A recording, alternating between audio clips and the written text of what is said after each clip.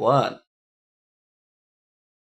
Hello, welcome to our reaction to the Mistwoods update. It just came out, and we're going to be reacting to what happens. Right now I'm actually going to ask, Cameron, do you think I can actually use the Dota 2 main menu theme without getting DMCA'd? Yeah, of course. It's copyright free and it's Dota content, so yeah. Alright. It is on. I suggest you guys listen to it as well for maximum immersion. I am. Okay. Can you see the screen alright? Yeah, looks good to me. Let's do it. I have it too loud. This is fine. We're here, everything's going well. It released early enough that Dream to Stream will not be sabotaged. Okay.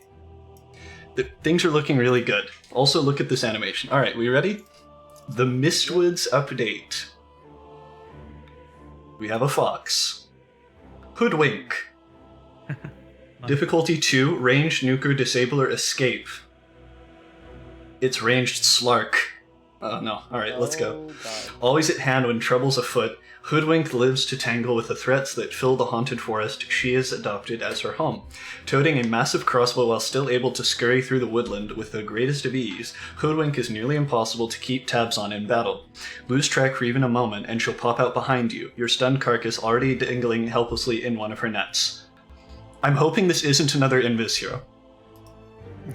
I don't think it's gonna be. I think I don't think it is, but it says escape and every Invis hero has escape. Alright, let's do it. Watch your step, eh? Heaps of danger about. Is she actually Canadian? Okay. Hoodwink's earliest years were spent in the idyllic expanse of green that once filled the edges of Crimlol. That's new. But as that kingdom grew, rival timber barons raced to outpace each other in devouring the natural beauty of the border forests. The folk living in these timberlands had little choice but to surrender, fall defending their homes, or flee north to tempt fate in the haunted glens and groves of the misty wood Tomokan. Having learned the tricks of safe passage in the tangles of those very mistwoods, where most living creatures wisely fear to tread, Hoodwink now strikes out against any who dare try to further pacify the wilds, happily taking what she likes from their belongings, destroying what she has no use for, and helping guide any kindred survivors back to a life in the green once again. Vampires confirmed. Okay. So, Acorn Shot. Alright, I'm gonna actually fully scroll down. Acorn Shot. Hoodwink fires an acorn at her target, which can bounce nearby enemies, slaying them and dealing bonus damage. It can be ground targeted to create a tree, but the added bounce will be lost. I want to see That's that. like a good wave. Oh, that's weird. It's like Ghetto Lich Ultimate that's tied to attacks. it's like no, it's like paralyzing cask, except it actually has attack damage. So it's as if paralyzing cask would scale off of your. Well, I was just comparing the speed to Chain Frost. Yeah, This is cool. very fast. I like the tree. Okay, That's a nice aspect. How long so does the tree last for? no idea.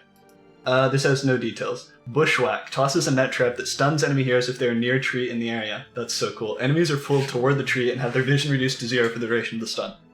That's amazing. Wow. It's AoE. Oh, that's cool. This hero is going to be so broken on release. Yeah. Okay, is this Invis? Scurry. No! Hoodwink passively has a chance to evade physical attacks while near trees. When activated, Hoodwink gains bonus movement speed, phased collision, and tree walking for a brief time. That is super cool. She can walk over terrain completely. Right? Nice. Phased collision. No, not over terrain. Just trees and units. Like tree and Okay, protectors. here we go. Except better, because it doesn't get cancelled on damage. Okay. Here we go. Sharpshooter. Hoodwink charges up and fires a deadly bolt from her crossbow, dealing heavy damage, slow, and break to an enemy hero. Break. The damage and debuff duration scale up in time with her charge. So it's like Alchemist's W mixed with Ash Ultimate in League, and it breaks. Except you have to charge it, and you have to stay in place. That's probably really strong. We don't know the numbers, but I like this hero. Already, this is super well designed. Okay, you guys ready? Oh yeah, wallpapers, here we go. Nice. Oh, that's pretty, okay. I like that one. That creep is very dead. It's also a more reasonably sized crossbow, but I guess this is just perspective. That's true. Okay, Oh, Timbersaw gets a cameo. The Mistwoods update. Is this a Timbersaw rework? The Mistwoods update. Gameplay update 7.28. Oh, added a new item, Aghanim's Shard. Costs 1400 gold. All heroes have their own custom shard upgrade as part of this update, which permanently adds a new ability or improves an existing one. Can be purchased starting at 20 minutes and gets consumed immediately when it's given to your hero, like Aghanim's Blessing. You can now check what Scepter and Shard upgrades do for the selected hero directly in the hero UI next to their abilities, as well as which ones are active. Consumed Scepter buffs no longer shows up as a buff icon mixed in with other buffs. Alt-clicking on the Scepter and Shard UI will notify your allies whether the selected hero owns that upgrade. So, this is interesting because remember there was a temporary consumable Aghanims in the original 7.23? Yeah. That was horrifying on, like, Sven. This is interesting. So, like, overclocking on Clockwork...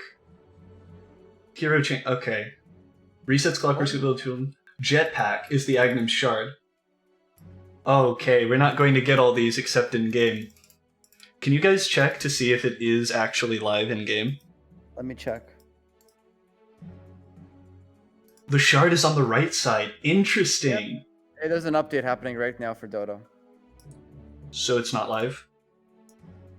Okay. Well, we it can might look be- at the I'm shards going to later. update right now. We can look at the shards a little later, I guess. It might include it in the hero update section. They normally Maybe. things like Yeah, that's true. Okay. Hero changes. They are buffing my boy Abaddon. I'm playing offlane again if they... Like, I'm probably playing offlane again anyway, but... Okay. Abaddon, Aphotic Shield... Yeah, it is there. Aphotic Shield cast point reduced. That's really good. Borrowed time separate duration increased. That's really good. They rounded off this number. Miscoil healing damage. 6 armor to 65 damage, so they just swapped these. That is a big buff. Because 65 damage at 15 was going to get so much value. And AoE Miscoil has been increased in AoE. Aphotic Shield causes Miscoil and Aphotic Shield to apply a Curse of Avernus stack on enemies. Increases base low by 6%. Ooh, that's pretty solid. That's really good. 1400 gold? Supports are getting so buffed. Alright. Alchemist, oh, my favorite pause one. My favorite pause one. Unstable Concoction mana cost reduced from 90 to 90 scaling to 120. Cooldown reduced to 16 flat. Acid Spray damage increased by 5 at all levels. Acid Spray first damage instance is now immediate rather than after a second. Oh my god, Alchemist breaks Blink Dagger. It's handy. This is the biggest but oh my god, his abilities are actually good now. I mean, they were good before, but like... Okay, they nerfed the gold bonus cap. That's fine. I would rather him have better abilities. If an ally already has a Scepter buff or the item, it refunds them based on which version they have. Oh, wow. Wow. You can just give someone 4,200 or 5,800 gold. Wait, If they already- can you just spam this and just give people gold doing this? I doubt Can you it's just more spam than- buying this?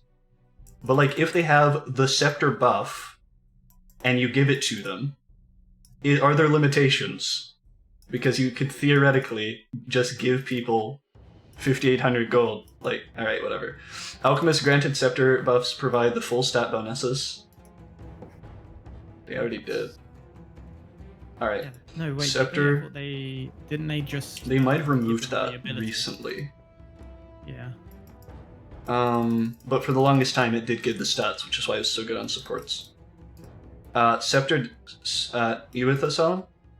Yeah, I'm just, Okay, cool. I'm just taking it in. Don't worry. Alright, I thought you were like in the client or something. Scepter damaged and spell amp bonus nerfed significantly. Okay. I'm assuming because of Berserk Potion? Grants Berserk Potion. Throws a potion at the target. Oh, he's a buff god. Throws a potion at the target ally. Applying a basic dispel. That's really good. And granting 50 attack speed and 40 health regen for 10 seconds. Cast range 800, cooldown 45. Can be used on self. Wow. It's pretty That's really good. Because Especially his if- problem is that he's useless without Chemical Rage. good. Yeah. So we can use it on self. But it's obviously bigger as a Oh, buff. just to say, the update is now live in the client. I just checked. Okay. Cool. I think Alchemist support is viable now. Like as a 4. Yeah, yeah. I think if you could give him like 4th position or even like a he goes to the lane for a little bit and then heads to like a triangle jungle sort of early-ish game. If you had like a good solo Yeah. laner, he could Like, probably these be ability really buffs are literally so huge, and they nerfed his gold. This Yeah. support alchemist is alive. It's actually alive. Yeah, he grabs like Aghanim Shard and then he just farms for Ags for everyone if he has the ability to. Yeah. He doesn't need a lot of items. No, if you see how I play alchemist, I buy like literally one thing for myself, or like two things for myself. Usually two fairly cheap items, and then I just build an Ags and then reassess.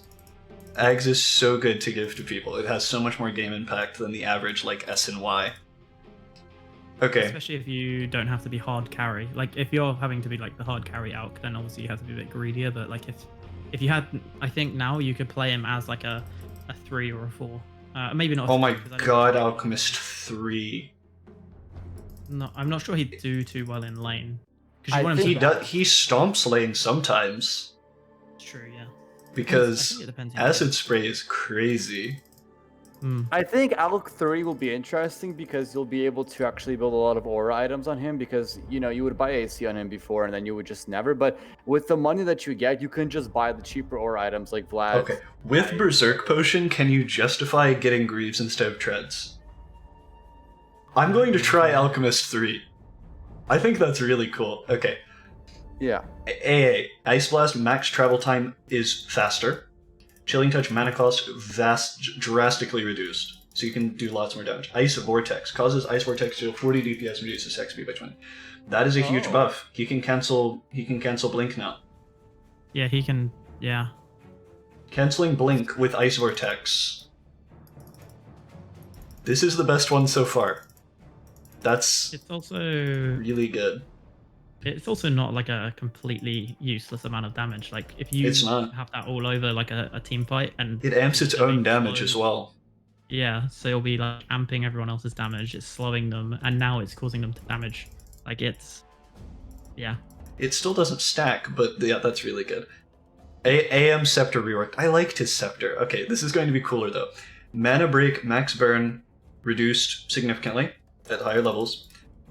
Oh, they're buffing his talents. So, level 15 talent change from 12 agility to 8 armor. That is a huge buff. 15 talent reduced from 325 blink. Okay, they're just rounding that off. Blink Uncontrolled Illusion to 0.1 mana void damage multiplier. That's strong. Scepter rework. Now, Brents. Blink Fragment.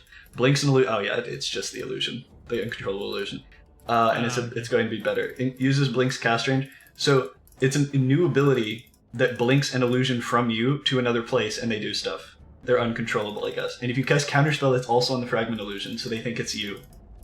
That is really cool. That's good as well. Let's see. Yeah. Counterspell. Successful Counterspell creates an illusion attacking the caster for 5 seconds. Removes Counterspell mana cost. Wow. You just get that right after Manta and fight. Yeah. Literally. And AM Ags is a thing as well. Okay, that's cool. Arc Warden, Scepter reworked. Strength gain reduced, that's fair. Scepter rework. After impacting an enemy, Spark Wraiths now spawn a new Wraith, which then starts its activation period. Ooh. 3 second spawn delay. That okay, the Wraith build is alive. Flux cast range nerfed, that was too much. Cooldown reduction reduced. Attack speed reduced. Spark Wraith damage. These talents have been. Oh no. Yeah, these talents have been like. Spark Wraith cooldown is no longer a thing. And it's now Tempest double duration, which is a lot better. Magnetic Field now pushes enemies out of the area at cast time and provides enemies in it with 20% magic resist. Wow. Ooh, So it's just a reverse vacuum when you cast it. that's really useful though to like. If for every use of magnetic field from before is like defend your towers or keep someone alive or even just like when you're pushing, this is just really good for team fights if you're trying I to. think this is going to be used like Flame Break, honestly. Well, one of the strongest things I see about this is a lot of times when you're playing Arc Warden, it's really hard to position the magnetic field so only your allies are in it and the enemies are out of it. If, for example, your core is being jumped, this way you can just center them no matter where he is. That's true, but they'll just walk back in, which is fine. 20% magic resist is a ton, though. There are very few forms of magic resist in 7.27 D. that may be different now, but that's really huge against the right team. Okay, that's cool. Axe Scepter reworked. Battle Hunger cast range massively increased. Reduced to level 1. That's good. Scepter rework. Berserker's Call applies Battle Hunger. Nice. Battle Hunger also reduces enemy armor by 7 and grants you 7 per affected target half on creeps. And it lowers cooldown to 8 seconds. Yeah. Okay, Axe is a one-button hero, and now that one button is ridiculously overpowered. Axe is a hero now. This is core. Blade Mail, and then you make them take more physical damage from the Blade Mail. You're spending 4,200 on that item.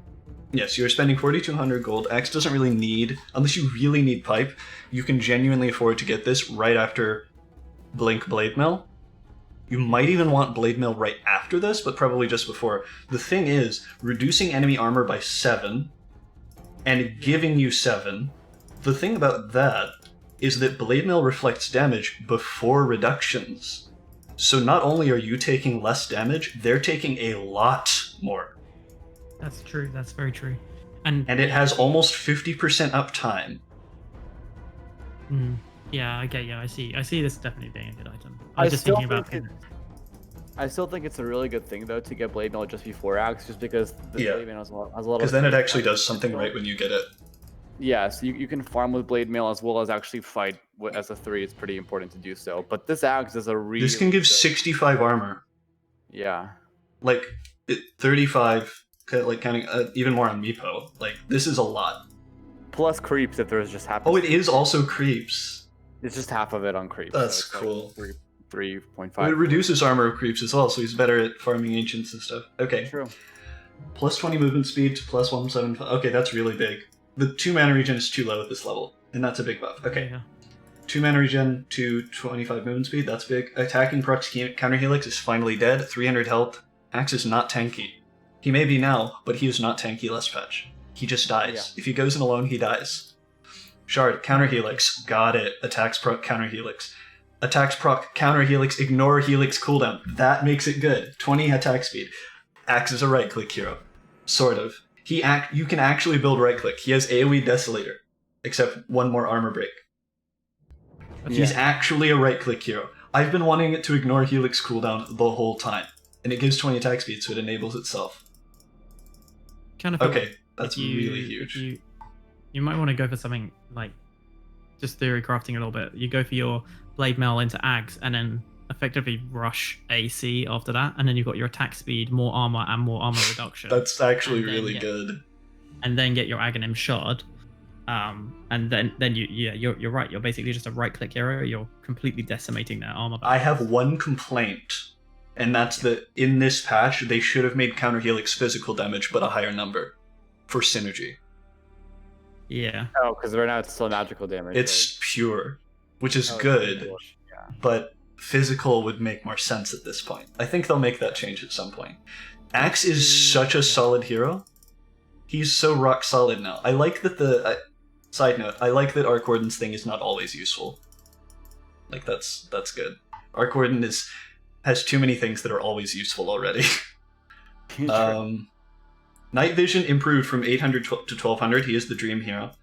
Brain Sap is back to pure damage and the values before. Brain Sap Scepter no longer improves the cast point, but the improvement to the cast point is now baked into the ability. Preens get pure damage and does less damage. Swapped Nightmare and Enfeeble hotkeys. Enfeeble is an ability again. Reduces all attack damage and regeneration. All attack damage. That includes green damage. Cast speed, that's new. Last 8 seconds does not pierce spell immunity. It has 100% uptime, ton of cast range, no cast point, no mana cost. That's a huge buff. Bane has been really mediocre, other than like he literally kills someone in lane. The problem with not buffing Bane potentially in this patch is that if Abaddon is going to be good, Abaddon is the hardest counter to Bane because you just aphotic shield Fiend's Grip off of the target that's being Fiend's Gripped. Because it's a strong dispel and it's removed by strong dispels. It's 100+ second cooldown. Lots more spell amp. less cast range, that's fair. And the brain sap damage and heal has just been balanced. Fiend's Grip upgrade now creates an uncontrollable illusion that is also channeling Fiend's Grip on the target, takes 750% incoming damage, and immediately dies if it is interrupted. And they don't stack. So you just stop channeling Fiend's Grip. This is from Dota Imba. Sort of. Because in Dota Imba, it used to be that if you used Fiend's Grip, everyone looking at you when you started would also get a Fiend's Grip on them. This is a little similar. You can have Fiend's Grip on someone without channeling it. Yeah. That's super good, because now Bane can actually do stuff like all the time. And he doesn't have the super broken, let's make all disables last longer, because he had minus status resistance. What do you guys think about this? Bane is rock solid now. He also has really good night vision.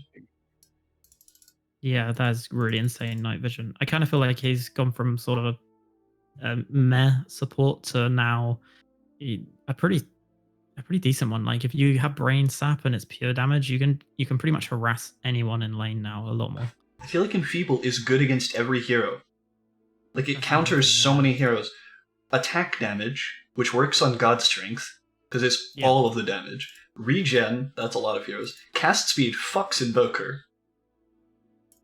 Like, doesn't fear spell immunity and it gets purged, but like, that's really cool. And he can always do stuff, because supports can actually get Aghanim's Shard, like, probably minute 20 right when it's available. You just save up for it. Yeah, that's very true. I feel like it definitely feels like a support item. It feels like for some... Again, I don't know exactly because we don't know all of the abilities yet, but it feels like if you were playing like a hard carry, for example, like Void or someone like that, you'd probably get it as like the 9th or 10th item. It's just going to be like a throwaway. You have stupid amounts of money late game. But for people like... Go ahead, sorry, Kerman. Yeah, for people like Bane, it feels like you could do a lot with that. It could even be an escape for Bane at this point. You could be like on a warding mission. That's true. Holy shit, that is true. Because it still lasts 7 seconds? Yeah. So you could TP out, you could run away. I feel like, I think a lot of these Aghanim shards are effectively going to be really good buffs for support. This adds so much to the game. I'm actually a little disappointed that Alk can't give them, but that would be so broken if he could. That would be how cheap they are. Yeah, like speaking of how cheap they are, that's one of the main things I think why they're good, because there's so many support items that are good in Dota now, and they all cost money, and that's money that supports don't have, and having to before. This is a buff. Like supports have item slot issues, like really bad ones. Yeah, and having supports have to buy ags always makes it so that they have to save up a huge amount of money that could better be used for support items. This is not even 2,000 gold, you know? This is less than half of how much an Aghanim Scepter is. So if they deem that their actual Aghanim's ability is not good, then they can just get one of these, and they're already going to increase their power level and affecting this by quite a bit. Yeah, that's true. All right, let's move on to Batrider. Base armor. Okay, I've already gotten spoiled, like, reading this. Sticky Napalm no longer does less damage to creeps, but base armor increased by 1. This. Sticky Napalm damage per stack reduced. Turn rate slow on Sticky Napalm is heavily nerfed. Basically killed at level 1, so you have to max it now, which people were doing anyway. Radius massively increased. Okay. Firefly movement speed decreased by a little, 1%. Lasso cooldown increased by a lot. Lasso cast range improved by a lot. It's now more than melee range. Flaming Lasso Scepter secondary range improved. More movement speed. These are side grades. Flaming Lasso cooldown is a big talent, but they just nerfed it. I think all of these changes are like side grades. These are nice though. The buffs, these are net buffs to Flaming Lasso because it's so annoying to use. I think. And Sticky Napalm, this is a buff to the hero. Because you're not using it, you're not going to find an opportunity every 80 seconds to get an amazing lasso anyway. Not likely. I also think with the Sticky Napalm, although it looks... Because one of the best things about Sticky Napalm was the fact it was so annoying as a melee hero to play against it. So, although this weakens your like super early game, I still think overall, because of the AoE increase, I still think it's a slight buff, or maybe just like rework Makes it. Yeah. I think it makes it a little bit more useful when you're like 10 minutes into the game. Yeah, that's true. I really like the sticky napalm changes. The turn rate is cancer. I'm glad they didn't kill it, but like at least now you don't have 70% turn rate slow at level 1. That was cancer? Yeah. Let's, okay, Flaming Lasso. Allows Flaming Lasso to be cast on an allied hero, granting them 80% damage reduction. Only has a 20-second cooldown when used on allies. Wow. That is insane. Let's see. Finger? Are they going to show Finger? Oh, okay, that's fair. I would have shown Finger. But no, that's really cool. It's just a full-on save now, isn't it? Yeah. Bat Rider just got... It's 1,400 gold. 20-second cooldown? Yeah. You just get 4-staff Lasso. 4-staff Shard. That's it. The hero's a 4 now. Yeah. Because they buffed Sticky Napalm and nerfed the ulti. He's good at pushing, that's what 4s do. They push in the dangerous areas of the map. And if people rotate to kill them, this is in the words of Jenkins, right? If people rotate to kill a 4, they're wasting their time. And they can become a 4th core by doing that. Bat Rider's actually a 4 now. He can probably still 3, but I think he's best as a 4 now. That's really cool. What's also really nice about that is if you've got someone who's being, like, your carry that's being stun locked, you can basically make, even if you personally as a 4 position can't get out of the fight, you can at least hold off so they can stop being stun locked. They run out of stuns because they have to use it on you, and then your carry can then continue wrecking. And the fact that you drag them means it doesn't matter if they're disabled. Exactly. You literally just force out. Yeah, it's a good save, yeah. Blinking still kills it, but like still, that's so cool. Alright, Beastmaster. Wild Axe's damage per axe increased by 10. He gets mana regen now to account for the Necrobook nerfs, I guess. Which Necrobook has probably changed, so that's kind of irrelevant. He now has 50 Wild Axis damage instead of lots of help, and then instead of 100 Wild Axis damage, 350 health to all Beastmaster controlled units. Does that apply to Hawks? Because Hawks are so squishy. Yeah, all of his summoned units, so it would apply to both him and to all of Hawks as well. That's really good. Call the Wild Hawk. Hawks become controllable again. And gave Dive Bomb, channels for 1 second, revealing itself, and then flies toward the target enemy, dealing small amount of damage. That is pretty good damage because it's 1400 gold. And because it's flat, this is like fucking Walrus Kick all over again. And stunning them for 1 second, killing the Hawk. Cast range 500. That's actually so good for sniping. Alright, this is really, really strong. It denies itself as well. They deny themselves so they don't get XP. Alright, that's cool. It's really cool if you position this like over Roshan or something, like a Hawk, or under any situation where you might have a team fight coming up, so you already have the Dive Bomb, Blink, Hawk. And then like kill ages. Like it just take ages. I don't know. This has a lot of uses.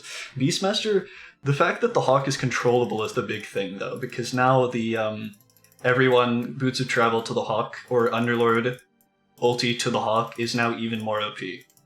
That's really funny, but true, yeah.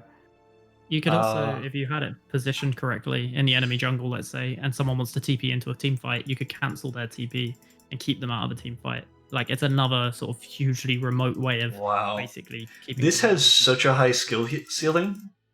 I think this is one of the highest... This is higher skill ceiling than Meepo.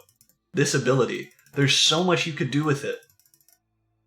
Yeah. Because it's something you don't think about, but now it's a completely new micro aspect for Beastmaster, where if you have it in the perfect location, you can guarantee a team fight almost. Yes. Okay. Bloodsuka. Base int reduced by 4. We're starting off well. Blood Rage HP cost reduced to 2% flat. That's fair. I don't know why it's scaled. It's literally percentage based. Attack speed increased by 10. Blood Right damage reduced by more than they buffed it by last patch. Blood Right cooldown increased at earlier levels. Mana cost increased by 20 at all levels. Thirst non-hero heal increase by quite a bit at early levels. 3, 2, 1% increase. Thirst no longer provides half heal within 300 range of dying creeps, that's fair. Thirst now provides full heal rather than half when within 300 range of dying heroes. That's so good. Thirst hero heal reduced, because that's fair. Rupture mana cost reduced, that's huge. Used to be 200 level 1, now it's 100. Rupture damage increased.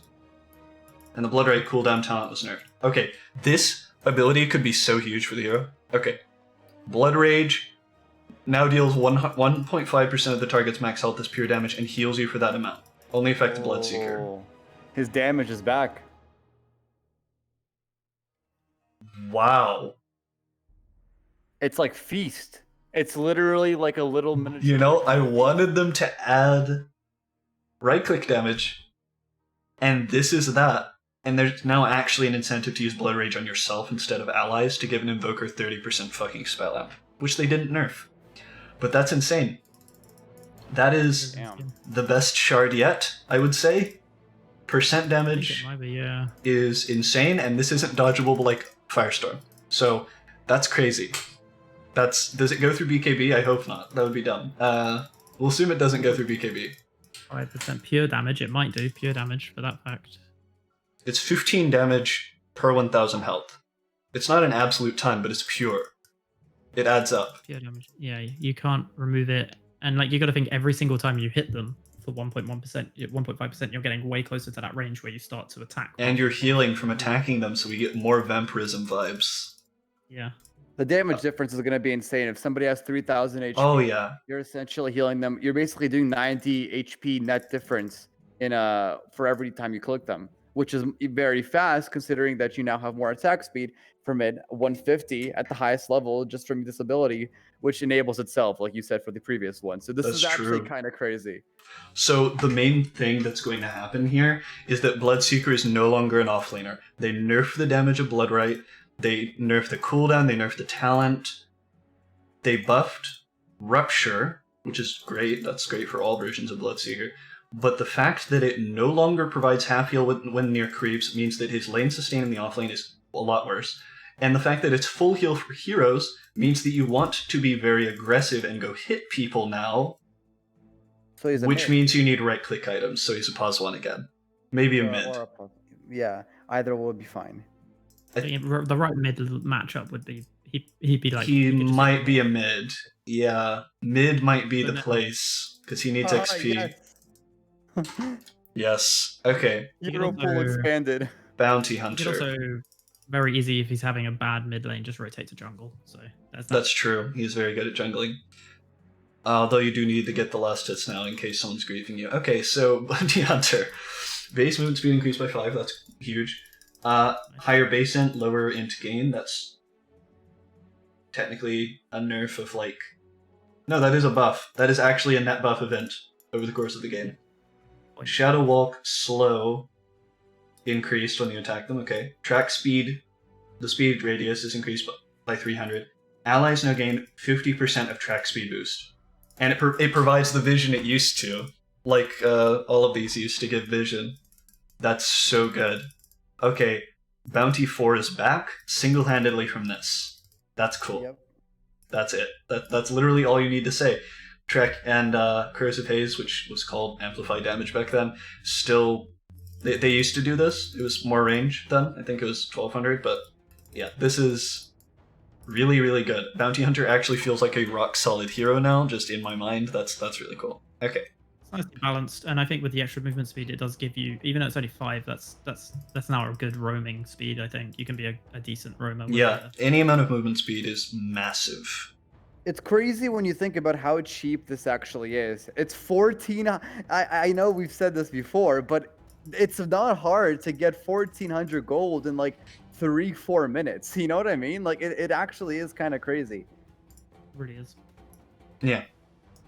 Alright, so Brewmaster, base agility reduced by 3. Drunken Brawler now passively provides evasion and crit chance for 190% damage. It can be activated to get 3 times the chance for evasion and crit strike, and alternate between the slower and faster movement speed. That's a huge buff. It's kind of a combination of what it was before. It's 3 times the chance, but the damage is vastly, vastly lower. It used to be like almost a 300% crit with an 80% chance. But this is much more consistent. It feels like more of a hero. It kind of felt like a meme in that way before. and it has a much longer cooldown at or earlier levels, so it's less of a value point, I guess. I mean, it's not much of a value point with 6% evasion, but it is a 24% crit chance level 1, so I guess it is a value point. Okay. That's cool. Ruling armor for Earth increased, okay. Earth ruling health reduced to level 1. HP regen drastically increased on Earth. Storm HP regen drastically increased. Storm magic resistance, they just get flat 25%. Storm health is lower later. Fire armor, that's pretty good. I don't know why it's not 2 or something at level 1, but that's fair. Where's for tower diving? Fire Breathing HP regen. Okay, these are all pretty much side grades, but the Fire Breathing has 30% strategist. Okay, this is the biggest buff to Brewmaster that has ever happened. Okay, Primal Split now has 2 charges and can be cancelled at any time for Scepter. Your hero forms back on whichever Brewling you cancelled it from. Oh, that's big. You can't predict it now. Charge replenish time is equal to the normal cooldown. That's a huge buff over giving them your base abilities. That wasn't that impactful a lot of the time. More health is now gone. Thunderclap slow, it's a big slow. Cinder Brew damage and duration. There are a lot of offlane players that really love this. Like, Cinder Brew, they're saying is like so ridiculously overrated. So this is a big buff. I also like, they're going with percentage-based damage, kind of like the Meteor talent that exists. Instead of magic resistance, health, which is much more versatile. 80% Drunken Brawler crit damage. That applies passively, not just during the duration, though. And then Primal Split, cooldown to Brewlings gain Drunken Brawler passive. All of them get Drunken Brawler. Okay. And then Primal Split, Ag's Shard, now creates a Void Brewling. Has Astral Pulse, affecting enemies in 500 AoE, 40% slow, and Disarm for 2.5 seconds. Holy shit, dude. Cooldown 20. It's cooldown 20 on that ability, though. So you have to time it really well. Void Ruling, I'm glad I was wondering when we were actually going to get the 4th brother for Brewmaster, the kind of part of himself that wasn't as, shown or talked about, but he technically is channeling the power of the 4 brothers, so now that there are 4, you needed a cameo. So that's really strong. I don't think there's a whole lot to talk about here, but I might play Brewmaster. I just have to get my Micro God skills on. He is a 3, and he always has been, probably always will be. Yep. So his micro is now next level because you need that ability. Another. And it's not like a 4th passive one that's doing nothing. It's a 4th with like abilities and stuff. So it's like a whole other like. But the fact that you can now with Ags, which is core, I would say Ags is the most core it's ever been. Yeah. Void Ruling is a little more situational. You might not even get it some games. There's not even any reason not to get Aghanim's Shard in most games, but like, if you don't need Disarm, you can just not get this. Yeah. Yeah. I mean, the slow is pretty good, but like, it's such a long cooldown, you need a clutch Disarm for this to be good. Like on a Sven before BKB or some shit. That's just a one fight. AoE Disarm is also completely unique. So that's cool. Okay. Bristle. Okay, Bristle is so bad that I've submitted something to the Dota team for how to rework him. They definitely didn't listen to exactly what I said, but let's see what they did, okay? Bristle is one of the worst heroes in the game. Warpath bonus damage increased to round numbers. Nasal Goo also increases max stacks from 4 to 8. That's a lot of stacks. Nasal Goo Scepter radius increased by a lot. And he has 15 attack speed instead of max Goo stacks on 15 talent. So now you have to have Ags for that. Hairball. Oh no. I think oh my god, before we get that's into that so good. Aghanim Shard, all of these Aghanim Scepter reworks seem to be buffs for the most part. I think every single Scepter, and maybe bar 1 or 2 so far, have been a buff. And this means that Alchemist has technically been buffed, because every time there's a new hero with a better Ags, it means that Alch is even more useful for being able to just give Ags. I was playing Alch this patch. I'm only playing Alch in 7.28. This is my life now. This is the coolest shard, and I think we're going to continually be topped from if themes continue. Hairball coughs a quill-filled hairball toward the target location. Massive 700 radius with goo and 2 quills. Cast range 1500. Cooldown 20. Mana cost 100. I don't know if this is everything he needed, but my god, 700 radius. Gee. Look at this. Look at how big that is. Yeah, that's super good, especially considering 1 stack of goo also reduces base armor, and that doesn't actually increase with stacks. Rude. Agi nerfed and a shard. Okay. Silken Bola. Consumes 1 spin web charge and roots the... I was wondering when they were going to add more spin web charge uses. Actually, I thought about that yesterday. And roots the target enemy for 2 seconds. Oh my god, we finally get a spider ability that roots them to the ground. That's been a long time coming. That's in every other spider fantasy thing. I like how they put it against Axe, probably the biggest counter. Yes. That is funny. They really like using Axe. He is kind of a poster boy. But that is pretty ironic. I wasn't going to catch that, honestly. I'm not thinking that way. Okay.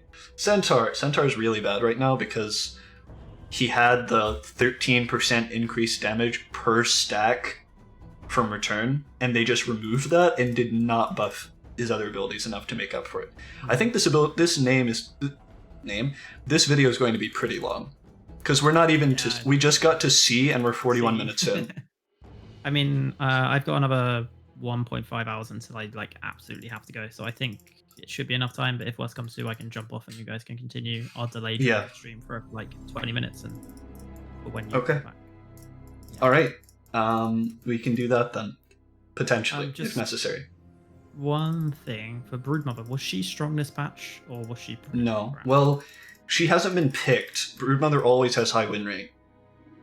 Oh, okay. Kind of like Lycan used to be. Yeah. I guess because you pick her only when you think she's gonna win type situation. Yeah. When you pick her, it's always last, which is great because mid is usually picked last, at least in 7.27 D. Have to get that patch name right. Yeah, I'm really looking forward to the Centaur changes though. Like seriously, okay, because I'm offlane now. I actually get to play all these cool heroes that I've liked from afar, but didn't play because I had to play support because I felt I had to. So this is cool. Stampede duration, rescaled, so it's worse at level 1 and better at level 4. I feel like it does last too little time, so that's fair. And now the strength damage is 200% at level 1. God help us. Okay. Now everyone actually wants to run, because it's based on Centaur's strength on all allied heroes, not your own, I'm pretty sure. So you actually want to run through heroes as a primary focus for Stampede. What do you guys think about that? And then Stampede duration. Dude, Stampede actually lasts enough time for the old Ags to be good. Yeah. That's cool. Shard causes double edge to increase your strength by 15% per hero hit for 12 seconds. And it refreshes.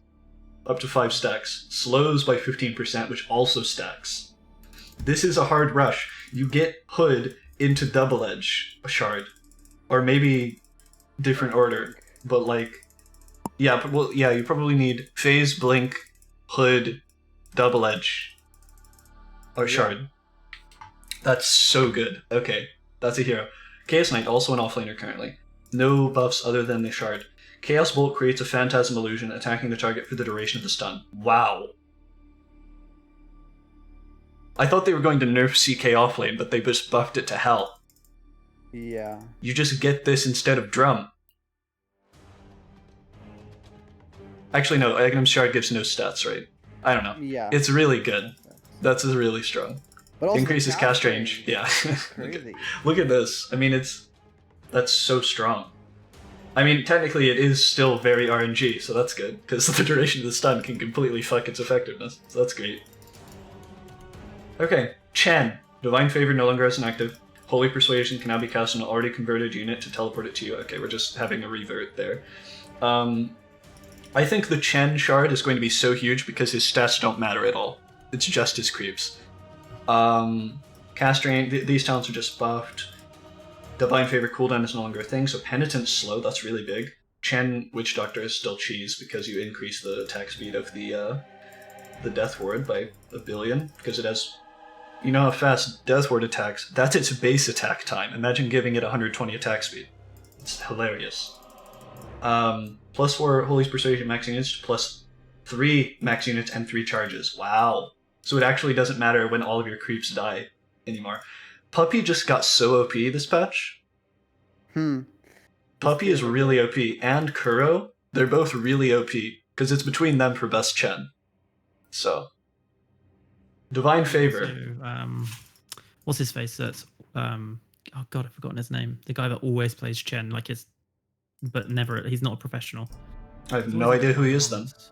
Yeah. Smithy. Something I'm like sorry, I don't know. that. Okay, allows Divine Favor to be cast on allies, teleporting them back home after 6 seconds. Cannot target spawning units. It's purgeable. Cool. That's not that huge, but it can't be cancelled by damage. Okay, that's big. That's big. Yeah, it's a save. It's just literally a free dispellable. TP. It's just dispellable. Okay, this is actually huge then. It's pretty big, actually. Yeah. In the I sense mean, of, like, imagine getting this in lane. You don't actually need to rush mech. You can rush shard. Start headdress as usual, and then just get Divine Favor, like shard. the economy of it is really high, because if you have like a hero that likes to have mana but struggles with it in your mid lane or whatever, you could just like head over to mid lane, send them back to the base for free, and they can TP back to lane. Like, and Imagine this with Kunkka. yeah, that would be such a meme.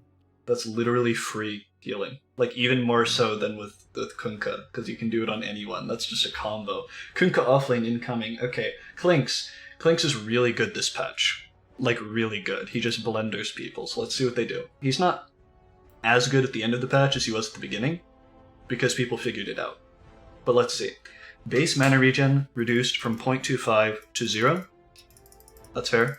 Level 10. Okay, this is the OP thing. Yeah. Skeleton Walk exit summons a Burning Army skeleton might be gone. They might just not add it back. I haven't scrolled down yet. Because it's so OP with the cooldown. Strafe cooldown is a big buff though. Yeah, they just removed it. But now it's a shard ability. Okay, Clinks is not any worse than he was. He's actually just not worse. I guess you got to spend 1,400 gold on something. But it's you were getting free 2. before. It's 2. It was 1 before. Okay, yeah. So I mean, And like, Strafe yeah, cooldown is such a big buff because kills reset death pack cooldown I don't think has ever been taken by a sane person. Yeah. It's literally preparing for getting a bad creep. Unless you're also playing around dying to buy back. Like, you don't want... It's playing around worst case scenario, and that's not good. Okay. Clockwork. 40% magic resistance to spell immunity and side power cogs. Oh my god! What the fuck? That's not okay! That's not okay! Oh, Boy, he's back. that's so OP! Oh my god. It's not as OP as it would have been before 7.23, but oh my god. Because now it's not 100% magic resistance, but okay. Jetpack. He now has mobility other than his ult, doesn't he? Rises up and grants flying vision, flying movement, and 15% movement speed, but significantly reduced ability to turn. Last 6 seconds, you're disarmed during the flight. Casting hookshot ends it. Oh my god, you can get vision and then hookshot. Let's see it. Oh my god! It's so good! Okay, this is actually so good for Clockwork 4. He just needs Blade Mail first. And Phase. Assuming Phase still gives armor. And level 25, we also need that. I just realized something so insane. You could get the Ags and you could use the. You can refresh it. Oh. Yeah, you could refresh it, but also the talent. It now gives you the immunity that you need to resist the stun that happens at the end of Overclock. So you never have to buy like. I think that goes through BKB. I think it goes through BKB. Maybe I know people like use it and stuff for. Yeah, Yule's works. I think Yule's is still the item. If it goes through BKB. If it doesn't go through BKB, Overclock is now a really good X. Let me look it up 1 second. Okay. Can I go on to CM then? Yeah, go for it. CM is my girl. She's one of my most played supports, so let's see. She's also the first Arcana I got because some poor bastard listed an Arcana for $2.40 instead of $24. Yeah. CM, Frostbite damage interval from 0.7 to 0.25. Same overall damage, but first instance at 0.25. That is a big buff. Frostbite DPS changed to fixed 25 per tick instead of being defined by its total damage. So it's just based on level, like, duration increases it. That's much simpler. It's a really big buff. Shard could be huge. Frostbite cooldown is reduced by 1 second and allows it to be cast on yourself, reducing incoming damage by 70% for the duration. And you can cast Frostbite while channeling for as long as a valid target is within range. CM isn't squishy during her ult anymore because she also has 20 armor. BKB CM is immortal during her ult. Yeah. Wait, can you cast this on yourself if you're spell immune? It says while you're channeling, but not when you're spell immune. I think you have to cast it before the spell immunity then. Okay, yeah, you cast it on yourself. It does then stop you in place. If you're channeling your ulti or channeling a TP out, then you won't really care. Yeah. Oh, you can use it while channeling, so you can use it on someone else while channeling. I missed that part. Okay. Darkseer. That's not that huge. It's cool, but like, it's not going to be huge game impact, honestly.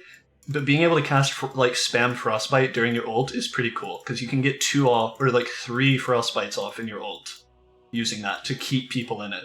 Oh no, this is actually huge, just that. Like, the damage reduction is less huge than that. Okay, this is really good. And they need to give supports really good ones, because it's kind of for them.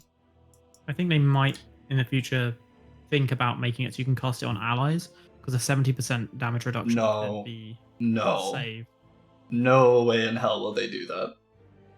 Yeah. The reason they did it on Batrider is because it has a 175 range. CM can buy Aether Lens. Batrider can too, but CM can buy Aether Lens and it has 1,000 cast range on a 5-second cooldown. A budget Winter Wyvern. Better Winter Wyvern because it also reduces magic damage. Like, yeah. Yeah. Scepter reworked. Ion Shell radius increased baseline. He gets +6 armor instead of the max health on Ion Shell. That's fair. Wall of Replica is slow. It has a really short duration slow. Okay.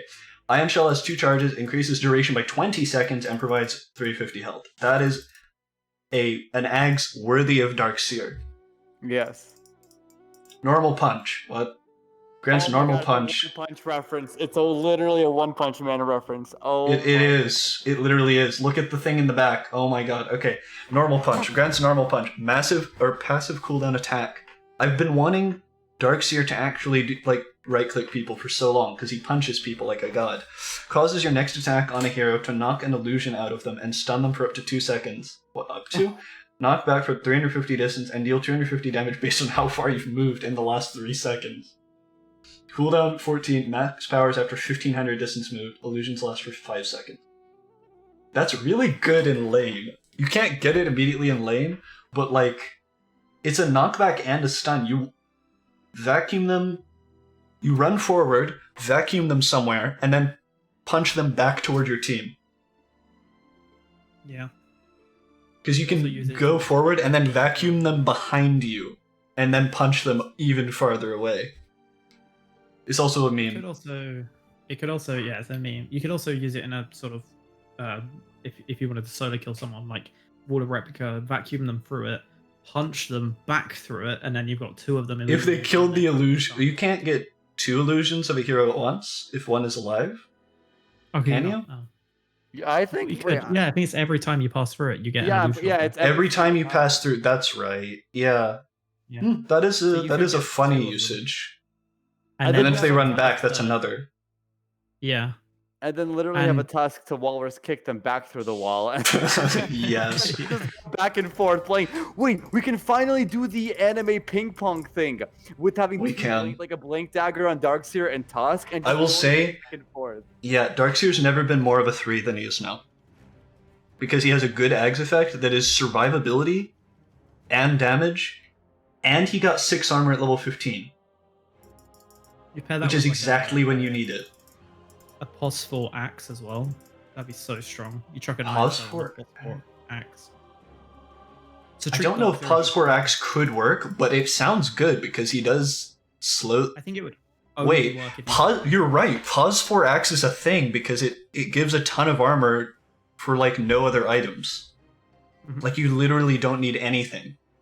Just build Blink, Mail, Ags. That's all you need for the whole game. You don't even need fuck Darkseer in this. Literally, fuck Darkseer in this. Axe 4 is a thing now. Maybe. Okay, that's cool.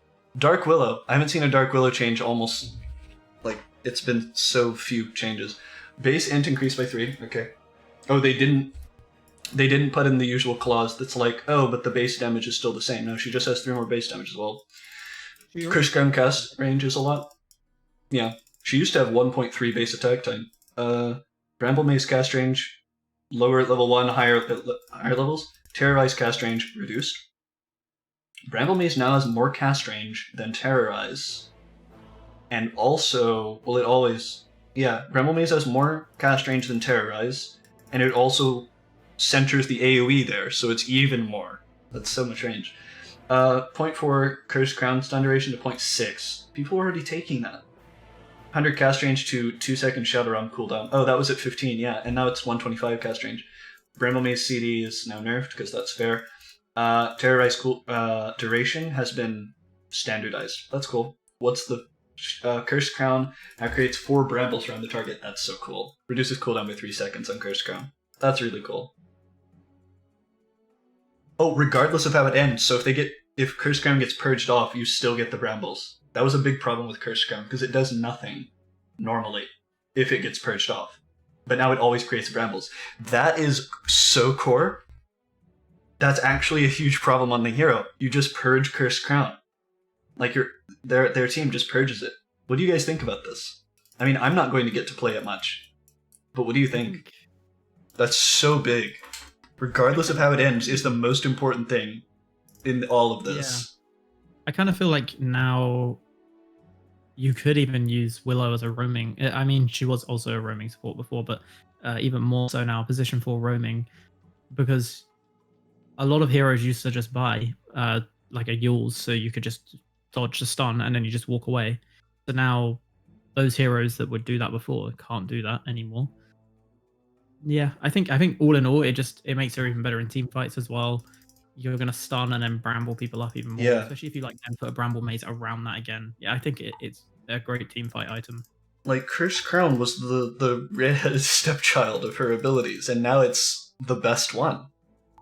Yeah. Because it's almost impossible to dodge. Look how close those are.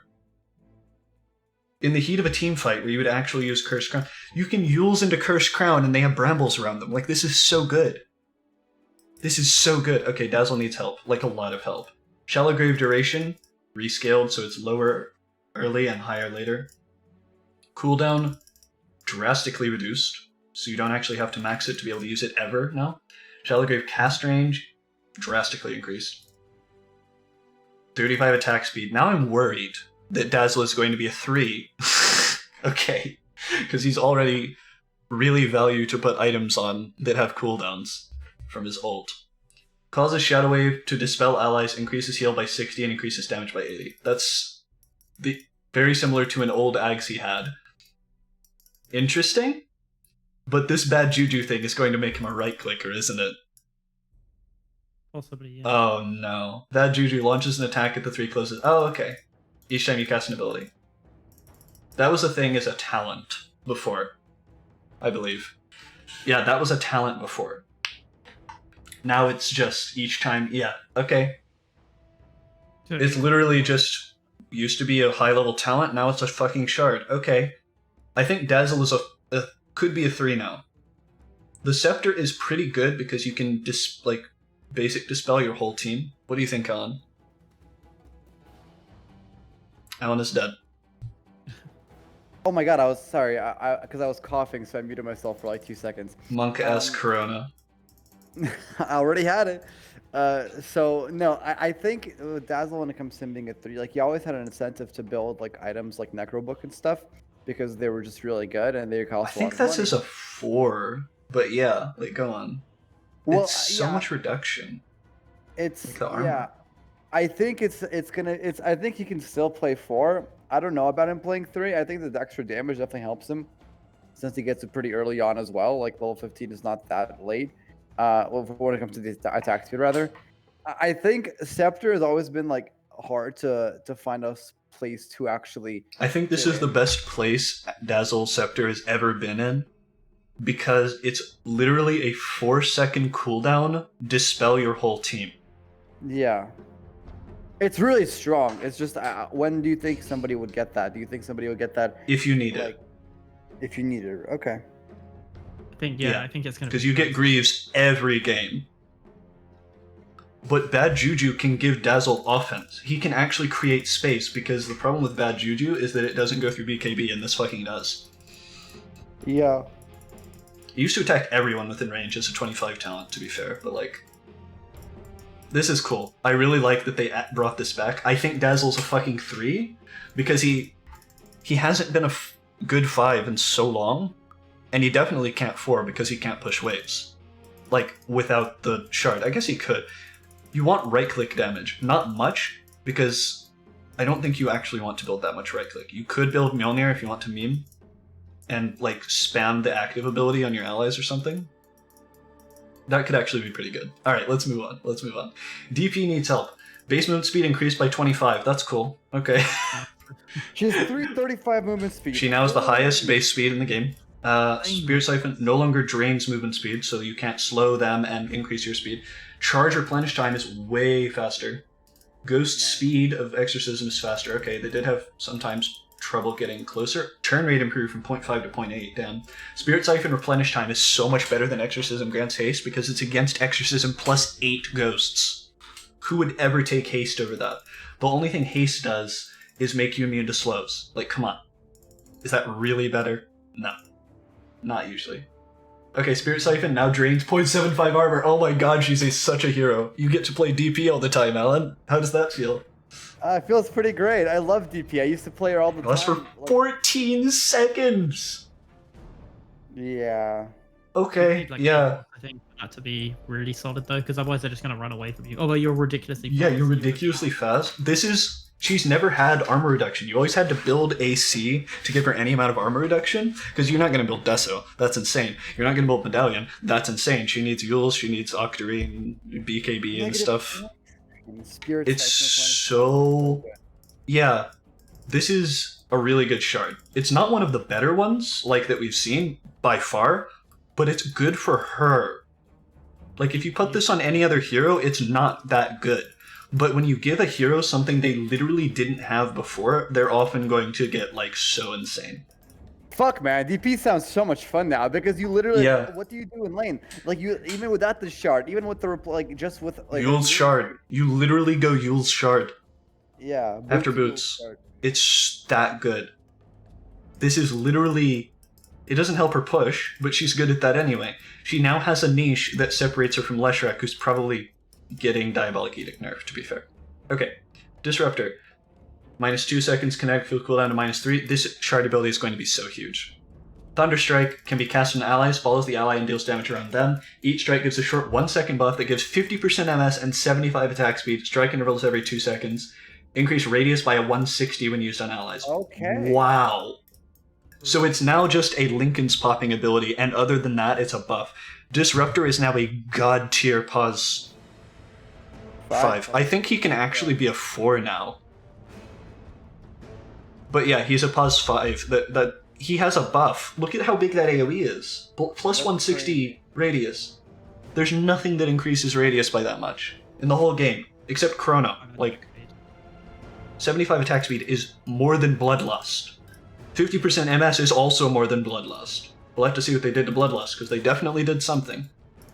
I think, say if you have a Void, that is going to be so nice. You chuck it on your Void, and your Void's just going to be, like... I really hope they do the thing where they nerf... I've said this on a bunch of times. I really want them to nerf the shit out of the chance to time lock, but give, like, 100 bonus attack speed in Chrono. It's literally about increasing time for you and stopping it for them. You can Sawarudo people more effectively, okay? That's what we need. Doom. Scepter rework causes Doom to apply break and reduces cooldown from 145 to 100. It's back. Yeah. That's what you Doom has never broken before. I think this is a nerf until you see reduces cooldown. It didn't break. It stopped them from using items, didn't it? Well, yeah, now it does everything, because before it was Infernal Blade broke for its whole duration. That's what Ags was. And now it's literally just, if you're doomed, you can't do anything at all. You can just walk around. That's all you can do. You can heal them. Like, you can heal a dude. Yeah, you can heal them. They can't do anything. If you can do anything to them, they're taking tons of pure damage every second. It's like 45 DPS, pure, through BKB. Not that they can use a BKB. Not that BKB stops Doom. You can't use items. You are broken. And, I'm forgetting the last thing. Help me. You're silenced. Broken, Yeah. You're silenced, muted. Yeah. Increase +2 Doom duration to +3. Okay, this is actually a huge buff, but only because of the cooldown. Yeah. Because I think it's a side grade otherwise. I think it's a nerf otherwise, but if it didn't reduce cooldown. That's 45 seconds on Doom. You can use that every single fight. Yeah, guaranteed. You don't have to wait, oh, I don't have Doom. 45 seconds is a long time. A long time. Is a lot as well. Like, Alright, I have to see this. It has to be Infernal Blade. Yep. Stun duration is increased. It did that on the Ags. If the enemy is a multiple... Oh my god, it's level death. Oh my god, it's level death. Oh my god, it's been years. It's been so many years. If the enemy is a multiple of 3 or above level 24, they will be stunned for an additional 0.6 seconds and take 150 bonus damage. Oh my god, that's really good in the late game. It's not just specific breaking points. yeah. That's a 1.8 second stun on a relatively short cooldown. Oh, of it. you just got a lot louder. Oh, sorry. My bad. Okay, it's I don't fine. know why. Yeah, you're also clearer, so there we go. This is a huge buff. Now that shards are a thing, it had to be Infernal Blade. His W is really good. I don't think it's purgeable. So, I almost want to say you might even rush this because yeah. it's hard to get 1400 gold in No. a relatively early period. If you Not get this at level, when the enemy is level 6, yeah, if you get this when the enemy is level 6, you fuck them. Well, the Yeah. thing is, guys, don't forget the shards are minimum level 20 of 20 minutes. Oh, it's minute 20. That's Yeah. right. Still, there's literally like level 12 for most. That's a good way to balance it. That's such a 9-head way to balance it. Okay. Yeah, so there's level 9, level 12, level 15 that are all, and maybe even level 18 if you're on like multiples of 3, like at minute 20. There's still so much time to have it utilized if you get it at 20. Oh, Like, it's so good. Like, it's literally just another way to speed up the game, because every hero is going to try to save 1400 gold. yeah. Yeah. Well, most heroes. Dragon Knight needs help. Oh my god, I just got spoiled. The fucking... It's Fireball. Okay, he's literally a black dragon now. Breathe Fire, mana cost reduced. Yeah, he needs that. Dragon Tail damage increased by 25. Splash radius increased, that's huge. Health, okay, it's Fireball. Grants Elder Dragon Form the Fireball ability, ignites a 450 AoE area. Oh, it's just better than the Ancient's ability. Dealing 80 damage per second to enemies in it, 10 second duration, 1400 cast range, 20 second... Okay. A Dragon Knight is a 3 now. Yeah. But yeah, I kind of feel like you want to play him in a 3. I like playing in mid lane when you're like, because you can just ignore the mid laner. When you're not against someone you don't care if they're farming or not. Well, I actually, think guys, think about if they're this. only physical damage mid, Dragon Knight is a good choice. But other than that, I feel like Fireball gives him what he needs to be a 3. Because he's not disruptive enough otherwise. Well, Yeah, I he would kind of- argue that that is push potential. But before the only push potential that he really could do is he could just use his Breathe Fire, which even with the talent. Dude, you're right. He's such a 3. Oh my god, he can just take the tier 2 tower. So you literally just drop that on the tower. It kills the creep wave, and the AOE is so large that it completely prevents them from being able to defend the tower. It's such like look at that AOE. It has 50% uptime. The only problem Exactly. is it's got a really high uptime, but you can only use it while in Elder Dragon form. That's true. So you're gonna have to wait for Elder Dragon form, which is again isn't a massive cooldown. It's not the worst thing It's to wait for. even more... It's almost as much uptime as God Strength right now. Yeah. I think So- It might change. God Strength is getting... Sven will be nerfed. I think what they should do... I haven't seen what happens. This is my first impressions, and along with these two lovely gentlemen. Runic Walrus and Ultimate Bird here. Oh, we never introduced you guys. Fuck. Alright, well, it's too late now. You guys are going to be in the description. and also in the title. So what was I saying before that? Just help me, please. He's a good 3. He's a good Oh, 3. you were gonna tell. Oh, no, you were Sven, gonna Sven tell- prediction. Sven prediction. Oh, right, Sven prediction. The easiest way to make the hero balanced is to swap the Dispel talent from 15 to against, like, it's between. Okay, the level 20 talent row should be -5 seconds Stormhammer cooldown, and I think it should be -4 instead of -5 against the Stormhammer dispels. So you can't have both. And then the 25 movement speed will probably be reduced to 20, but you don't really need to, where the other one is at 15 now. And I think you should reduce his base armor by 2, and then it's a completely balanced hero. Okay. That is what I would do if I were Ice Frog and the dev team. Okay, Drow. Drow is super OP right now. Yeah, I wonder what Base damage reduced by 2. They did nerf the slow. Louis in yesterday, he wanted them to nerf the slow, and they did a little bit. Marksmanship agility bonus, buffed later, nerfed slightly everywhere else. Marksmanship damage bonus is lower early. Gust silence duration is gone, it's now gust cooldown. God help us. That's so much better than gust duration. Okay. Frost arrows, shard ability. Apply hypothermia, oh my god, a new debuff, to enemy heroes, reducing their regen by 10% per stack. Lasts 7 seconds. If an enemy hero dies with hypothermia stacks, they burst and deal 60 magic damage per stack and slow 25% for 2 seconds. Max stacks 7. 650 radius. Look at all those creeps. They just about fucking explode. 6, 7. And then it stays at, wow. That's cool. 7 times 60. So it would be like, yeah, it would be a lot. 420 damage. Yeah, that's really good. That's why they're ranged creeps, so they could show them dying. That's really good.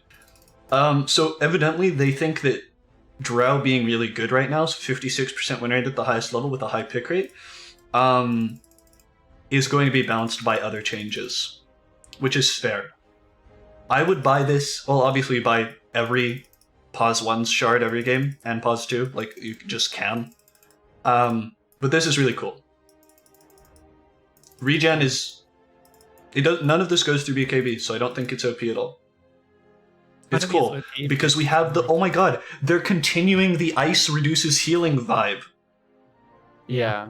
That's 9-head. Ice Frog is a genius. We already knew that. Earth Remnant's duration reduced to half. Fuck. Enchant Remnant can now also be cast on Remnants. Has a 5-second cooldown when used this way. Okay. Stone Remnant is upgraded. Causes Earth Remnants to provide 400 ground vision and increases charge count by 4. That is such an astronomical buff to Earth Spirit. You don't have to worry about your charges anymore. But you can't... Look at the animation. Yeah, they lasted too long. They lasted... That's always been that. But, like, yeah. That's hilarious. This is such a huge buff. Because Earth Spirit is back. He was dead for a little bit, but this is something he couldn't do before, and no one used the extra minute of duration. Let's go, Jerax. For real. Oh my god, Jerax is so OP now? Yeah. He was doing pretty well at like a weirdly high, like position 1, position 2 at one point, if I remember rightly. So I kind of feel like that's killed. This has kind of partly killed that aspect. But he does have ludicrous strength gain. I think he has the second highest strength gain in Dota after Centaur. And it's not even that much lower. That's what people build E-Blade, because he has such high yeah, stats. That's actually pretty cool. Okay, Earthshaker doesn't get anything, but he has a Fissure Shard, I'm worried. Reduces Fissure cooldown by 2 seconds and allows you to walk on it.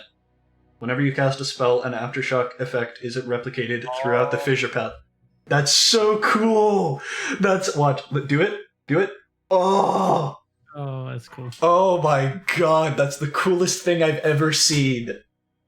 You being able to walk on Fissure, only you, is such a big buff to Earthshaker because you can initiate with Fissure, walk up, and echo.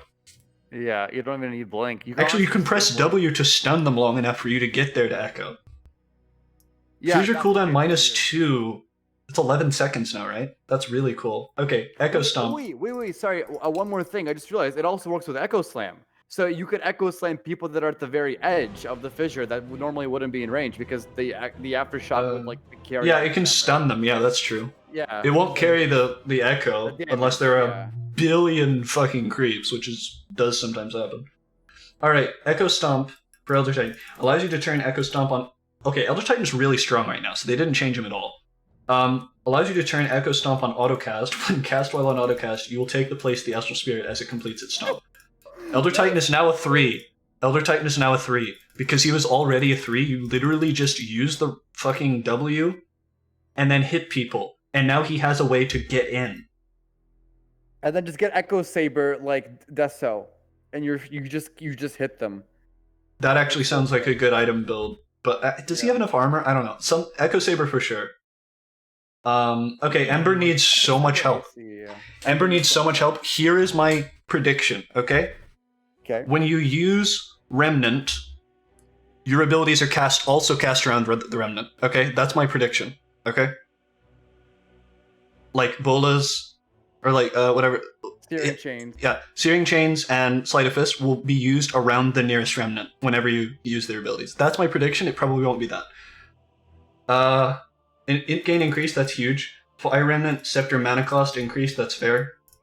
Fire Remnants deal 45 damage per second and a 600 AoE around them. Dying or killing an enemy hero leaves a Fire Remnant nearby. Kills within 400 range if you count. DPS doesn't stack. I was sort of close, not really though. That's cool.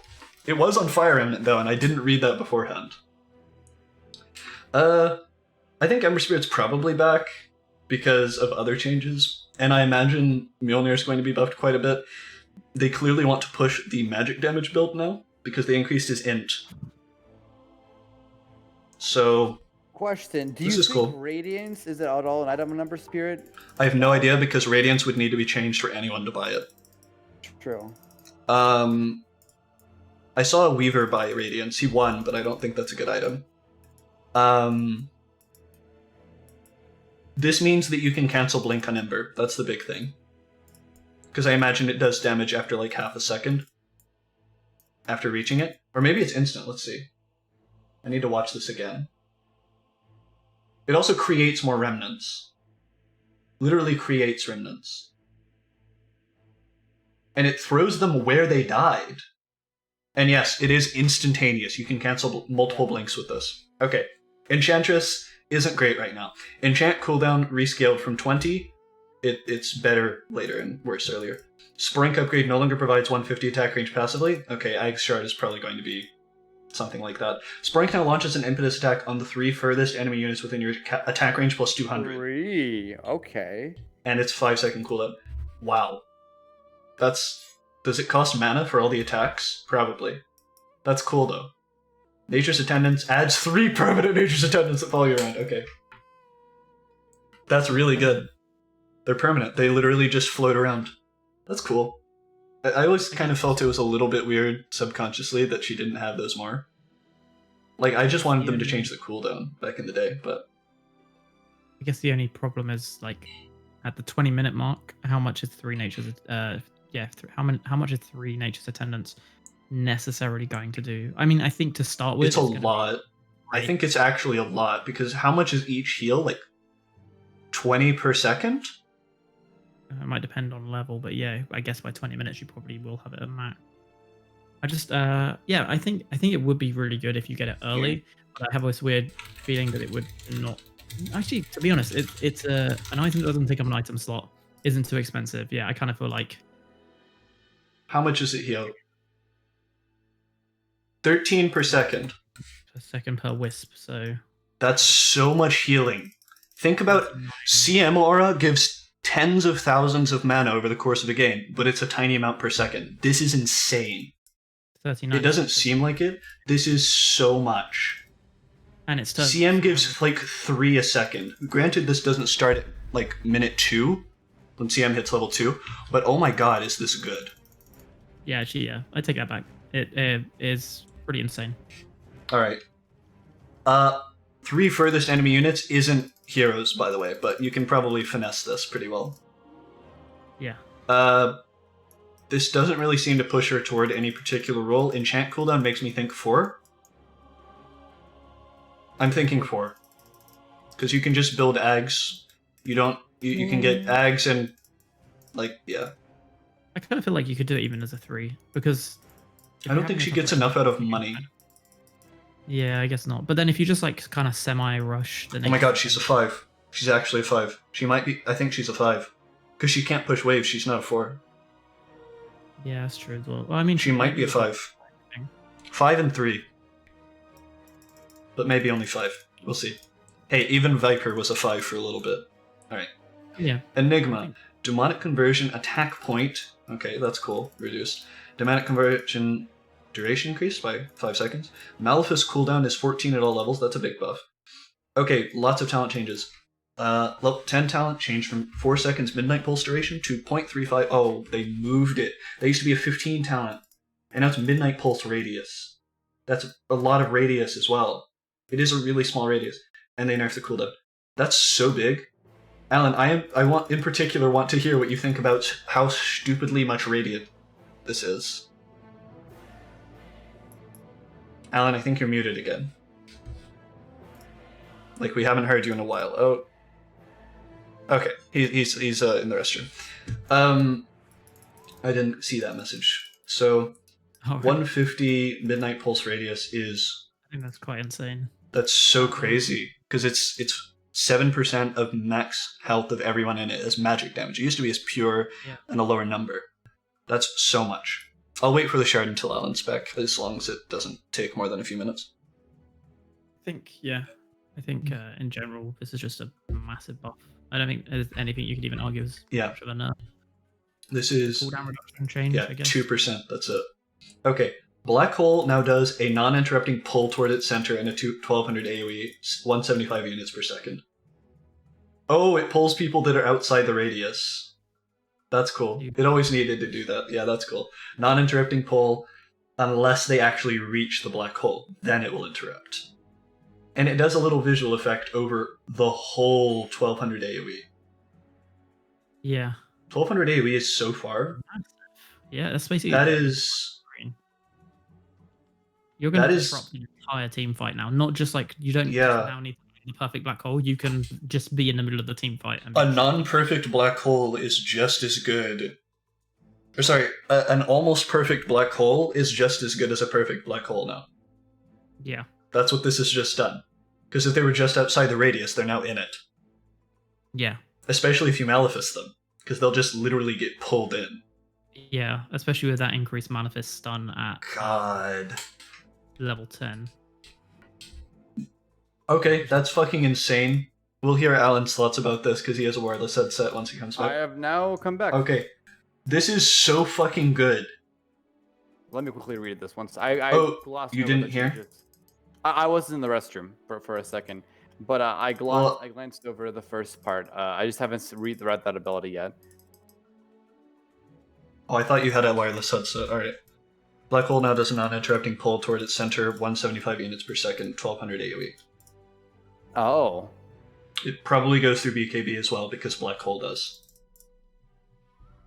Oh, so it's like a giant AoE slow as well. Okay, that's really cool. It's not even a slow, it literally pulls them to the middle. Yeah. Like, if you're running toward the Black Hole when it's used, you're literally going in the Black Hole. There's no question. If you were moving toward it at all. If you were moving away... Because this slows your movement speed by a flat 175. If you stop moving, it pulls you 175 units per second. If you're moving toward it, it increases your movement speed by 175, effectively, right? Yeah. So if you have a slow turn right hero, you're literally just in Black Hole if you were facing where he Black Holed. And also these changes are honestly much bigger, but this makes Enigma always a hero. Yeah, the other thing is it will now pair really nicely with other people's stuns as well. So you got one person who's like slightly... Malefice is so good now because you like Maleficing someone literally just means they're in Black Hole. For some of it. Anyone in your team doing any minor stun. And the Midnight Pulse radius makes sense now. Because it doesn't just need to cover Black Hole. It keeps people in Midnight Pulse. Yeah. That's the other thing. There's Midnight Pulse longer. Alright, let's see what they did to Void. No significant nerfs, it seems. Base agility reduced by 4, base damage unchanged. Time lock bonus damage reduced by 10 at all levels. Time Walk cast range talent nerfed. Time Walk remains castable for 1.5 seconds after last landing. If used in this period, you will reverse your Time Walk back to your previous cast location. Increases Time Walk cast range by 200. Does not change health the second use. Okay. That's really cool. That's always needed to be a thing. Void, I was hoping for a little bit of a fundamental rework, but it's not really necessary. This is going to matter significantly over the course of the game, this damage nerf. And I think they just don't want to nerf heroes in this patch because they're making so many changes, and they can nerf in the A patch. Yeah. Grimstroke, base attack range increased to 600 because it always should have been. Inkswell max damage is lower by 10%. Inkswell max values now happen after 2.5 seconds instead of 3 seconds. Phantom's Embrace mana... That's very distracting, Void. Phantom's Embrace mana cost reduced significantly. Phantom Embrace cooldown increased at lower levels and decreased at higher levels, or at the highest level. Phantom's Embrace gives literally no golden XP anymore. Dark Portrait, the Ag's illusion duration increased to 25 seconds. That's cool, it didn't last long enough. Phantom's Embrace now refreshes the cooldown if the target it was cast on dies before it reaches them. That's the biggest buff here. Wow, that's so good. Plus 80 Inkswell damage to -4 second Inkswell cooldown. These are all huge buffs. Grimstroke is now back. Let's see what Ink Over is. Grant Ink Over covers a target enemy in ink for 6 seconds. I was wondering when people were going to get drenched in ink. Slowing attack speed by 50, movement speed by 20%, and dealing a total of 240 damage over its duration. This does apply in the ult, because it's a single target ability. So that's really good. New ability from a shard, that's the best you can hope for. Entire ability. Sorry, one second. Faceless Void, the Time Warp, Aghanim Shard. I'm struggling to see where that's useful. If you go in, and then you want to... It's mostly useful with the Ags, because you hit everyone around the target, like, the AoE, whenever you get there, and then you just leave. Faceless Void has a poke now. Yeah, okay, I see. Like, you can poke in, poke out. And also, if you just decide it's a bad fight within 1.5 seconds, you're just out. It also gives 200 cast range, which is a lot of cast range. Yeah, it is. Because it doesn't have very much cast range. It's like 600. Yeah, I still see this as like a super late game thing. I don't see this as a... To me personally, I think you should just buy almost all of these at just 20 minutes. Time Walk maybe a little later. I will agree there. Unless you have Ags, in which case you always buy it straight up. Yeah, this is probably the first one I would have seen and said I probably wouldn't buy it as one of the earlier items in the game. That's fair. That's fair. Okay, I just saw a huge change on Gyrocopter. Attack backswing animation is literally gone from 0.65 to 0.1. It's literally gone. Gyrocopter is never going to miss a last hit ever again. That comes out instantly, because he's literally in a helicopter. You there, Alan? Oh, I can't hear anything you're saying. Okay. No, I base damage range is better, 6 instead of 10. Base agility increased by 7. That's an entire armor. Base damage unchanged. Rocket barrage upgrade now hits an extra target. It hits 2 people at once with the full thing. So oh wow! It's literally double rockets, but it's not on a single target. So it switches depending on the distance. Whoever the 2 closest are, I guess. Yeah. So it's but it is 1 second duration, so it's better single target too. That's a big buff. The attack's backswing animation alone would be enough to bring him so far back into the meta, but like that's not enough on its own. This is so good.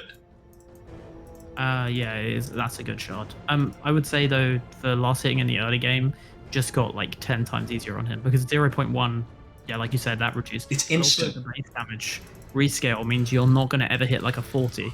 You're always going to hit like a 42, which it sounds like a small amount, but right at the beginning of the game, that is the his last hitting is godly now because his projectile speed is also 3000.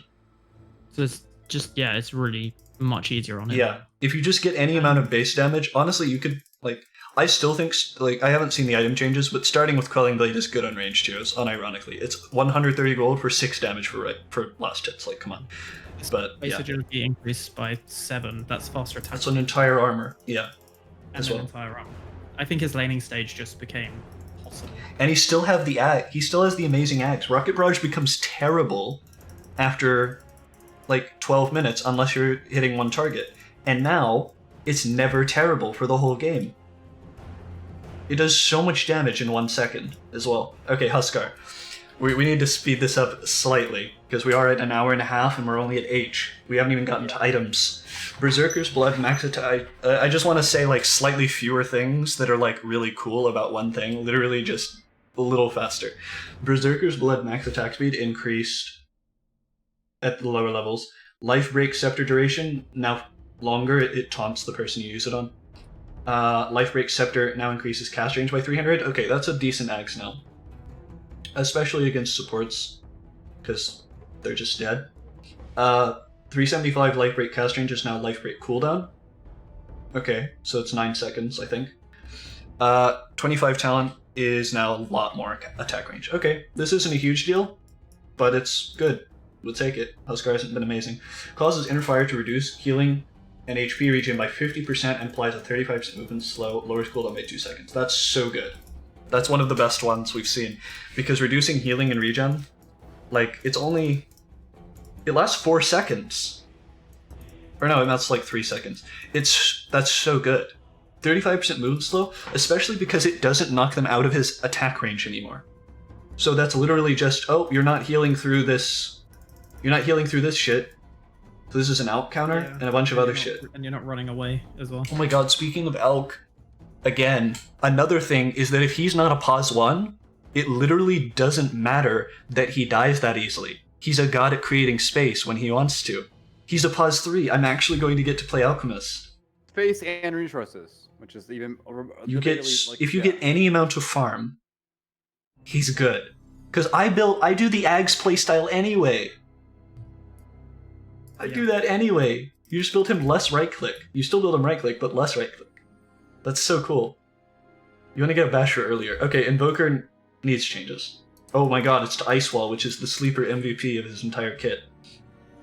Forged Spirit now spawns 2 units when both Quas and Exort have 4 points. That's so good. That used to be a talent. Quas Exort has been brought back out of obscurity. Forged Spirit armor reduction cap increased from 10 to 20. Okay, that's not going to come up a huge amount, but when it does, that much negative armor reduction actually matters now, so that's good. Does that apply to towers, do you know? No, the Forged Spirit armor reduction does not. Cataclysm cooldown. People use Alacrity on it to attack towers because it's a unit that lasts forever when it comes out. It has stupidly high attack range, and its base attack time is equal to the attack speed it has. So you just Alacrity it, and it is a fucking artillery cannon. I always thought that it armor broke towers for like years, but it doesn't. This is now 40%. Jesus, if you don't take 40% Chaos Meteor damage, if you have any amount of Exort, you're fucking crazy. 40 DPS Ice Wall? Oh my god. They're bringing Ice Wall back into the forefront, because Ice Wall is the best spell in Invoker's kit. Period. And they're now giving it a shard and a really good talent. That's so good. Level 20 talent reduced from... Yeah, they just nerfed the Alacrity, and they buffed the Tornado cooldown. So this is actually a hard choice again.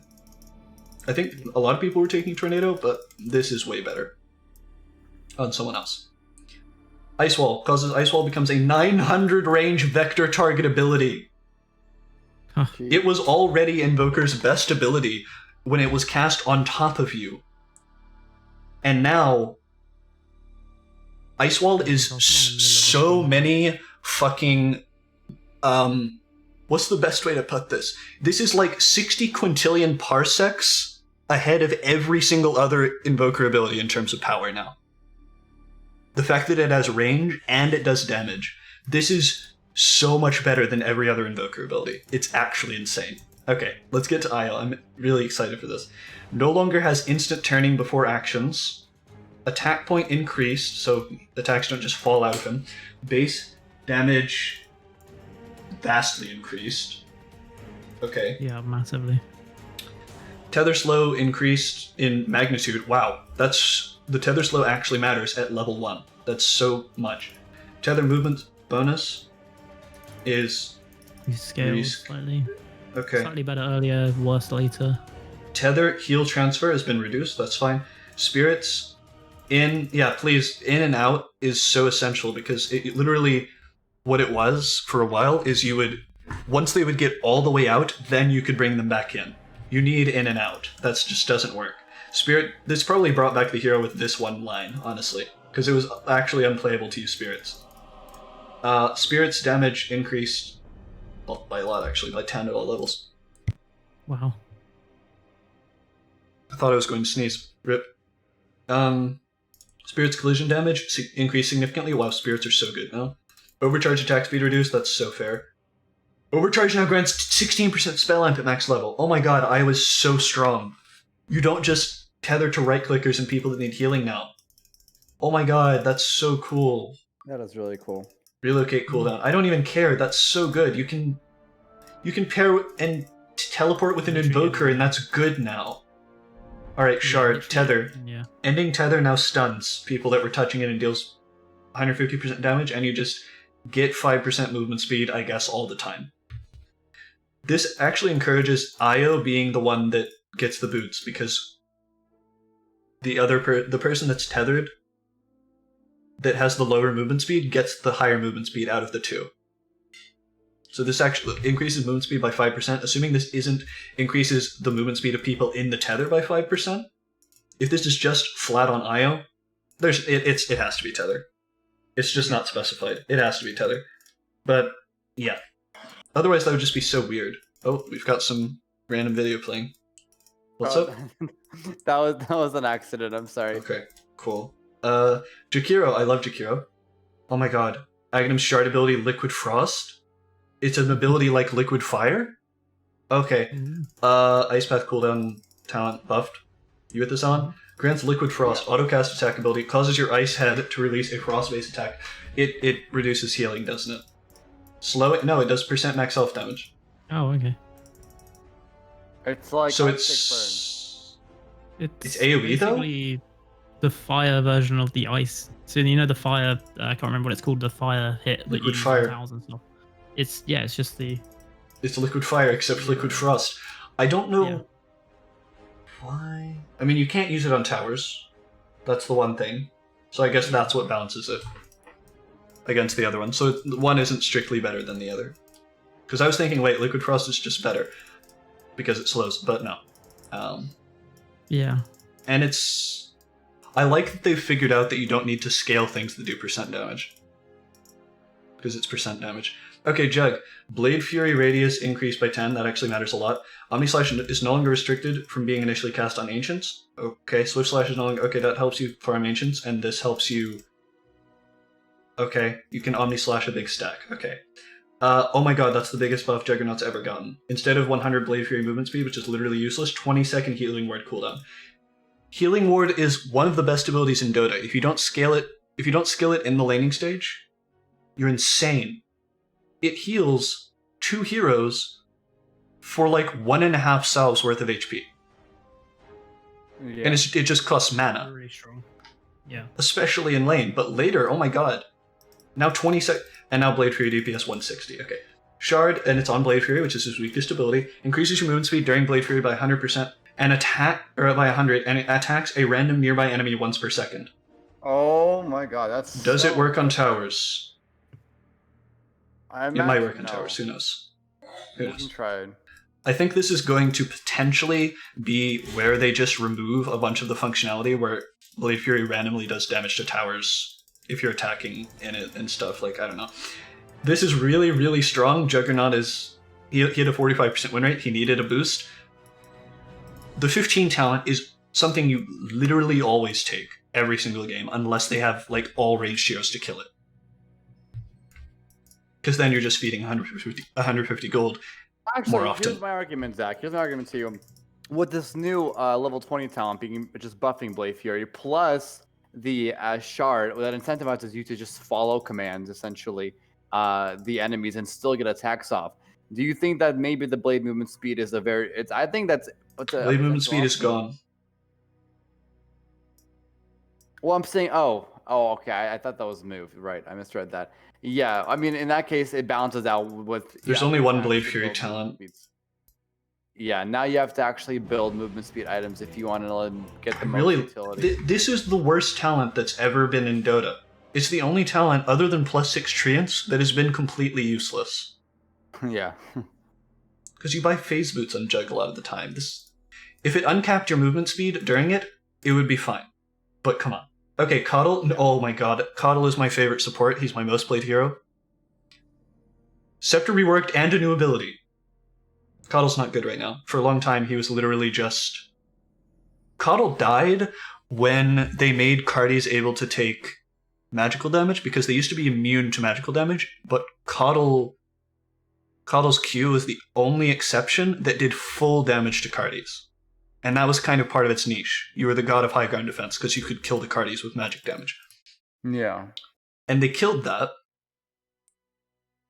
And then he was kind of fell out of favor for a while. Then they like reworked his Ags, and added that ability in baseline, because he had mana leak and stuff as his W. And then they baked mana leak into chakra magic. Dude, Blade Fury Radius is so huge. But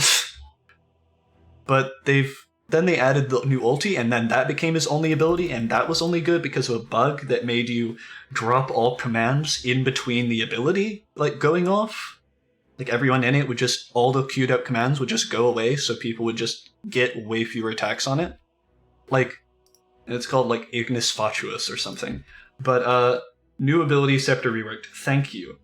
Illuminate mana cost reduced by a lot. 100 scaling to 175 instead of 150 scaling to 180. Chakra magic can no longer be cast on enemies. Damn. Removed blinding light as a basic ability. Add solar bind as a new basic ability. Okay, this is so huge. Lowers the target's magic resistance by 15 scaling to 30% and causes the target to become increasingly slowed the more the target moves. Each 100 units moved... I don't think I'm showing up for Dream to Stream. Each 100 units moved reduces the target's movement speed by 4 scaling to 8.5%. Cast range 700 scaling to 850. Mana cost 60 scaling to 120. Cooldown scaling 22 to 16. Spirit form is now an ulti again. Transforms your hero into a spirit form, granting you actual benefits other than a new ability.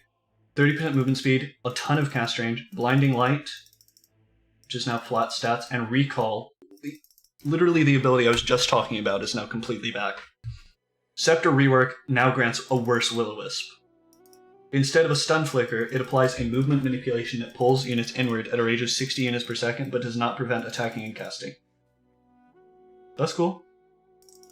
Blinding light, 30% blinding light miss. 70% miss chance in blinding light. What do you guys think? Blinding light cooldown. This only applies to spirit form. Spirit form duration, 15 seconds. 1.2 seconds blinding light stun. Jesus. 160 illuminate damage. So, I have a question. Right. Is illuminate still castable? Like, do you just cast it and walk away from spirit form? I Like, imagine. Because it doesn't say that, and that's like the main thing it used to do. I don't know if that's still in effect. If that's not still in effect, it's honestly fine, because Solar Bind reduces magic resistance, and there's not that much magic resistance in the game, and it slows you the more you run away, with no cap. This is the biggest Bloodseeker counter that has ever happened, because he makes himself take magic damage when you, like, and this increases magic damage taken, and the more you move away, the more you get slowed. This ability kills Bloodseeker by itself. Okay, Shard. Illuminate heals allied units for 40% of its damage during daytime. That used to be part of the Eggs. But that's cool. Nice. It's just always 1400 gold. Super good. What do you guys think about the Coddle thing, briefly? This is... I think it's insane.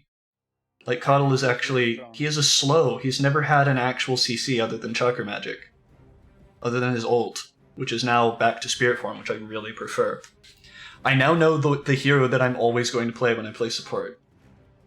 Because I don't actually grief taking creeps when I use Illuminate in safe lane. Yeah, it feels strong. Like it feels more like Coddle I used to play, and I actually... Also, notably, Illuminate has never healed yourself unless you walked into it, because you could cast it, like, and then walk it in front of it.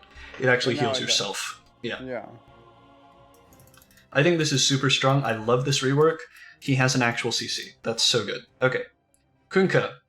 Intelligence gain increased from 1.5 to 1.8. Cool. Ghost Ship run movement speed increased. Okay. Base health region increased. instead of 6 armor, 150 cast range. Kunkka's a 4. Level 20 talent increased. Okay, Tidebringer Cleave increased a lot. Okay, Tidal Wave releases a wave toward the target direction that deals 225 damage and drags non-interrupting enemies. Oh, it's the... Remember that 25 talent that made Boat drag? Or no, that was Ags, actually. The wave spawns 600 units behind you. Oh, they're doing the thing where it starts behind you and then travels a certain distance, like Ghost Ship used to. Okay, let's see what it does. Oh, that's so cool. That's so cool. The cooldown's low enough to where it's very strong high ground defense. Also, Blink Kunkka is a thing now. You just blink and then Tidal Wave them into your base. Yeah. Tidal Wave is probably the strongest shard ability so far, like by far. This does so much. But then you can tidal wave them into the boat, like it's crazy stuff. It's crazy stuff you can do. The skill cap is pretty high with this one. Love it. That's what Kunkka's... That's kind of what Kunkka's about. Kunkka's all about positioning, and this helps with that. Okay. You there, Cameron? Just making sure? Yeah, no, I'm good. I'm just Cool. listening away. Oh my god. Minus 9 seconds overwhelming odds cooldown. Okay. We've been buffing this talent for a long time. 15 talent, reduced attack speed. Okay, this is an insane shard ability because I accidentally read it.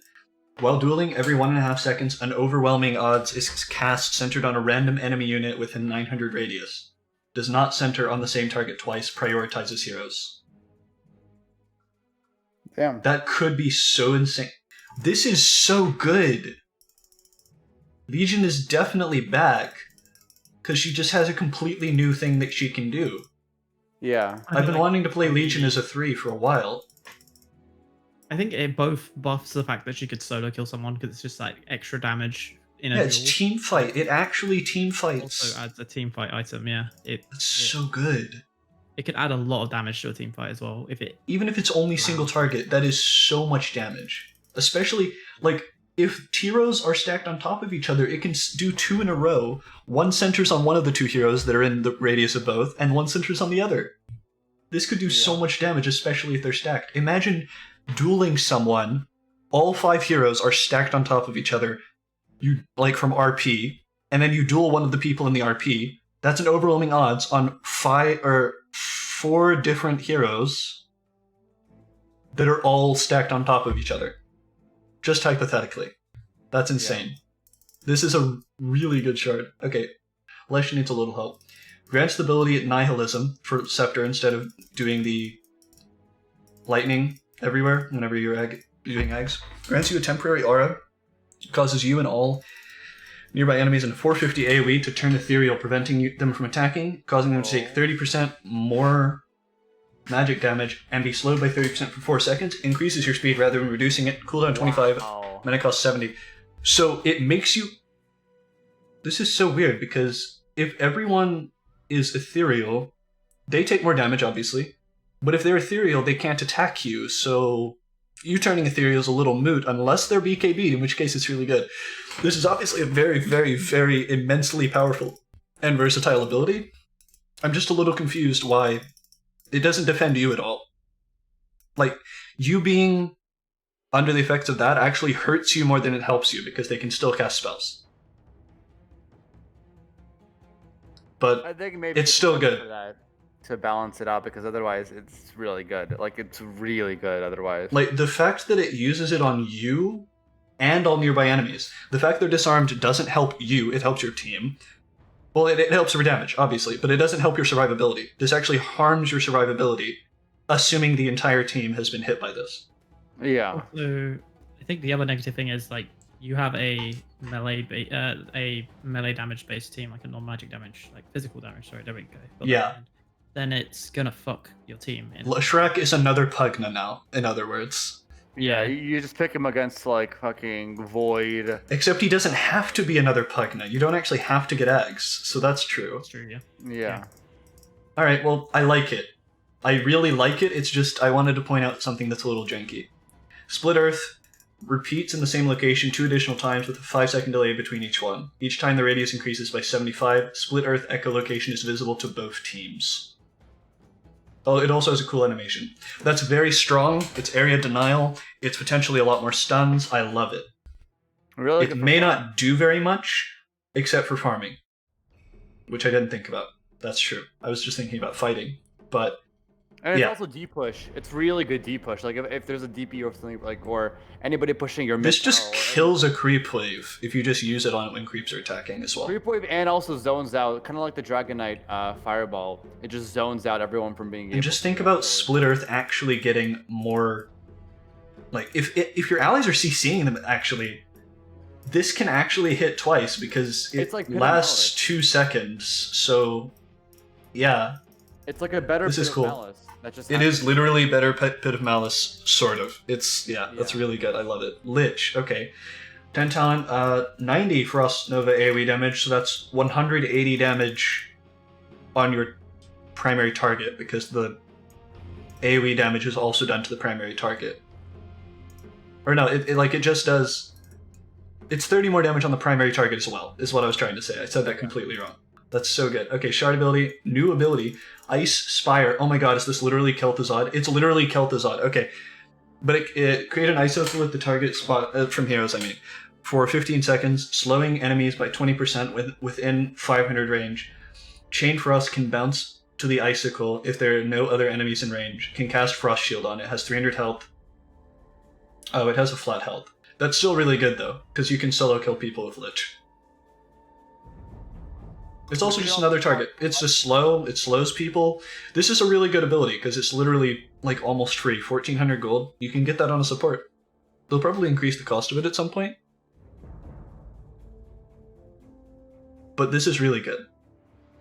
They should be careful changing, like, the cost of it, though, because that's something that affects every hero. Changing an item doesn't affect every hero, unless it's, like, tangos, you know? Yeah. Also, they really need to change the regen situation. I'm hoping they really do that. Ice Spire is so cool. I don't know how strong it is. It's definitely... it's strong. I don't know how strong. It has a lot of use cases. It's versatile. It's just cool. I like it. I think in a heavy team fight game, it's an item you're probably gonna definitely It really is. There has to be some synergy with other people being able to cast abilities on this that would help. Like, can you ink swell it, for instance? Possibly. Lots of questions about Ice Spire. Alright, Lifestealer, new ability and scepter reworked. Oh, this is cool. I wasn't expecting this. Let me drink some water because I've been talking non-stop for 2 hours. Turns out this is a purge patch review. Okay. Base attack speed reduced from 130 to 120. Feast increased from... it's just increased in healing. Feast no longer grants attack speed. I'm glad of that. New ability. Replaced Open Wounds with Ghoul Frenzy. Open Wounds is so outdated. Passively causes Lifestealer's attacks to slow enemy movement speed and grants you attack speed. That's really cool. You have to max it out. I think you put 1 point in Feast and max out Ghoul Frenzy in lane, because that gives you kill threat. Yeah. The thing is, Feast is now such a narrow ability. Like, Feast points are worth nothing now. It's only meant for... Actually, no, they're worth more than rage points. Actually, so you do definitely max Ghoul Frenzy. So you get a point in Feast first, and then you get lots of Ghoul Frenzy. Yeah. And I think you get a point in Rage too. Or, I think you do 1-1-1. This is a super cool thing. It's so simple. Oh, Rage mana cost massively increased. Okay. Infest mana cost massively increased. And that's because he no longer has to use an ability that costs 110 mana to slow people. It's just free. Yeah. Ghoul Frenzy slow is super good. Okay, Scepter Rework is going to be crazy. Allows infesting enemy heroes for 4 seconds, attacking inside them every 1.25... That's the coolest thing I've ever read. Attacking inside them every 1.25 seconds. That's so gory, which is on brand. Enemy heroes gain no bonuses from Infest, doubles self-regen rate, increases cast range to 500, not by 500, and reduces cooldown to 25 seconds. Jeez. That is so good. That's actually something you buy. You attack inside them. Not only are you invulnerable, and it's not random like Omni Slash, not only are you literally invulnerable, you are healing, you are inside an enemy hero, and you can always pop out. That's so strong. When I first started playing Dota, I always thought the lifestealer should be able to infest enemy heroes, and it's finally happened. That's true. Like, infest, you don't think of it as a good thing, do you? No, at least. Open Wounds is now a new, quote-unquote, new ability. I like that they put the quotes. Provides attackers with 50% lifesteal for all damage dealt to the target. Oh my god, does that work? That works on spells, doesn't it? That works on fucking spells. It might work on... It's for all... They specified for all damage. It works on fucking spells. Has 800 cast range, 25 seconds cooldown. Max slow 50%. Max slow? Oh yeah, right. It's just like the old ability. Mana cost 125. That's so strong. It's so much stronger. You don't have to worry about maxing out a really shit ability. It's just you get it. That's the problem with Open Wounds. Every point in it feels awful. Lifestealer feels really cool now. I really didn't like Feast getting attack speed, because each point of Feast was too good. Now I think each point of Feast isn't good enough, but that might just not be true, because after the laning stage you get a lot more XP from fighting and stuff. So, all of Lifestealer's issues are literally gone. He's going to be really strong this patch. If not, literal tiny number tweaks will make him really strong. The design is good, that's what matters. Lina. Base damage reduced, that's fair. Base armor reduced by 1, fair. Fire Soul attack speed, pretty significantly increased. Light Strike Array cooldown increased, okay, that's fair. It was too good. 7 seconds cooldown, always. Laguna Blade mana cost reduced by a lot. Light Strike Array talent was buffed, I thought it would get nerfed, but I also didn't think the cooldown would get nerfed. 15 talent that gives health increased, and the movement speed of the Fiery Soul per stack talent has been buffed a lot. Aghanim Shard, oh my god, it's a Laguna Blade. Increases Laguna Blade cast range by 150. Laguna Blade can now also be ground targeted and will always travel its full cast length and hit all units along its path. Oh my god, okay. Wow. So they made Laguna Blade like Finger. Do you know what that means? Lion's getting reworked. I'm calling it. Officially. Lion's getting reworked. It's just really good. It's like Lion. This is so strong. This made Lina 4 stronger. It made everything about Lina stronger except like the laning stage. She's worse at mid because she's worse at like all this, but her spells are better. She's still just, she's a 4. She's been solidified as a 4. Like the attack speed bonus honestly is more significant for a 4 than a core. Right? Yeah. Because you're not going to be getting attack speed. So the more attack speed you get on like, it's obviously good on a core as well. It's just better on a support, especially if you have damage talents like Lina, which I thought would get nerfed, but they didn't. 30 damage, level 10. 100 attack speed. I mean, it scales more cleanly. That's good. What do you guys think? I think the Laguna Blade thing is so cool. It's very strong. It's actually good line ability. I think with the new hero especially, they're putting a focus on line abilities like Fissure, and now this whole thing. That's true. They want. Oh my god! Speaking of Lion, they didn't rework Lion because it says right below their name. So they better have buffed the numbers on Lion's abilities significantly. And before he's dead.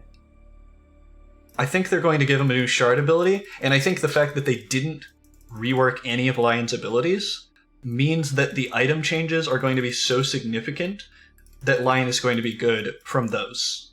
New prediction because I was wrong, okay? Lion.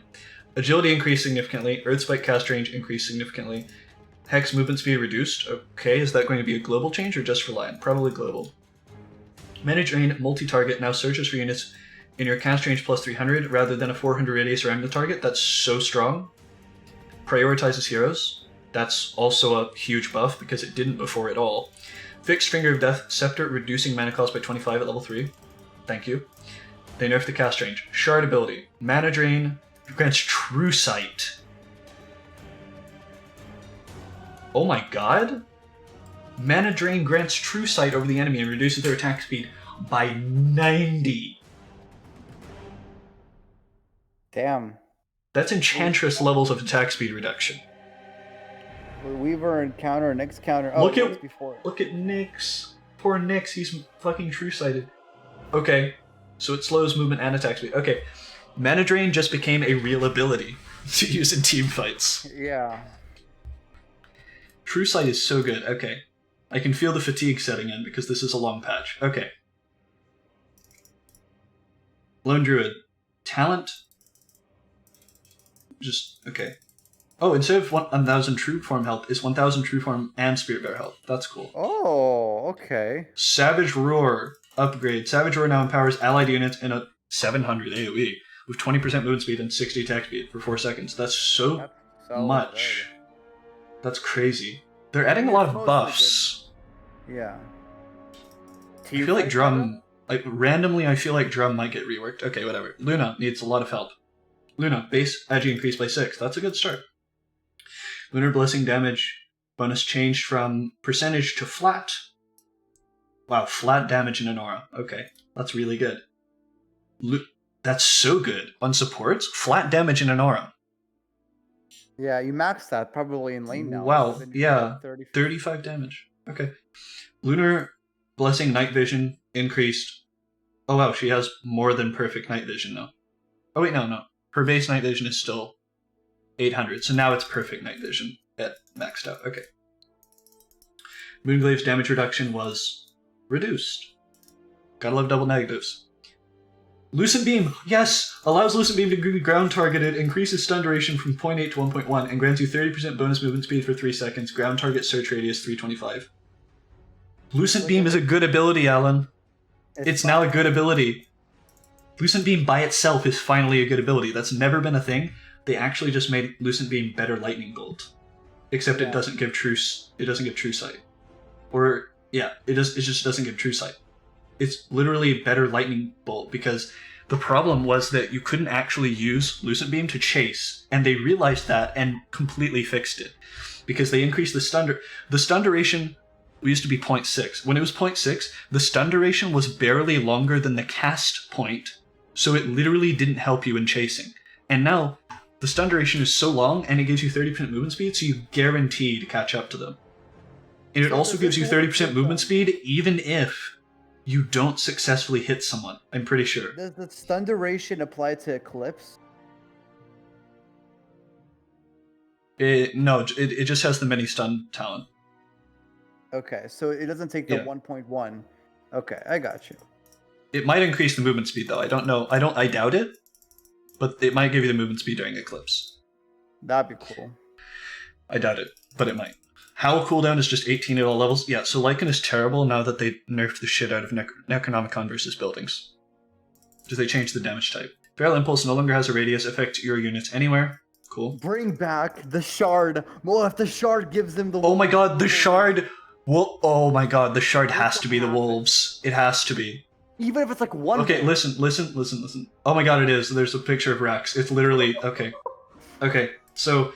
Level 10 talent changed from 4 armor to 8 feral HP regen. Level 15 talent changed from 10 feral HP regen to 75 shapeshift speed. That's really good. 15% to 25% feral impulse damage. Damn. And since that no longer...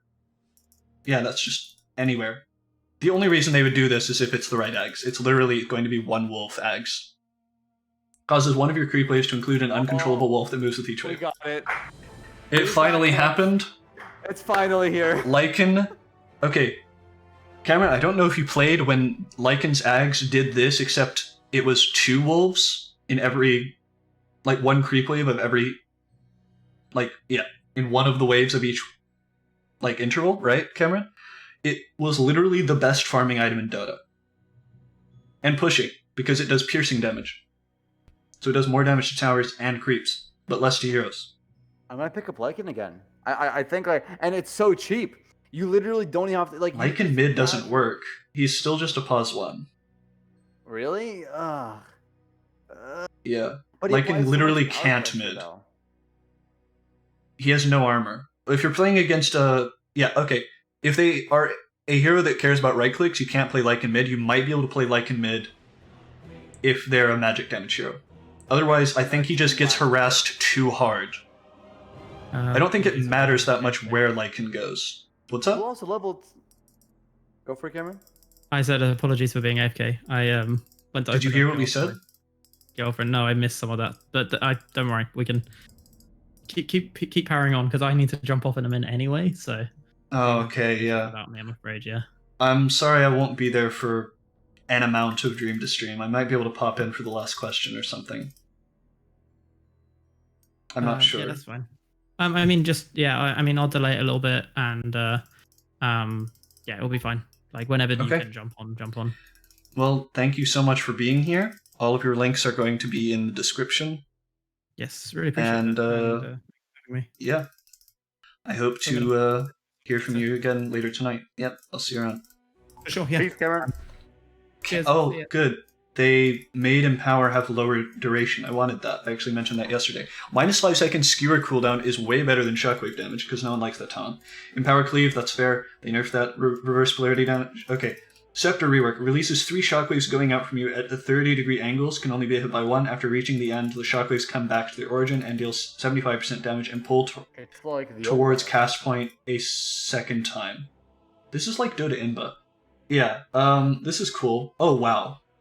Horn Toss. Grants Horn Toss. Tosses enemy in front of you, launching them behind you. That's literally just you use it after RP. It's not even... You don't even need to use it after RP. This is better outside RP, because with RP you can do the turn around before casting it trick. That's such a strong ability. Magnus is now not... It doesn't sound like it, but Magnus is now a much worse 5 because you don't have the Empower... Actually, no, you have the Empower up. Honestly, Magnus is going to keep doing the same thing he's doing right now, but he has a really good Shockwave Ags, and honestly, I think he's a 3 more, because Horn Toss means you actually need to be in the front instead of empowering and also jumping in for 1 RP and then dying. Like, you actually need to live. So I think Magnus is back to being a 3. He was a 4 and a 5 for a while even, so yeah, I'm happy that he was mostly a 5 for a little while, yeah. Yeah. Alright, Mars needs so many nerfs and also so many buffs in different areas. So, the thing they need to nerf is God's Rebuke slow. The slow lasts too long and does too much at level 1. Because you can leave it at 1 point and it guarantees landing spear, pretty much. God's Rebuke mana cost increased, that's good. Arena of Blood mana cost reduced, that's good. Arena of Blood damage reduced. Ouch, that's a lot of damage reduction. 20 at level 1 means it's that's a lot. Scepter Rework. Creates invulnerable soldiers in front of you while Bulwark is toggled on. Oh my god, that's so cool. Soldiers move alongside your hero, deal your full damage with 75 bonus... that's a typo. 75 bonus damage, applies procs as well. Deso again. Enemies can only be attacked by 1 soldier at a time. Soldiers apply a 20% slow for 1 second on their attacks. You actually always build Deso on Mars now. And Scotty later. They didn't nerf God's Rebuke's slow, they just made it cost more. That's actually fair, okay. Spear cooldown is literally gone, that's good. 15 movement speed. 20 movement speed to -4 seconds God's Rebuke cooldown. Oh right, because the scepter is no longer boring. Yeah. 120 regen. Spear of Mars upgrade. Spear of Mars impales up to 2 units and leaves a fire trail which deals DPS and slows. And the debuff lingers. That's super good. That's Aghanim's Labyrinth. They literally took inspiration from that. That was one of his... I think they're going to release Aghanim next year. Oh, like... Because the hero's literally designed. Yeah. Like, the hero's fully designed. I feel like they're just going to add the next big patch. Big number patch. Or maybe the patch after the next big number patch. Like, oh yeah, 7.3 is coming up. That's going to be big. But, that's going to be this year. This is a really good shard. Hitting 2... Yeah. Well, no. Like, I'm considering this year basically over. Oh, okay. Yeah. Spear of Mars. This is such a strong shard. Hitting 2... Just being able to skewer 2 targets is a massive buff. Oh, yeah. And this Ags is the coolest fucking thing. Oh, Medusa. Okay. Medusa. 75 intelligence instead of 800 mana. Spell lamp application, easy spell lamp. No spell lamp. There's no spell lamp in the game. Like spell lamp hasn't been fermented for a while now. 75 times. Assuming they didn't change int, that's 900 mana, and it also gives mana regen. That's a huge buff. It's also a huge nerf against Nyx. Anyway. Cold-Blooded. Oh, that's cool. It's a passive. When you are targeted with a spell, a single target Mystic Snake is sent towards the enemy. Cooldown 12. Wow, that's kind of cool. Dude, you get targeted... Oh, it's spells. It's not even attacks. That's... Oh my god, it works with Ags. It works with Ags because he got stunned. It actually works with Ags. Jesus. The fact this... Okay. Infinite mana from this. That's one of the best shards. Oh, fuck. 1 second, I need to change this. I have notification sounds on because I was waiting for the patch notification. Guess what? I just got the Twitter patch notification. That's funny. Yeah. Meepo, Scepter reworked. Oh, really? Turn rate improved. Why was it 0.65? That's so specific. Poof damage buffed. Ransack health steal is a lot better than 8% lifesteal. It's damage as well. Poof cooldown to +1 divided we stand clone at 25. Okay, wow. Scepter rework grants a new skill, Dig. Oh god, Meepo's going to be so OP. Clones also have this ability. Channels for 0.75 seconds and digs... Oh my god, it's not Arcorden, is it? 3.5 seconds, dispelling you, okay, and causing you to become invulnerable and untargetable. Restores a total of 25% of your... Oh my god, they're literally Visage Birds now. Restores a total of 25% of your max health over that duration. Can't be cast while rooted. 40-second cooldown, but it's 40 on each clone! Oh my god, Ags is so good. Okay, Shard. Ransack now has a 30% chance on hit to apply a Geostrike. Oh, they added Geostrike back. And they stack. Okay, Meepo is actually insane late game now, because Ransack did so much damage back in the day. But this gave more survivability. And I think this goes through BKB, because Geostrike does. Or sorry, Ransack does. Ransack goes through BKB completely. Okay. Mirana Scepter reworked. That's good. It was boring. 12 to 15 damage. Causes Sacred Arrow to release a starfall on enemies within 500 AoE along the travel path. Only active on the primary arrow. Drops a second starfall that deals 50% damage on the impacted unit. Okay. That's cool. Shard ability grants +1 leap charge. Attacks during the leap buff have a 1.5x crit. Wow. Wait. Mirana mid is... Yeah, it's Mirana mid. Oh my god, dude. I can't believe they didn't nerf Mirana. She has a 58% win rate as a +4. Alright, well she's a mid now. Mirana's a mid. Guaranteed. You actually go right click Mirana. I did it before it was good. Yeah, except doing right click Mirana before it was good is just bad. Yeah, it was. We won that one game, but it was throwing. Like it was You can't go pause one right click Mirana, but Mirana does effectively right click.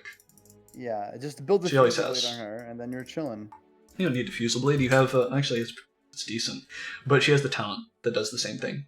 You could get Diffusal Manta, but I would just get Manta. All right, fair. I don't know if the illusions get the crit. If they do, that's even better. This Ags is so good though. Like later, like it does a single target starfall, like one starfall thing, like from the sky, like one of them on every enemy within 500 AoE along the travel path with an arrow. That's so much AoE damage. Wait, think about the farm potential. It's not enemy. And then it does. Wait. Wait. Yeah, no, it hits creeps as well, and arrows still one-shots creeps. So if you just stack a fuck ton of creeps, you just do 2 arrows in that general direction. Honestly, if you think about it, if you like see some of the camps, they're really close to each other. If you position the arrow well enough, yeah, for now. If you position the arrow well enough, you could literally like kill multiple camps with one arrow. That's so crazy. Okay. Yeah. MK. Base armor increased by 1 again. Mischief cooldown reduced from 20 to 15 seconds. That feels good. Primal Spring damage rounded off. 200 Wukong's command armor instead of 100. Oh, that's literally just almost immunity to physical damage. Tree Dance. Lowers Tree Dance cooldown from 1 to 0.3 and cast point from 0.3 to 1. This is literally going to be the fastest thing you've ever seen. Are you ready? He can actually traverse the map faster than fucking Storm Spirit now. Look. If you try, look. I actually think that if you do max range tree dances, you might be able to be faster than Storm. Or at least Ember Spirit. If That's you get crazy. The talent that increases your cast range, then yeah, 100%. That's just cool. Also, this talent is now probably Better. situationally good compared to the ridiculous area denial. Okay, Morph. 25 talent change from +3 multi-shot adaptive strike to +30 strength. That's actually better. It's it's worse for damage, but you really want to blow up one target, and 30 strength is so big on Morphling, this is better. This is a buff. Yeah. Especially since this is apparently causes Adaptive Strike to have +1 multi-shot and removes the 3-second shared cooldown between 2 different abilities, prioritizes enemy heroes. That's super good. So you can just immediately do that. That's a huge buff. Okay, can you talk about these two for a little bit? I'm going to go get a perfect bar. Not sponsored. Yeah.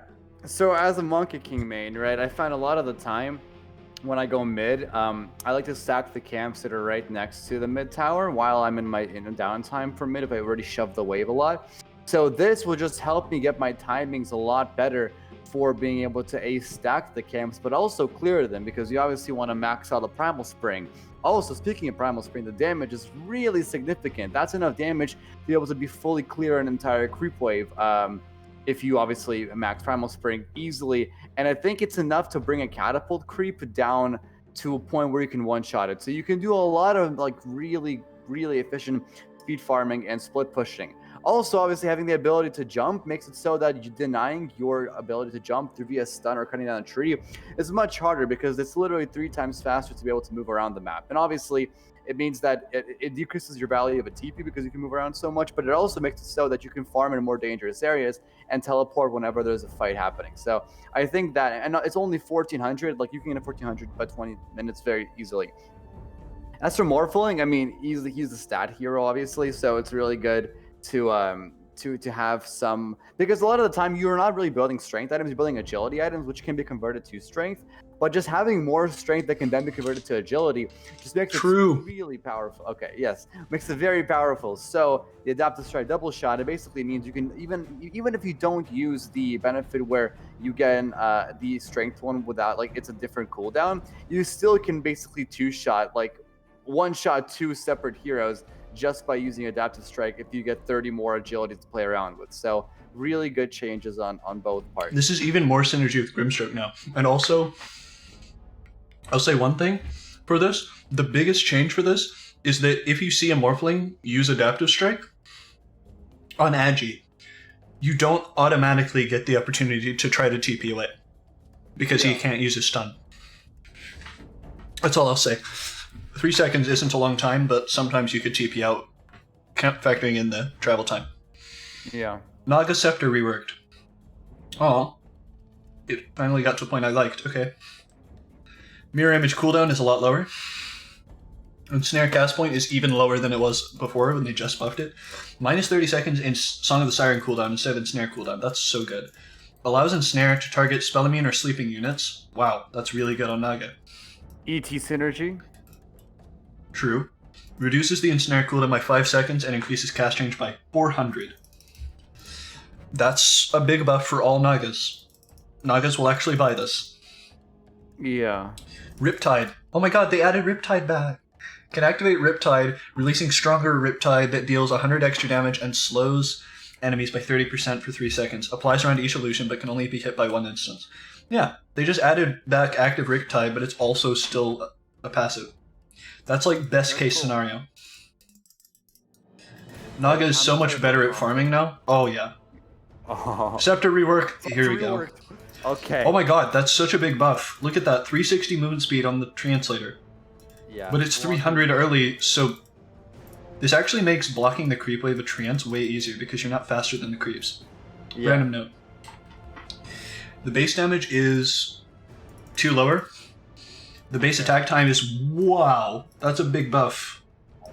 Wow. Any amount of attack speed, that actually is quite a bit. Sprout attack backswing, or no, Sprout backswing used to be 1.1 seconds, and now it's 0.5. You can Sprout so fast. Wrath of Nature damage increase per bounce reduced from 11% to 9%. Okay, that's a big nerf. Scepter rework. Lowers cooldown from 85 to 60, entangles all enemies it hits. Oh. Duration scales from 1.2 seconds up to 3 seconds at max bounce. Okay, Prophet just became insane. He might even be a 3, but I don't think... He might actually be a mid because he has such high stats. He can gank. You might be mid-worthy if you build Orchid. You can pressure mid so hard. I mean, I always build Orchid. Because you can just summon Treants from around there and just pressure them and just hit them with the Treants. Like, it's These much. These two changes are pretty big. Plus 6 Treants. I mean, plus 4 Treants is like whatever. This is plus 4 Treants summoned. if you get any amount of trees, you get 4 more and now 5 more treants.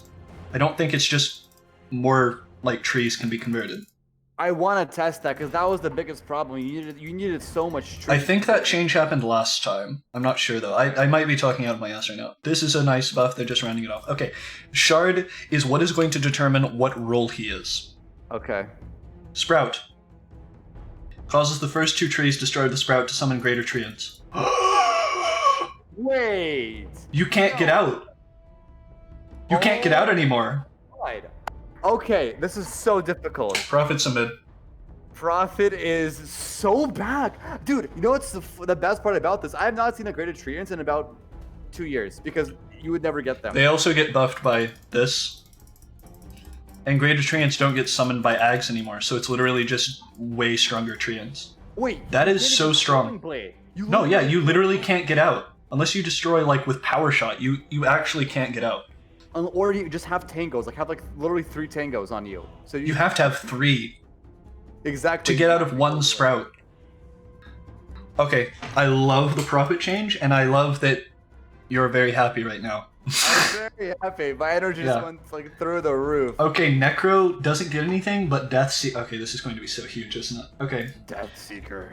Grants Deathseeker, spawns a fast-moving large death pulse toward the target enemy or ally, not self, dealing 50% more damage and causing it to spread a normal death pulse towards nearby enemies and allies. Cast range 900, that's super good. Okay, that's. I can actually see Necro 3. I can actually see Necro 3 with that. Yeah, easily, dude. There's Disrupt. Really good. I fucking knew, I've been saying this on stream, that I was going to have more heroes to play in the 3 position after this patch. I could even play Prophet 3, but I think he's more of a... I think it's equally good as 2 and 3. He's never going to be a 1 again, probably, because his abilities are so strong. So yeah. Wow. Night Stalker. 4 armor instead of Hunter in the Night movement speed, that's huge. Oh my god, he didn't get nerfed. Oh, he doesn't have 20% lifesteal. Now he gets the movement speed here. That's a nerf, but not much of one. Hunter in the Night. During nighttime, you can cast Hunter in the Night. Consumes a lesser creature, instantly killing and restoring 25% of your max HP and mana. Okay, first of all, massive vampire vibes. Yeah. Second of all, this means that if you are on low mana, like unprepared for nighttime, or even for pros who will be prepared for nighttime, it's literally just you get mana back. He has so many mana problems. 20-second cooldown? That's so crazy. I just realized that, yeah, it's got no mana cost. I mean, obviously. Oh my god, it's on Hunter of the Night. It's literally a Hunter in the Night active. That's the coolest thing I've ever fucking seen. Wow. I'm going to say that 10 more times in this patch. Wow. Night Stalker 3 is going to be really fun for you. Wow. Night Stalker? Oh, it is. You best believe. Okay, Nyx. The only reason I've been playing Pause 1 is because first, Jenkins said it meshes with my personality. Calculated is more true for me than Mischievous. But I enjoy Pause 3 a lot more because I do enjoy some mischief. You know my mischief laugh. I do. Okay, so base int increased by 3. It sounds like an evil Peter Griffin, literally. It literally does. Okay. Vendetta damage increased massively. Wow. Massively. 600. Jesus. And remember, this is pure damage and it breaks. Wow. Impale cast point reduced a lot. That's huge because it's hard to land. Anything helps. Spike carapace damage, I don't care, but it's pretty good. No. That's dude. Okay, so think about the next 60. It was already 60. I'm just saying the buff isn't big. Yeah, it's 75. Okay, I'm thinking with the Vendetta damage increase though, plus this, he's like one of the strongest PA counters. Like, that's true. He doesn't have that much. If she crits, she dies. Yeah, Vendetta into like force it. If Nixie, okay. Oh, it's a Vendetta. Causes your Vendetta attack to reduce magic resist by 20%. Oh my god, Dagon's back. Also increases Vendetta movement speed by 40%, unlocking max speed. See, I always wanted to take the Vendetta goes over terrain, and now I'm going to do it. Wait, dude. Actually, E-Blade... Oh, wait, isn't E-Blade Dagon... Yeah. Insane? It's literally E-Blade Dagon Nyx's back. He's always needed support for it. Do you want Veil? Like, maybe Veil early game for, like, the mana regen? Like, dude, what the That's pretty good, actually, yeah. Holy crap, I like... The movement speed is so cool. Nyx is honestly a 3 because Dagon is expensive. And so is E-Blade. Yeah, dude, Nyx 3 can literally... is the most anti, like, core... Like, okay, somebody... Like, think of all the honestly, he's even better against Lifestealer now because now he has 2 passives. Anyone, if they have a hero that either has a ton of int or a hero that has a passive, you pick Nyx. And you can get Blink Dagger to blink Vendetta, hit them if they have a Drow to close the gap. And dude, there's actually so many potentials like counters that Nyx has. It's ridiculous. Yeah, Nyx is really good. That's cool. Oh, Okay, lots of ogre changes. Okay. Big Dick Ogre. Okay. They didn't change Bloodlust, though. Base damage reduced by 2, that's fair. Ignite mana cost increased from 90 to 100, people were maxing it. Ignite first damage instance is now dealt immediately. Oh. Cancel TPs, fine. Thank God, fine. I mean, it stunned them anyway, but like... Oh wait, no, Ignite. Wait, isn't it? Yeah. Oh, Fire Blast, yeah. Yeah, that's true. Ignite... No, I was thinking Fire Blast when it said Ignite. Okay. 100 is completely reasonable. Ignite, yeah, that's really good. Fire Blast, they're still disjointable though. Fire Blast mana cost reduced, that's really good. Unrefined Fire Blast reduced from 45 to 30. Dude, 2 changes ago, this was 60%. Yeah, if they have to. Oh my god, 25 talent, he gets 20% 1.5 second bash. Right click Ogre. Actually right click Ogre. Okay, Shard, Fire Shield. Oh, that's so cool. Creates a shield around the target ally or building, absorbing 70% of the damage from the next attacks. Launches fireballs at the attacker, dealing 125 damage. Lasts 25 seconds, can be multicast. Cast range 600. Okay, it sounds like I'm reaching, but is Ogre a 4 with this ability? Or sorry, a 5? Not a 5. Oh my god, 3. 3. Is Ogre a 3 with Fire Shield? Yeah, because you want to have... Okay, you could literally have Ogre be either... Yeah, 3, obviously. But think about... Because you can multicast items. You can multicast items, and Fire Shield is a big power boost. Also, look at the video. It's hilarious. I know. I'm literally... Oh my god, dude. Imagine, like, Ogre Lich tower defense. Like, what the fuck are they gonna do? What are they gonna do? And you can see the attacks, actually, because it has the 3 orbs, so it only shoots 3 fireballs. Yeah. So you can actually tell. This is the coolest thing I've ever seen. I'm going to say it 9 more times in this patch. Okay. It does? It has over 100% uptime. Yeah, because then you just build Ogre, Midas, Octopus. Percent absorbed damage is the only thing better than percent damage reduction. Yeah. That's crazy. Holy shit. Okay. Heavenly Grace duration reduced by 2 seconds. Okay, this is going to be Hammer of Purity. Oh my god, he's literally Uther now. Grants Hammer of Purity ability. Auto attack ability causes your next attack to deal bonus pure damage equal to 25 plus 150% of your base damage. You are healed to the amount of damage dealt. Uther 3. I'm sorry, Uther 3. Wait, Omni 3 you mean? Omni 3. He's literally Uther though. He looks like Uther, he sounds like Uther. He's Uther. I really want him to be able to build Radiance. I really want Radiance to be good now. I want it. Radiance into Basher. Literally unkillable, just run at them. How are they going to stop that? That's actually He needs attack insane. speed. He has no agi at all. AC. There we go. Radiance. Maybe changed drum? Like drum Radiance? Yeah. I don't know what they're going to do though. Unironically, Omni 3. Oh my god, I'm so happy with all the 3s I'm getting. Or maybe even Solar. Oracle is my boy. Oracle is my boy. Okay. Scepter reworked. Causes Fate's Edict to no longer disarm allies or make enemies magic damage immune. Oh my god. Jesus. Level 20 talent changed from False Promise Invisibility to minus 50% Purifying Flames allied damage. Okay. These 2 changes... He's actually This healer. doubles his effective healing if you don't have Fate's... And this removes all of the downsides of an already insane ability. Wow. You literally rush Ags on Oracle now. Like, you go Arcane Boots, like, whatever. Okay, so this Shard ability is going to determine whether I can play him as a 3 even if it's not good, okay? Oh, fuck my life. Oracle is my favorite hero. Yeah. Alchemist is my favorite 1, now 3. Oracle's my favorite hero. Yeah. Damn, okay, he's not. He can't be played as a 3. Causes False Promise to have a 0.3 second fade delay invisibility. Because they removed the talent. 0.3 seconds is literally... like, enough that you can't be attacked in between your attacks. Yeah. That's cool. Wow. This is such a huge Oracle buff. Oh my god, OD needs so much help.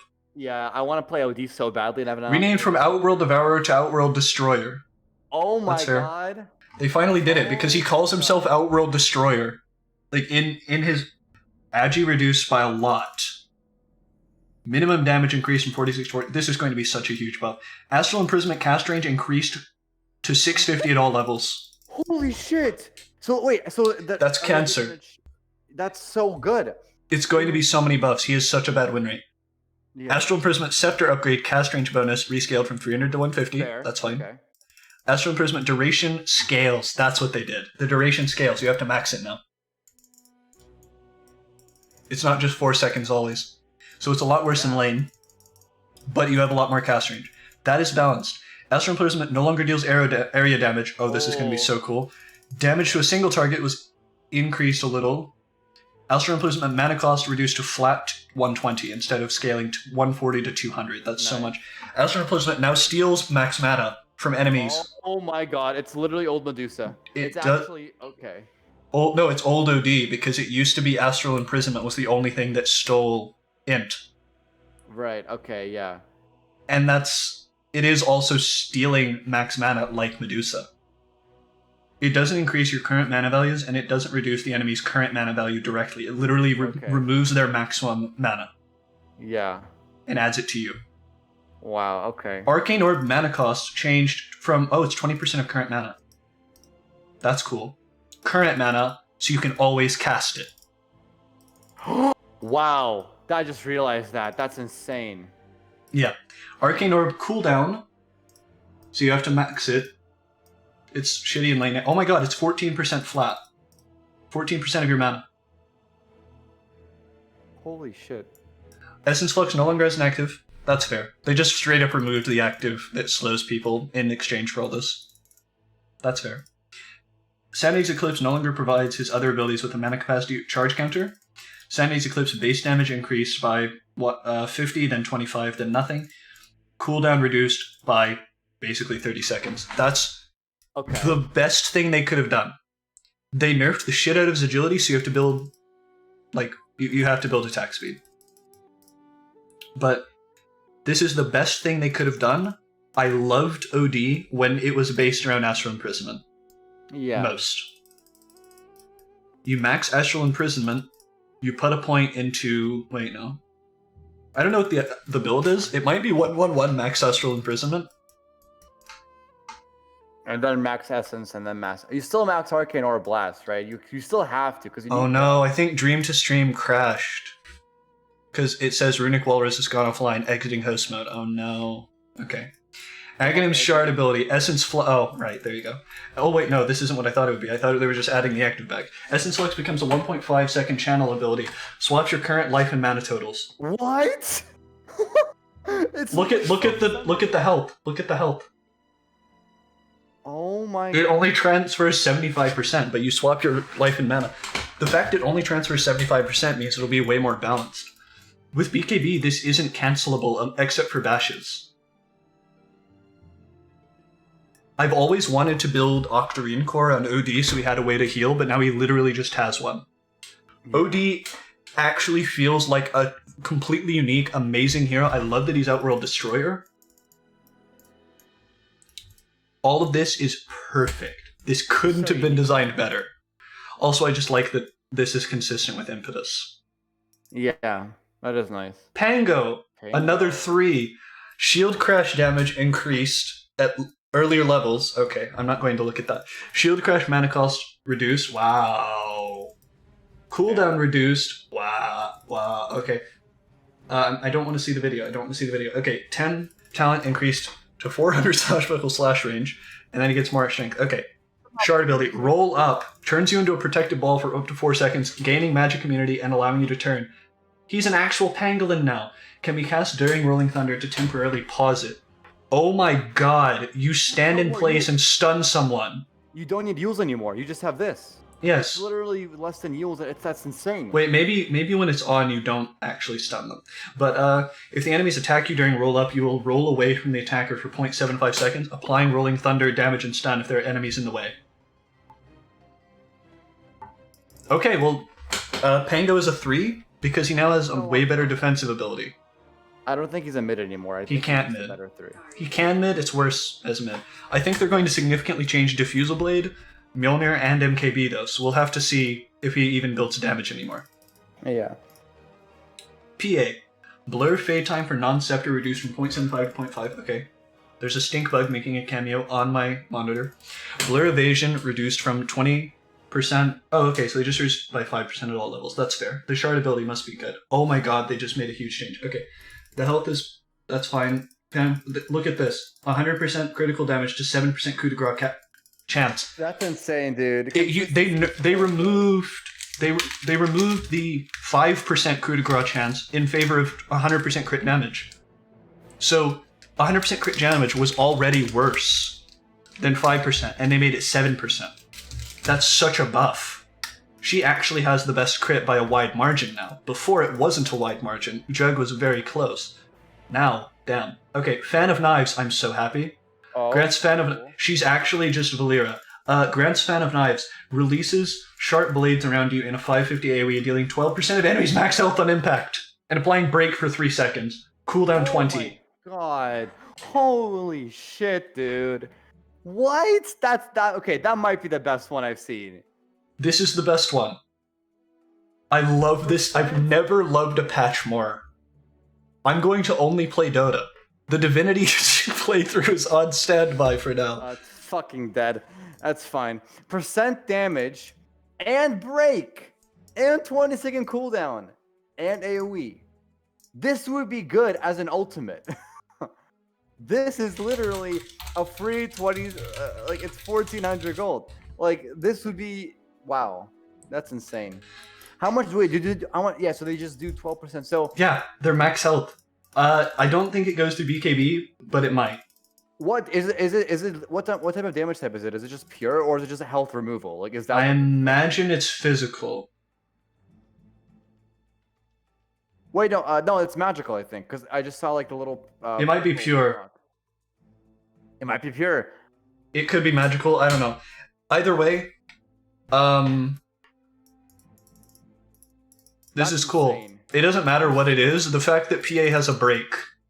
I'm so excited to see PL go back Yes. from the land She- of like. It's dead and so... Russians. Oh... Wow, okay. Shade against your own people. Base intelligence increased from 19 to 21.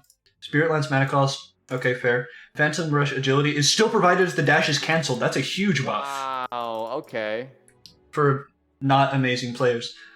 I'm not even saying, like, not amazing facetiously. It's really hard to get perfect value out of this. I literally mean players that aren't actually amazing. Phantom Rush minimum proc distance reduced from 250 to 200. Wow. So you can just do it from like Yeah. range, pretty much. Okay. Level 15, I think they just fixed the hero. Level 15 talent increased from the cooldown. That was not enough. Phantom Rush range increased. Okay. Juxtapose can now be cast, destroying your other juxtaposed illusions and quickly creating the max illusions it allows with a bonus of 10 seconds duration. Cooldown 60. Wow. That's Wow. one way. That's like if you're fighting a Medusa, for example, you just use that and you just make 10 more illusions and like It literally works if you have no illusions as well. yeah, exactly. You can jump in, create max illusions, and kill someone, I assume. Yeah, or literally like this can be as such a fucking bait. Like you're getting focused down, you have like almost no HP, no illusions left. They've killed everyone, but they're like low mana or whatever, and then you just use this. It's got 75 mana cost, and you're basically back to full strength again. And You have no resources. They're reinforcing all the heroes' themes. That's the main thing. Okay, shard Yeah, ability. like that. Spirit Lance bounces, that used to be a thing. Oh, It yeah, increases that's cool. the damage of the illusion as well. That's good. That's really good. Yeah. It bounces once, This it is used to actually bounce to probably- everything. I honestly think this is the. It's a really good farming ability.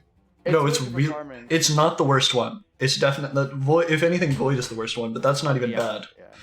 This is not bad. I would say this is actually very good Yeah. because Spirit Lance's cooldown is like nothing, Yeah. and it creates an illusion. Your PL, you're building around illusions. I'm assuming. I really want Diffusal to have like variance again. Honestly. Yeah, like the levels. Give me actually, if you want to keep going, I'm gonna grab a bagel, just toast it up to 5 minutes. But you can keep going, and I'll just catch up. Just read what you've already read. It's not Uh, from you. Do you have wireless headset? Because I can just read.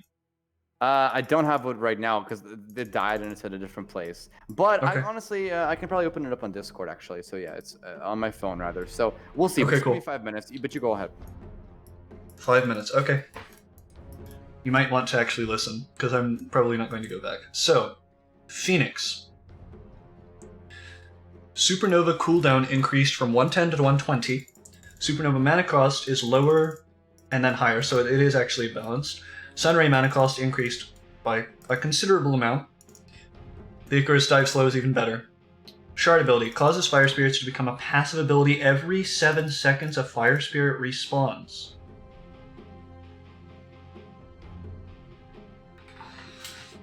That's one of the best shards. That's actually crazy good. That is absolutely crazy good. I love it. This is cool. Not much to say. It's just really strong.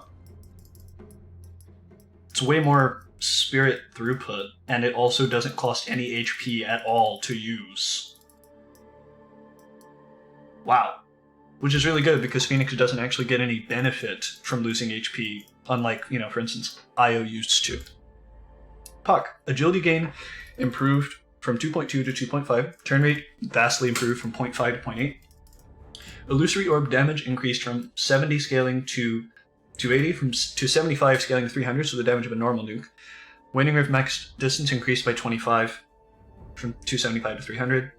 Dreamcoil Scepter Link Break stun duration. Duration rescale, that's a time twister.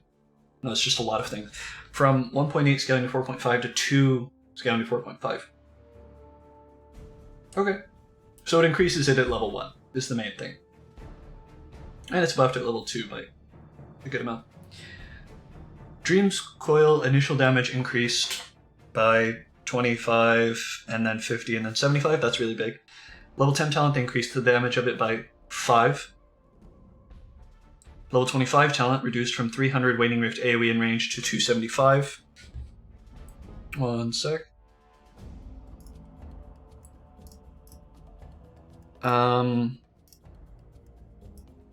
Aghanim's Shard about Waning Rift. Oh, Waning Rift now deals 70 bonus damage and knocks enemies back 250 distance over 4 seconds, non-interrupting, reveals enemy invisible units, and wards in the area for 5 seconds. They could have just said True Sight. Why didn't they? There might be a distinction. That's super strong, especially if you push them back towards your team, and the fact that you can use it to break tether. That's really cool. I like it. Pudge Scepter. Okay, Pudge needs so much help. Jenkins will cry on camera if we don't get a Pudge Scepter rework. Let's see it. Or not a Pudge Scepter rework. Lots of Pudge buffs. Let's see. Pudge is terrible. Completely terrible. Base damage increased by 2. Base armor increased by 1. Already starting well. Agility gain reduced. Strength gain reduced again. Jenkins will not be happy. He's already having enough issues with the hobos. Flesh Eat magic resistance increased significantly. That's actually enough at level 1 to matter quite a bit. Rot damage to Rot Slow, that's a big buff. Rot Slow to Meat Hook damage, big buff. The Scepter is increase Rot radius by 200, damage by 80. Reduces health regen on affected enemies by 25%. So it's just health regen, not healing? That's a really good axe, I think. I think that's a really strong axe. Okay. Aghanim's Shard ability. Dismember allows targeting an ally with Dismember to swallow them and heal them for 6% max health per second. Has half cooldown when used on allies. That's extremely strong. It's much better than the Scepter was, despite it reducing Dismember's cooldown, but you couldn't use Dismember as often as the cooldown allowed anyway, even if used on enemies and allies. So this is actually a massive buff, I would say. Assuming they can pop out whenever they want, or you can pop them out. Ideally, they would be able to pop out. I think Pudge is actually a fucking 3 because that Scepter is good enough to make him a 3. Pudge might actually be a 3, which makes Jenkins happy, which we want. Jenkins is a good boy and he deserves happiness. I am back. Did you hear what I said? I saw everything about Puck, and I saw everything before that as well. Puck is so fucking funny now. Yes. You can knock people out of fucking tether. Yeah. Pudge. Base damage increased by 2. They fixed Pudge. Wow, okay. Just read this. They fixed Pudge. Especially the Scepter, and he's a 3 now because of the Scepter being so good. Rot radius 200, damage 80, reduces health regen by 25%. And a better version of the old Ags is now the Shard. It heals them for 6% max health per second and has half cooldown when used on allies. Damn, okay. And I think they probably can pop out whenever they want. Speaking of Pugna in this little video, he's next. He just gets a shard. Life drain for every 1.7... Is it going to... Oh, wow. For every 1.75 seconds of channel on an enemy, another secondary life drain is created targeting another random enemy hero in the cast range plus 200. You will continue to channel until there are no enemy heroes available or the channel duration runs out. That's fucking insane. Pugna was struggling, he's not anymore. Pugna's a mid again. Okay. It's not even a worse life drain, it's just a full strength life drain. This makes Pugna as a support infinitely worse because it doesn't apply when you heal allies. It only applies on enemies, so he's a mid. Yeah. That's my justification. Fair enough.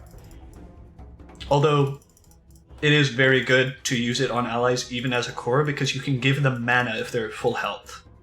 Yeah. Which is insane. He's just an infinite font of mana. Queen of Pain. Strength gain increased to 2.4 from 2.2. Strength talent is better. And instead of Scream of Pain Fear, it's 200 Sonic Wave damage. And I'm assuming that, oh my god, Blink is going to Fear. No, it's going to be Dota Emba's. Blink causes Scream of Pain, except worse. And then it might cause Fear. I don't know. Blink releases a sonic boom when you blink at both your starting and ending location. Deals 150 damage at a 300 AoE and silences for 1.5 seconds. You can be hit by both. You can be hit by both. Yeah, if you blink like right next to you. Like right next to you. Oh no, I was confused. I thought it was saying Quap would get hit by it. Oh no. It's like if you overlap like Vent that Yeah. and that shit. You That's- get hit by, Venn diagram, I love that. That's funny. Okay. This is really strong because it's a fucking 6-second cooldown. Also, I'd like to say I was a little bit close. I just thought they would bring back Scream of Pain Fear a little bit, but they didn't. You were very close. This is really good. This is actually... Quap is a mid again, and I don't think she will ever be played... Actually, I don't think she'll ever be played in other roles because she needs money to be able to utilize this enough, you know? Yeah. Because you don't really want... You literally don't want to just fucking blink all the way in. Because Quap blinking in and getting gone on is disastrous. A lot of the time. Yeah, she Alright, can't do anything. Razor. Razor needs help. He also needs nerfs, but like he kind of needs help. Base movement speed increase. Honestly, the reason he needs nerfs is because of the items, not because of him. Base movement speed increased by 5. Base health regen increased by 1. Plasma field minimum damage increased. That's such a big buff. Like, it doesn't seem like it, but that adds up.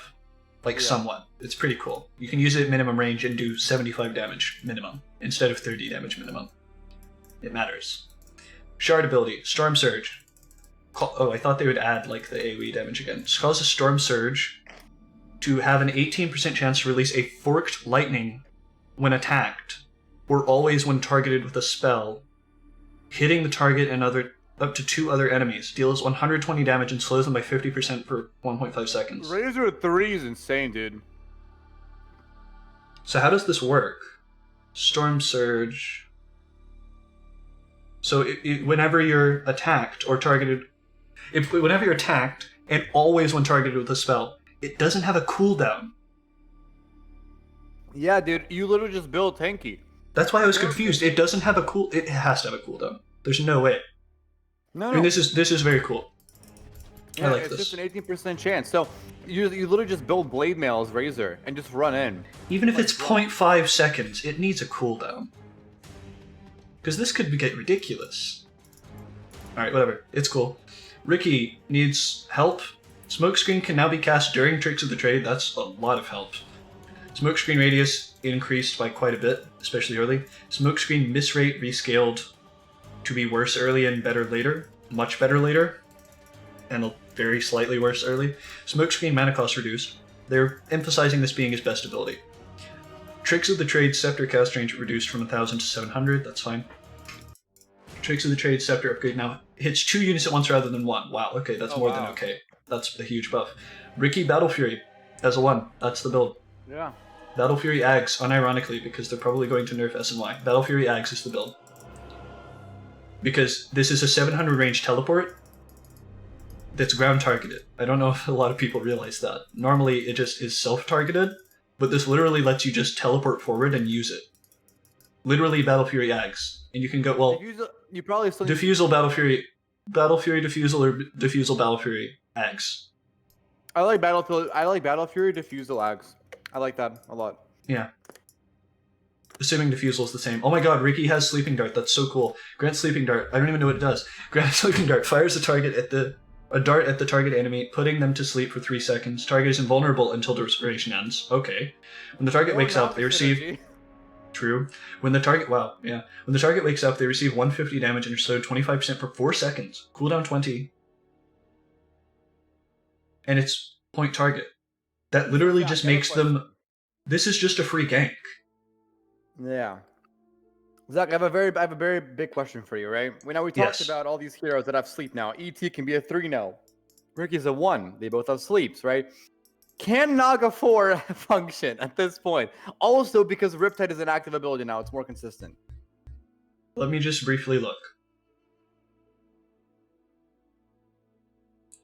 The problem? No. Not anymore. I don't think so. Riptide? Oh, wait, no. It sucks that you can't heal with Song of the Siren now. Yeah. But this is something that helps people that can't get the passive as much. Yeah. But I really don't feel... Okay. Then second question. Naga mid. I've seen it done before. Yes. Because she dominates the fuck out of lane. There we go. So Naga mid, Ricky. Maybe. She's really fast. She's really, really fast. And she blenders people in lane. That's my thinking. She pushes fucking like nobody else, dude. She just controls the map, yeah. They're invulnerable during Sleep Dart. That literally means that no one can stop the sleep. It's literally just 3 seconds of free I'm killing this support. Or something. Oh, the sleep can be... Nothing can remove it. They're invulnerable. It's guaranteed to work. Wait, are they invulnerable or are they untargetable? Because maybe some... They're invulnerable. That theoretically means that nothing can remove it. So like a strong dispel, you don't... They wouldn't even be forcible. You could keep someone out of position while you kill someone else and then go kill them too. Okay, I was under the impression invulnerable this is means crazy. You can, like damage them or like do anything to them if you're an enemy. I don't know if it applied to allies as well. I think it's literally Naga levels of invulnerable. If that's the case, then that would be really dumb. I think it's good both ways. It doesn't matter. Yeah. It literally doesn't matter. Like, it's crazy. Because it's a new ability. Yeah, because either way, it still forces them to use a strong dispel on somebody that you just sleep. You know what I mean? It's crazy good. Okay, big change to Rubik, actually. Oh my god. Why did they do that? Okay, so Arcane Supremacy no longer provides debuff amp. It provides a billion at cast range. Okay. Did they remove Aether Lens? Spell Steal now provides bonus, or they may have reworked it. Debuff amplification to the stolen spells. Wow, that's literally just free. Yeah. It just doesn't apply to telekinesis. Spellsteal cooldown reduced at later levels and increased at the first two. Spellsteal Scepter cooldown, that's balanced. That's fair.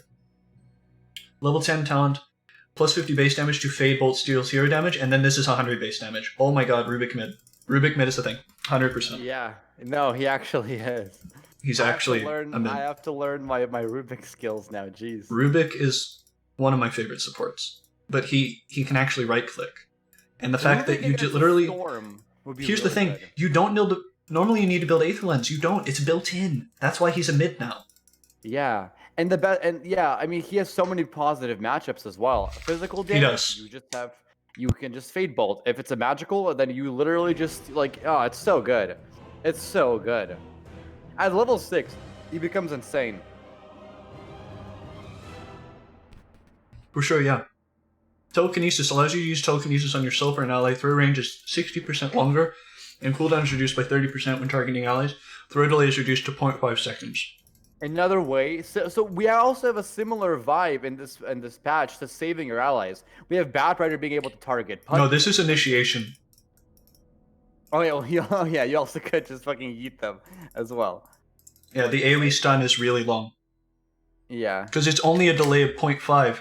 People are used to it being a delay of 2 seconds. You literally throw them immediately. This is actually a really good initiation.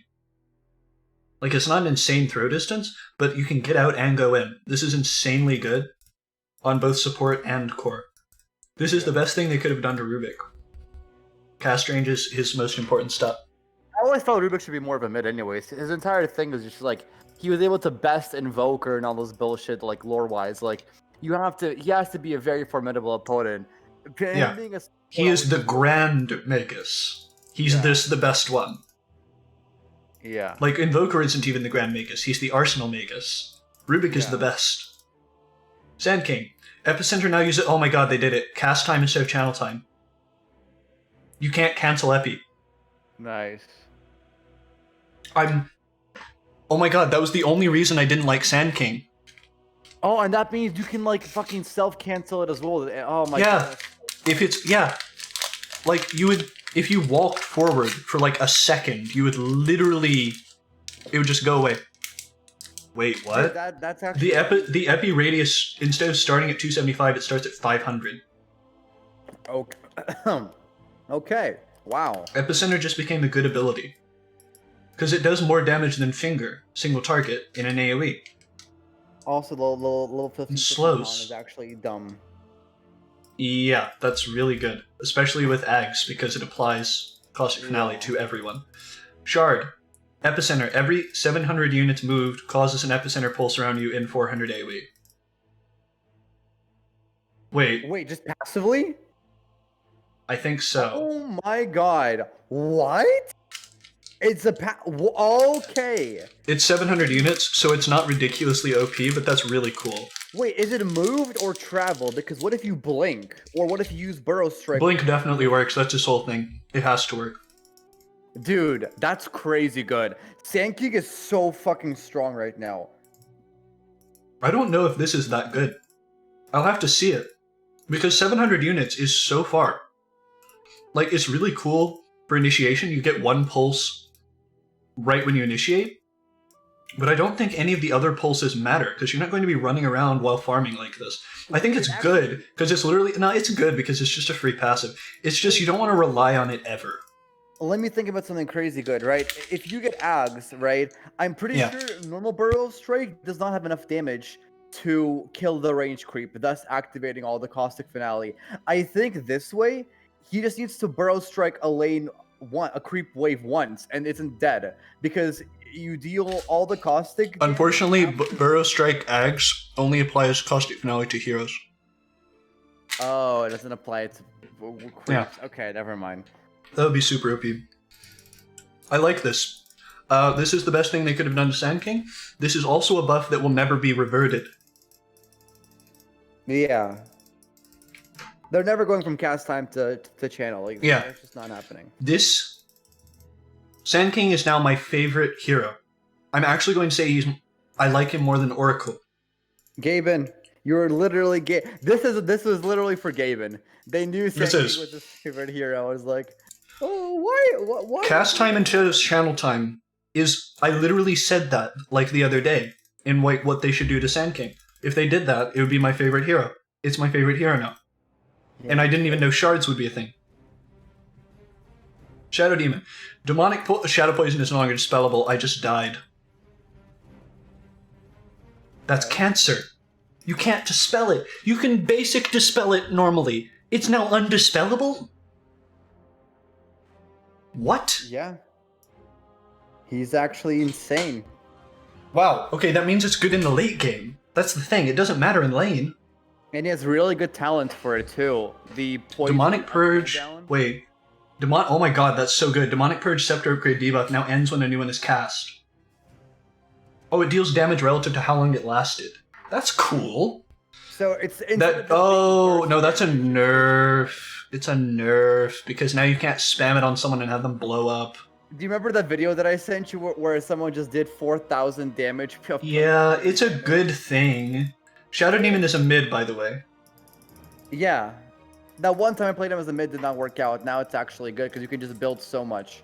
Well, he was a mid already. It's just Shadow Poison is no longer dispellable. That's crazy. Demonic Purge can be cast on allies, continuously dispelling them and healing them at the end instead of damaging them. Does not slow allies. Wow. Maybe he isn't Wait. a mid. That's what I was gonna say. Maybe he's just a really strong 4. Yeah, no, he's not a mid anymore. He is a 4, though. That's true.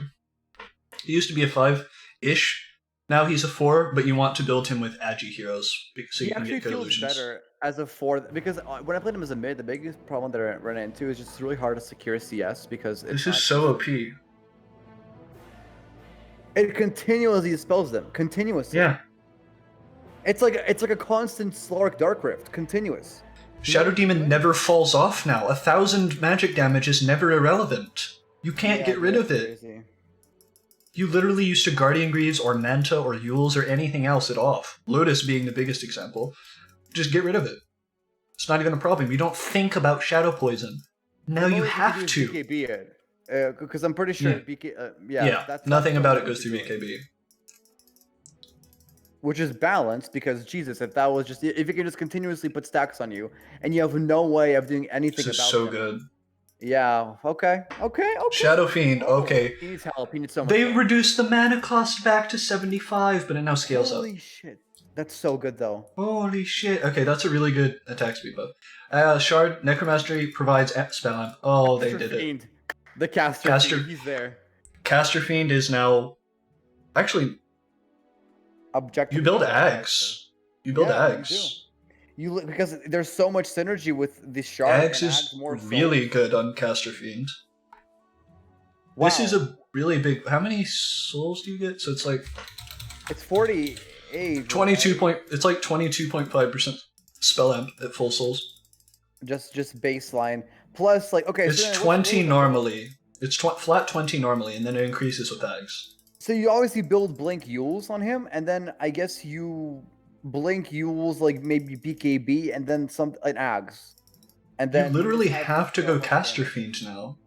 Yeah, but I that's think too you good. might want to get this after Ags, weirdly. Probably because it just provides more value than Ags. It provides less Yeah. value than actual Ags because True. Okay, so Mass Serpent Ward, they just changed the damage. Hex cooldown talent buffed, Ward's attack damage talent nerfed. Shackles creates 4 Serpent Wards. that's cool. Attack them. That's really cool. The wards only last 8 problem is- seconds. The only problem is if like Way bigger, increases shackle range by 150.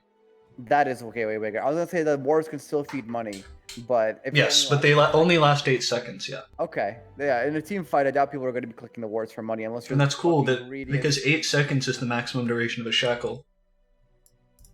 Like if you Yeah. have the talent. Ooh, okay. Silencer needs help.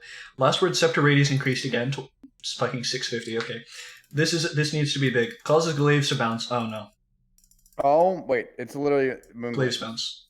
Well, it hits one target, but it does 50% of your attack damage. But it does all of the pure damage. That's really good. Silencer 1 might actually be remotely possible. Nice, just a minute. Or mid, I guess. It's Yeah, going to he's be just boring mid. about it. But yeah, he's a really strong. I don't think- he's really strong with that. I think he's a 3 and a mid. I don't really think he's as much of a 3, but he's been played that way a little bit. He's a 2, maybe 3, 4. Yeah. Sky, this could be big. Ancient Seal debuff now causes other debuffs applied to last 40% longer and grants Vision. Oh wow. So you can spam Arcane Bolt, and Vision is obviously very good anyway. Okay, Slardar needs nerfs, and also buffs. Sprint movement speed reduced by 2%. Okay, it now just makes more sense, like the scaling. Sprint River is now higher at level 1, lower at level 3, lower at level 4. Crush mana cost increased by 5. Oh no. It's 5 at all levels except 1. There it's 10. Scepter HP regen reduced from 35 to 30. Scepter armor bonus from 12 to 10. This could be a big axe though. Corrosive Haze is applied for 5 seconds to units hit with Slithering Crush. Okay, they didn't nerf Slardar. Jesus Christ, look at this. That's 5-second Crows of Haze in an AoE. So you always build Axe now because you're so based around you're so based around your crush. And that Build Axe. solidified what the best 25 talent is because they didn't change the other one. Yeah. Wow. Okay. We're actually taking like purge levels of time. That's not true though. These icons are gone. Should I restart? Or not restart, but like refresh? Refresh. Yeah. Try it. Oh god, neutral units balance is apparently a thing. Oh, I guess. Oh, there we go. That's fine. It's back. Shadow Dance cooldown reduced a lot. 50 seconds? That feels good. Pounce range increased. Agility. Okay, Fish Bait. Grants Fish Bait. Can throw it on enemies to reduce their movement speed by 30% and grant you True Sight over them for 4 seconds. If you pounce an enemy during that time, you'll be rewarded with 50 attack speed for the duration of pounce. Slark is back. So, and he's also really good counter to invisibility heroes. Like okay, you genuinely on Slark, you don't rush Shadowblade anymore. You farm until 20 minutes, buy this, and then kill people. Yeah. I mean, you can kill, maybe not completely, but is Slark 3 a thing? No. Because Slark is bad at farming. Slark is bad at farming. Slark 3 might actually work if he has a new ability that is CC. Well, Slark is better at farming once he gets his Dark packed up to 4, and then he can farm pretty well. But his laning stage is always going to be rough. I think he is. I think Slark can 3 because he can make so much space. I actually think Slark is a 3 because you can literally just gank his Slark. And you build Silver Edge and you get True Sight for free. All for 1400 gold.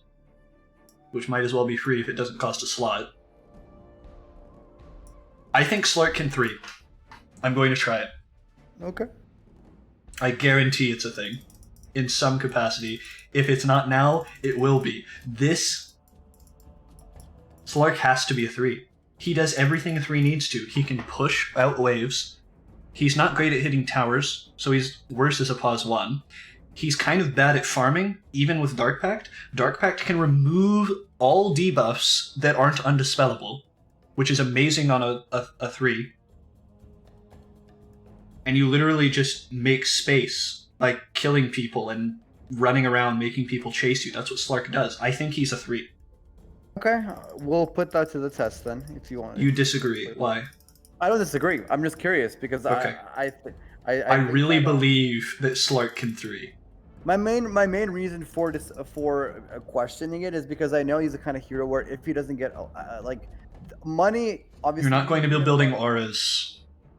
Well, no, of course not. But I'm saying I think that we've seen in this meta a lot of focus on buffs and around like focusing around helping your team when it comes to those kind of things. And I think that Slark, although you can get a lot of money from killing heroes, there's just so much money that he would need to be at a point where he doesn't fall off super late. So I think it depends. I think it's situational. I think it could be very good in a lot of games where they have fish bait. Yeah, fish bait, and then playing him as a 3 with fish bait. I think it's honestly really good if they have greedy cores that like to be invis, or against like people like Nick. Here's the thing, with fish bait, you don't need to build that much attack speed. You literally just have fish bait, and it gives you enough attack speed to get more attack speed. You genuinely might be able to build some stats, like a combination of actual auras, depending on what they did to the auras, and like stats. Might be able to get drum on Slark. Depending on what they did to it. Yeah. I genuinely think this is fucking amazing though, because as cast range 1100, and then Pounce Scepter is 1200, so you can actually like initiate from ridiculous distance.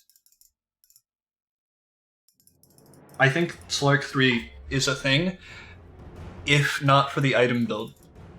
The item build is the one problem, and that might change right now.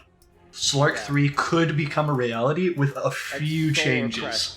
Maybe literally any changes to items that make Slark able to get an item that does something for the team other than for himself and gives stats, and Slark is a fucking 3. Okay. Snapfire. Cookie costs 10 more. Lil Shredder costs a lot less early. Gobble Up now has a 150 mana cost before it was free. Spit Out no longer costs mana. That's fair. Gobble Up can now target special units like Golem Spirit Bear. That's good. Gobble Up impact damage changed from 400 to match the current glob values on your ultimate. That's a huge nerf, but that's fair. Scatterblast. Units in the point-blank range of Scatterblast will be knocked back 250 units, take 125 extra damage, and be stunned for 1.5 seconds. That's really good. Yeah, it doesn't change much about the hero. Oh my god, Sniper. Oh my god, Sniper. This could be so important. He's getting a new ability. I was said the other day that if Sniper got a new ability, they gave him any amount of mobility, he could be a really good hero. Yeah. I was just suggesting putting his current 2 passives, like combining them, and then nerfing both. Yeah. But they're not doing that. Strength gain increased, agi gain reduced, base agility increased by 6, base damage unchanged, shrapnel charge replenish time reduced, that's so huge. Concussive grenade. Grants concussive grenade, knocks enemies back 425 units, slowing them by 50% and disarming them for 3 seconds, radius 375, cast range 550, cooldown 20, mana cost 75, Sniper's a god tier hero. Yeah, so if anybody ever says that, oh, Sniper, you can just kill him if you just close the gap, you can close the gap now. That's what I say literally all the time, and it's literally not true anymore. Yeah. Look how much it knocks them back. You literally have to, I mean, you can still BKB kill him because the disarm doesn't work there. And you can BKB to remove the disarm, presumably. And also, Heaven's Halberd is probably not going to be undispellable this patch, so Sniper's even better. Yeah. The Shrapnel replenish time is the second biggest thing here, obviously. Concussive Grenade is so important, because it costs no mana. He has, somewhat mana issues. Sniper is actually a really good hero now. Unironically, he's a really good hero. I think he's still a mid. He might be playable elsewhere, but probably just mid. Spectre. Spectre, okay, this is where the big nerfs have to come in, right? This is where we're expecting nerfs. Yes, okay, so I'm not expecting huge nerfs, honestly. Base attack speed reduced. Base attack speed reduced from 100 to 90. That's interesting. Okay. Dispersion rescale. That actually won't even be that bad. Dispersion rescaled, so it's 2% at the highest level, 1% at the second lowest level. Same at level 3, but it's better at level 1. That's actually interesting. That's not that big of a deal. Spectral Dagger cooldown is now longer at earlier levels. Spectral Dagger mana cost is increased by quite a bit. Shadow Step Scepter ability now also casts Spectral Dagger on its target. Okay, interesting incentive. That's really strong. That now. Yeah. Shard, Dispersion, can activate Dispersion to spawn a Haunt Illusion to attack the most recent hero that is damaged in the last 5 seconds. Illusion lasts 5 seconds, cooldown 25, mana cost 150. The mana cost. Wait. If a ranged hero attacks you, you can use that and then reality onto them. Yeah, that's really cool. Okay, that's really good. Spectre is not that much worse. And she might even be better. I was hoping they would reduce the mana cost of the Ags, but they actually didn't. But they made it worth buying, because it does something other than Haunt. The only thing is now for the dispersion, the 150 mana cost is steep. I wouldn't be surprised if Spectres try to build more stat items early on. I would love that. Also, I want to be able to buy Radiance again. Well, that would be the absolute goal if Radiant gets buffed. Yeah, well, I think they have to have buffed Radiance, because she can't farm anymore. Well, no, I guess it's the same mana cost at the highest level, and you max it anyway, so it doesn't matter. Her laning is going to be a little worse with base attack speed and Spectral Dagger cooldown. Overall, I think this is a buff, though. Because Spectre's always been the situation where she's not great at laning, this just accentuates that. But if she gets past laning, she's better than she was before. By a lot. Okay, that's fair. Spirit Breaker. Spirit Breaker. Nether Strike cooldown reduced by 10 seconds. Charge of Darkness Scepter cooldown increased from 6 to 7, that's fair. Charge of Darkness Scepter movement speed increased by 75. Nether Strike has a cast delay rather than a cast time. Dealing 200, so it can't be cancelled, Deal 200 extra damage and applies break for 4. There's so many sources of break for 4 seconds. You are spell immune during the cast delay. That's a lot. That's a long Okay, Spirit Breaker is good again, because Aghanim, that's an insane shard. He's still a 4 guaranteed, but now you can't, Storm. You can't cancel anything. This could be so huge. Oh my god, what? Overload pierces immunity to overload bounce, causes your attack to bounce up to 2 times at random enemies, can bounce back if there are only 2 enemies. What? Okay, Shard, Electric Rave, oh my god, gives you and allied heroes within 750 AoE of you 3 overload charges. Lasts up to 12 seconds or until the charges are depleted, cooldown 30, Mana cost 150. Additionally, passively provides 40 attack speed to Storm Spirit. That's one of the best ones. Like, you know how much it does. It gives it to all allied heroes. You use it and blender someone. Yeah, so wait, let's do the You math. focus one person, like Storm goes in, a gank is going badly. He uses Electric Rave. 20 minutes is not that late. You use Electric Rave, and then you literally focus one person and just kill them. And also level 20 is when Storm, if Storm is like really head and he gets to level 20, that's when he gets the overload damage talent, I believe. No, sorry, it's level 15, he gets bonus damage. Dude, overload bounce with this. Yeah, it applies. Dude, the amount of damage you can just get raw value from your team is like in the thousands. Easily. It is. It's 15 overload charges. That can Also, I bounce, think this right? counts as their damage, which is a little unfortunate. Wait, Well, so no, it's they making- don't. Theirs don't bounce. Oh, okay. Your attacks bounce if you have overload. But yeah, still, it's Okay, insane. So 15 times like If that does work, 20. it's ridiculous, but it doesn't. There's no way. Okay. But yeah. Sven, God Okay. Strength reduced by 10%, 10%, 30%, so they reduce damage a lot. Stormhammer Scepter no longer applies attacks on impact. That's the big thing. Bonus range reduced. Instead of Stormhammer dispels enemies, 4 seconds war cry duration. Stormhammer now applies dispel on enemies as the shard. Okay, the major thing was nerfing the attack on impact. That might Attack have on been impact then. is... Yes, attack on... It's no longer an OPX. Because he's in and he hasn't done a billion damage. And the cast range isn't literally forever. I thought they would make him less survivable, but they just made him way less good at offense. I think he's still a good hero, but he's not I bad. think he's... Or he's not... I think He's not OP anymore. Yeah. He's definitely not OP. I mean, the Dispel is still in, but at least it costs money. It's Yeah. not a literal free choice. Unfortunately, 4 seconds Warcry duration versus 25 attack speed is also a non-choice.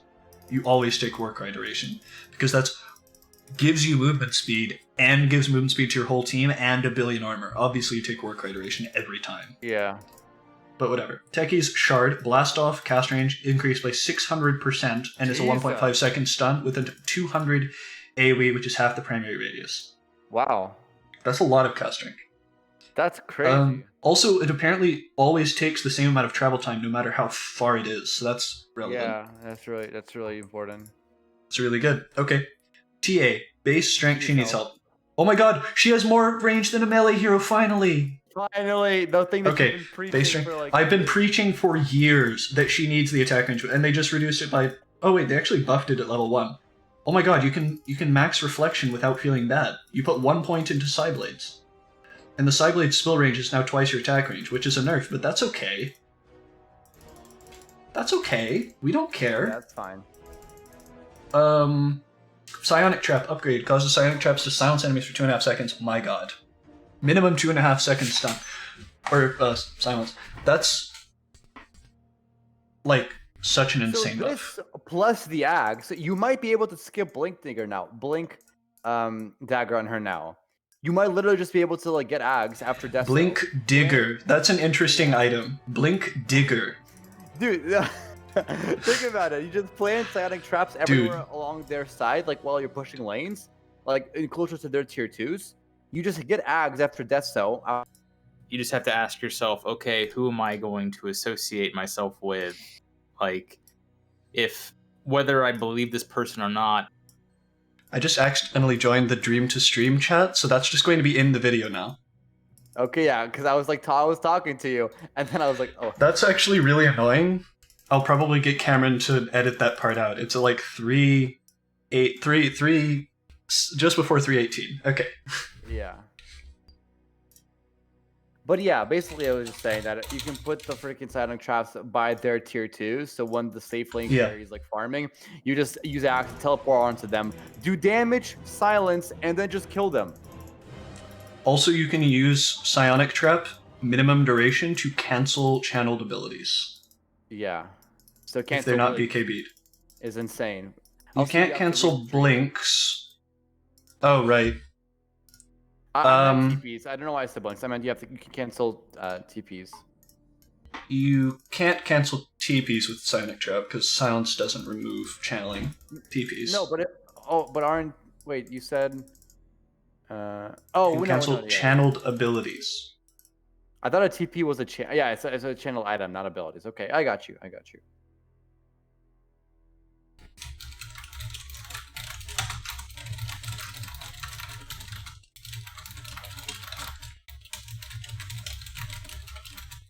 Furious typing. Yeah.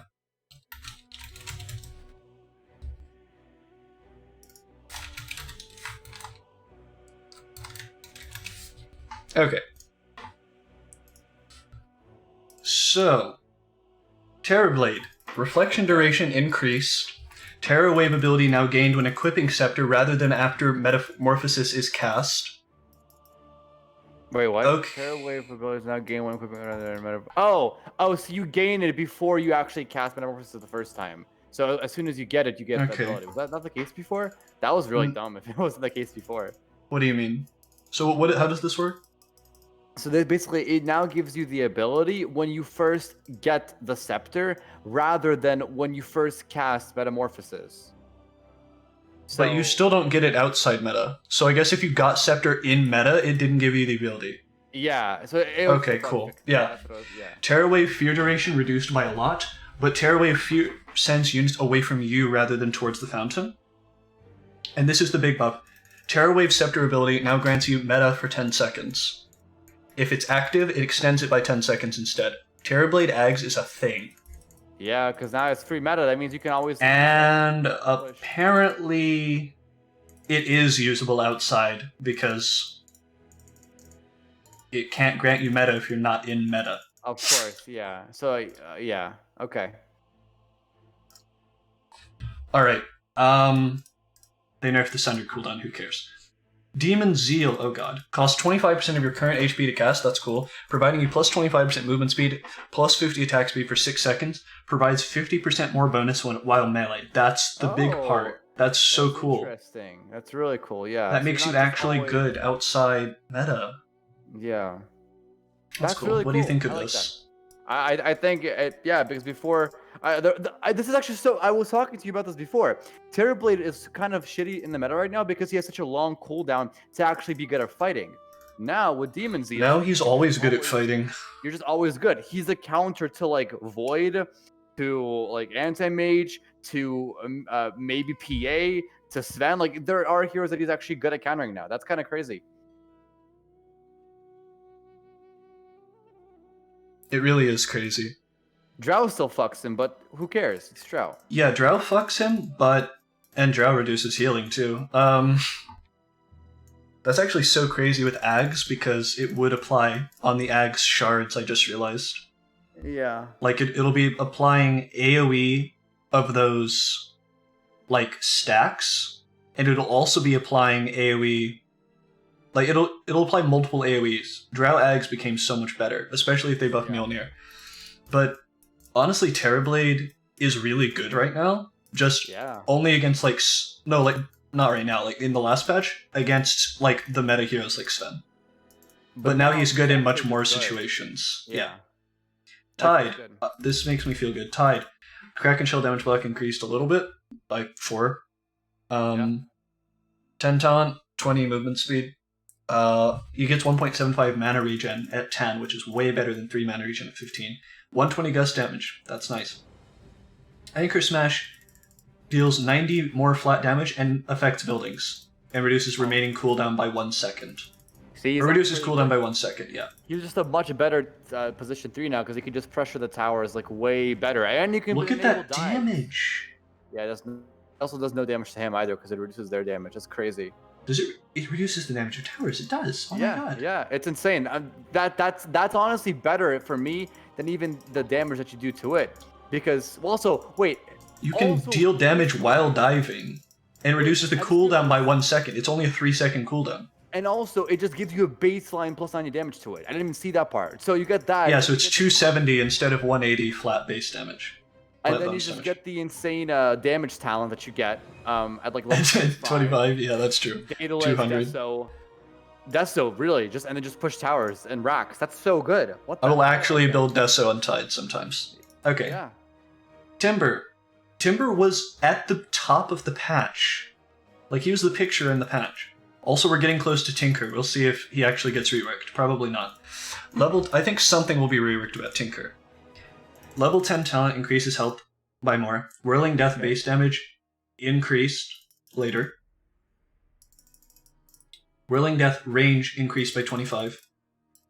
That should just be area, but that's fine. Yeah. Timber Chain speed increased a lot early. It's actually just increased by a lot.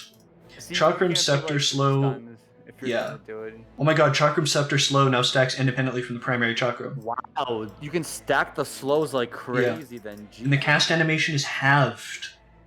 It takes a while to cast. Okay, Shard. Flamethrower. Yeah, we knew it had to do with fire. Grants Flamethrower, releases a flame in the direction you are facing, lasts 7 seconds, applies a debuff that deals 75 DPS and slows 20% for 3 seconds, sets trees on fire that eventually die after 5 seconds. That's cool, dude. Cooldown I love 15. I love all the environmental interaction. That's It really has cool. 50% uptime, by the way. This is the coolest one because it's just so off the wall. Because normally he's about sharp stuff. And now he's about fire, which makes sense because he hates trees. Also, Timbersaw is really, really good at farming now. He's the biggest tree encounter. He was before as well, but now? Nah, Treant can make Literally- trees respawn every 2 seconds. Oh, true. I Yeah. forgot of that. That's so dumb. It is.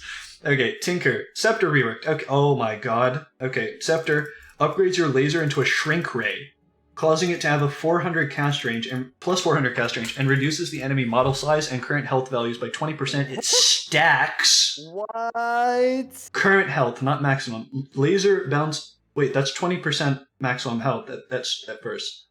Laser bounces once on the furthest target up to 900 range from the primary target. Prioritizes heroes. That's so much better than the Ags upgrade before. Shard, Defense Matrix. Oh my god, Tinker's a god tier hero now. Targets an allied unit, applying a barrier to them that blocks the next 200 damage and provides 40% status resist. Barrier lasts up to 10 seconds or until the damage shield is consumed. Cast range 400, that's really low, so he still needs Aether Lens. Cooldown 30, mana cost 100.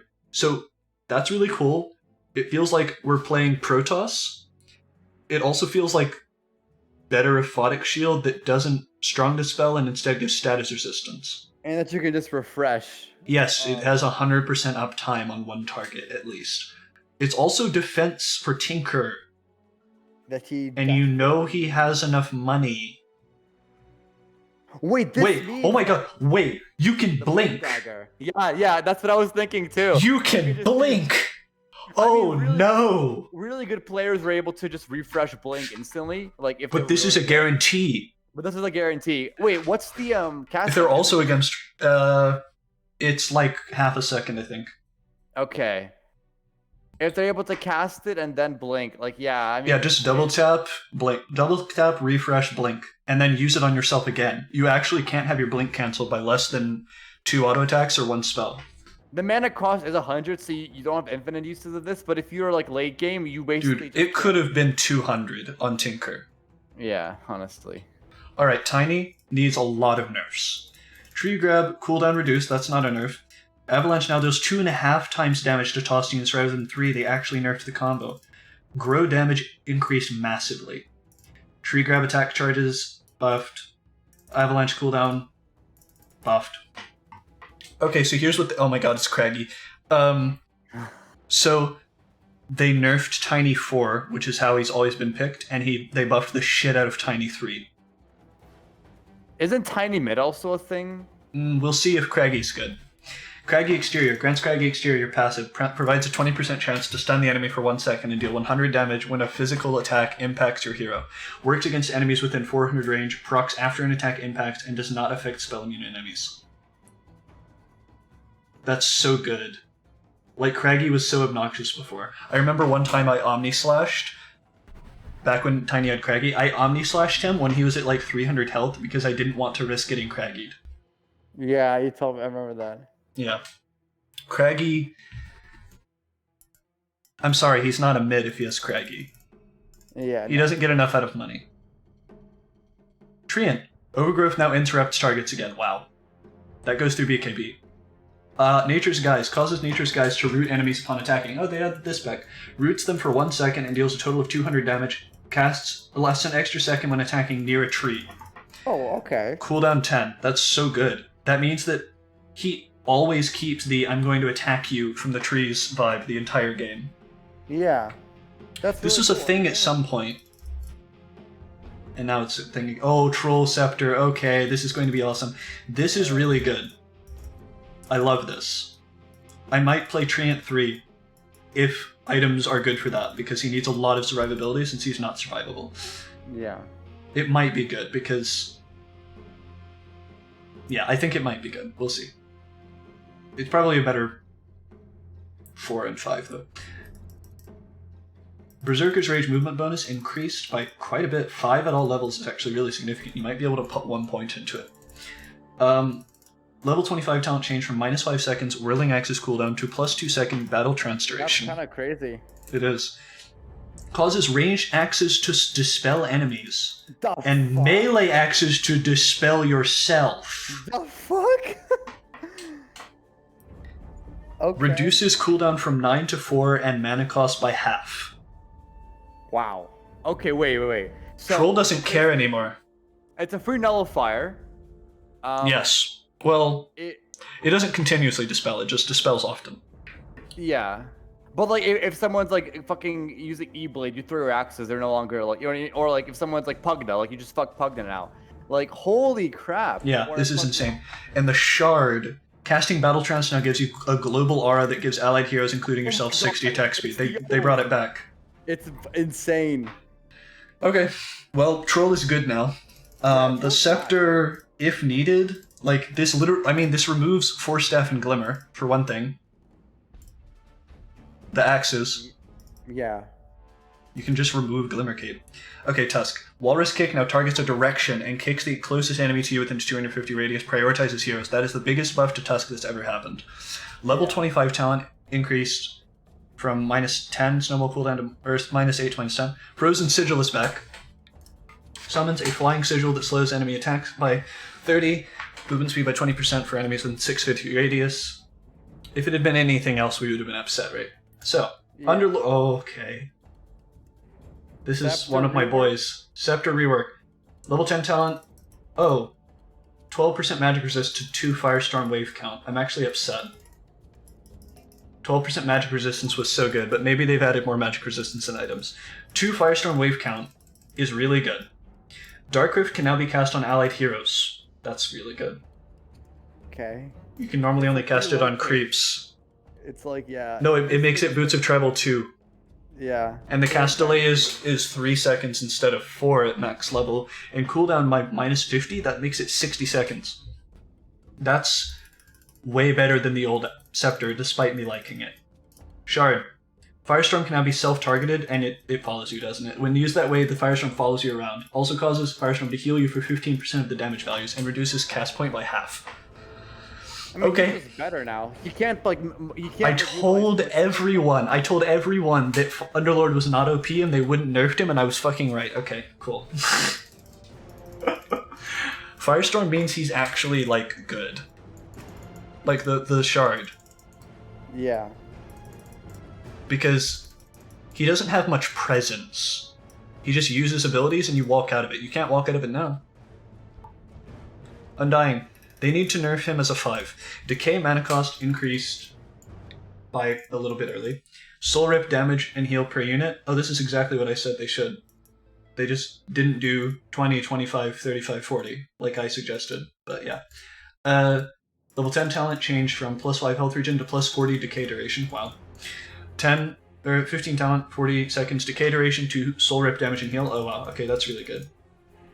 They didn't actually nerf him much. -1.5 second decay, cooldown is so much better at 20. And Tombstone attacks to destroy 6. Increases decay radius by 100 and spawns a zombie around each hero target. My god. Okay. Wait, Ags. Undying Ags three. is actually good. Oh wait, do you really think Undying... Yeah. Oh... Yeah, I think so. I think Undying 3 build auras like fucking crazy. Yeah. How long does the zombie last? Until killed? Yeah. Oh my god, it lasts It's a until normal killed. zombie. Oh no. Okay. Undying is actually a 3. This is I've been hoping for the day that Undying We've been becomes- praying to Gabe and Nice Rug. You can literally just build like the tankiest items and the Oh, best no. aura items, and you'll. Oh be no, it upgrades Fury Swipes. Okay, overpower cooldown. I'm so worried. I play pause 3. I don't want to play against Ursa. Overpower cooldown reduced by a lot. Overpower mana cost reduced by 10. Earthshock slow increased. Oh no, they just nerfed that. Health increased. Fury Swipes every 6th Fury Swipe on a single target causes you to get enraged for a second. Oh no. Okay. That's Wait. just cool, man. Ursa is so much better at taking Roche now. Oh wait, no, never mind. Enraged doesn't increase It damage doesn't anymore. apply. Yeah, it doesn't apply. that's anymore. fair. But still, it's just. It's pretty good. so you can Oh wait, save no, money. you get status resistance, and I think it dispels you if you get Ags. Yeah. So you Actually, just- it might not apply the Ags like dispel, but okay. Venge. Oh wow, this is a lot of changes. Base int increased by 2. I hope they buff into the stat. Magic missile cast range increased a lot.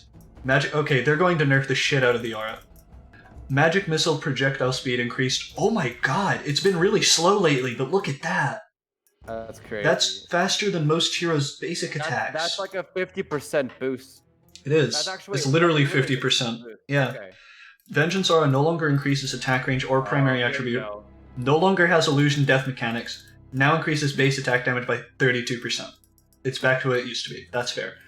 Scepter, upon death, creates a strong illusion of you that can cast all of your spells and deals 100% damage and takes 100% damage. Strong illusion means it can't be one-shot by anything, like that normally destroys illusions. 30% movement speed bonus. If the illusion is alive when you respawn, you will take its place. XP earned by your illusion is given to your hero, Venge 3. Venge 3 or Venge 2. Both I've seen. No, she can carry auras, Venge 3. Yeah. Okay. Nether Swap no longer has charges, but has lower cooldown by a lot, and the cast range is increased by a lot. She gets a cast range talent at 20. Vengeance Aura Illusion cast spells is instead base damage. Venge 3. No, that you're right. She's always in a fight. I've She been will missing always the fight. illusion casting spells. The fact that you swap means you can keep divvying. You just die, and then you come back, and it... Dude, there's never been a hero where dying mattered less. Your illusion takes 100% damage. It's never been that good before. It's always been like 150. It takes 100% damage. It can't be one-shot by anything that one-shots illusions. Nothing specifically does bonus damage to illusions anymore. It's as tanky as your hero, and it gives all of your auras. And you get the XP. You never die. Yeah. Venge 3. Yeah, that's really good. Wave of Terror now steals 25% of enemy hero base damage and grants it to you as base damage for the debuff duration. Venge 2. Venge 2 and 3. She's not a 1, but Venge 2 and 3 is actually a thing. So if you play her as a 3, you don't even need this shard. But if you play I'm her as a- unironically going to say, playing Venge as a support is now blasphemy. Dude, it's the fact that she gets XP and money. So it's literally does not matter. You're never dead. You're essentially never dead. The only negative Unless thing they kill about her. dying. Unless they kill your Yeah, I illusion. mean, yeah, of course. Oh my god! But you know what the next level play is? XP. Wait! I just realized. Can you like infinitely Roche? Oh. If they don't kill the illusion, yes. If Roshan does not kill you, I'm saying if it's you and Roche Pit, and you have enough sustain, so your illusion, you're cooled by the time you're back, your illusion's still alive. I mean, by the time I have Ags, I'm not going to die a Roche. You might be a better Roshan, like, I mean, honestly, the thing is if you It'll die take once- forever. And honestly, if you die once, the enemy team is gonna know that you're Roshing. But, okay, but then you can literally just farm, like, camps. Wait. Does this work with buyback? Does the swap work with buyback? Yeah, I think it does. There's no way it works with buyback. It says respawn. Oh, If it works with buyback, this is ridiculously OP and will be nerfed. If it doesn't, I just like it. Okay, Yeah. Venom. Venomous Gale initial damage is higher. Instead of Gale Hero Impact summons 2 wards, it's 100 attack range. Oh my god, they're going to make Venom a right clicker. Venomous Gale summons 2 Plague Wards. They didn't. Okay, cool. Increases travel distance by 400. Okay, that's good. He's still a really good 3. Viper. Oh wow, Nether Toxin mana cost. I'm going to call that a reduction because yeah, that's a reduction. Nether Toxin silences minus 11 seconds Nether Toxin cooldown. That's like nothing. Poison attack now also lower armor by 1.5 per stack. Increases max stacks by 2. Increases max stacks by 2. Okay. That's wait. 10.5 armor. Viper 2 is still really good. Viper 2 and 3, like I said. I think like, Viper 2 is actually a thing now. Because it wasn't yeah. for a while. It's also as good as a 3, but better as a 2 now. Drow 1, Viper 2 is actually really good. We're almost to the end of the year changes. Visage, Scepter reworked. Thank Attack God. projectile speed increased by a ton. Familiar's base attack time increased, that's a nerf. Damage increased, that helps. Might make up for it exactly, I'm not sure. Probably does. Scepter rework grants you the ability Silent as the Grave. This is going to be so cool. Turns you and familiars invisible and plus 20%. Oh my god, he's a ganking god. And 20% movement speed, as well as upgrading your movement type to flying. Oh my god, sorry, that's When probably you- so loud. That's so cool though. When you or your familiars exit Invis, you deal 30% bonus damage for 4 seconds.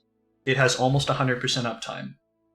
Visage 2 is just... Visage 2 is the best Visage now. This is terrifying. This is actually We don't even know what this is. Gravekeeper's Cloak turns into stone form, which restores 25% of your God. health. Oh my god, it's literally... Okay. It's literally... Yeah, you... And it stuns too. Oh, okay. It Okay, does because have of a this, mana cost. Visage might also arguably be a 3, but I think he's mostly a 2. The mana cost is really obnoxious though. Visage does not build that much mana. So He's not a support anymore because of this shard. This shard is definitely a core thing. yeah. That's not even good on a support because it doesn't matter if you die. Like, that sounds rude, but it's true. Dude, the cooldown of Silent as the Grave is so low. Also, the DPS of Poison Attack gets up to 112, by the way. Go on. Oh, yeah, no, I was just saying the cooldown is so low. You're basically always gonna just shove a lane and then just gank. Shove a lane and then just gank. Like, that's all you're gonna be doing. And the thing is, Visage early on, he's probably the strongest like ganker early on because he just deals so much damage and you can just slow so much. But now he actually has a way to position himself in a way. It's so good. It's actually ridiculous. It's 35 seconds too for you and your familiars. How do you... What?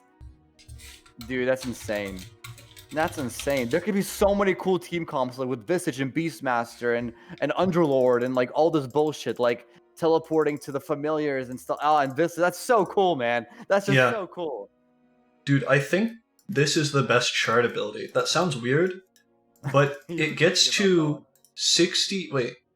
It gets to 63% magic armor reduction. Like, magic resistance reduction. 63%. It also reduces armor. That's just so... Like, it reduces the armor of towers at 25. Like... What do you think? I mean, this is just dumb. Like, It's probably not the best one, I can't say that, but it's really good. Yeah. This is going to be slept on. This is so strong. Yeah. Void Spirit. Okay. They nerfed this talent and adds a partial outer ring to dissimulate, increases damage by 125. Oh, interesting. That's cool. You can go ridiculously far. Yeah, that's really cool, actually. Okay. That's cool. It's not OP, it's good. Okay. And the Warlock. damage is really good because... Oh, the Shadow Word AoE 500. Okay. Okay. Oh my god. No, Warlock is a support again. Warlock is a support again. Yeah. Shadow Word. Warlock mid. Warlock mid. Shadow Word now provides plus 20, minus 20% movement speed on allies and enemies. Wow. The Shadow Word build is so good now. Okay, Weaver. The Swarm latches onto and reveals Invis units. It doesn't actually latch onto Invis here normally. Causes Geminate attack to also launch an extra attack onto other enemies within 1200 range of the attack target that have beetles attached to them. Reduces the Swarm cooldown by 4 seconds. Weaver is back. Dude, that's so stupid. I think he's actually also a 3. Look at that.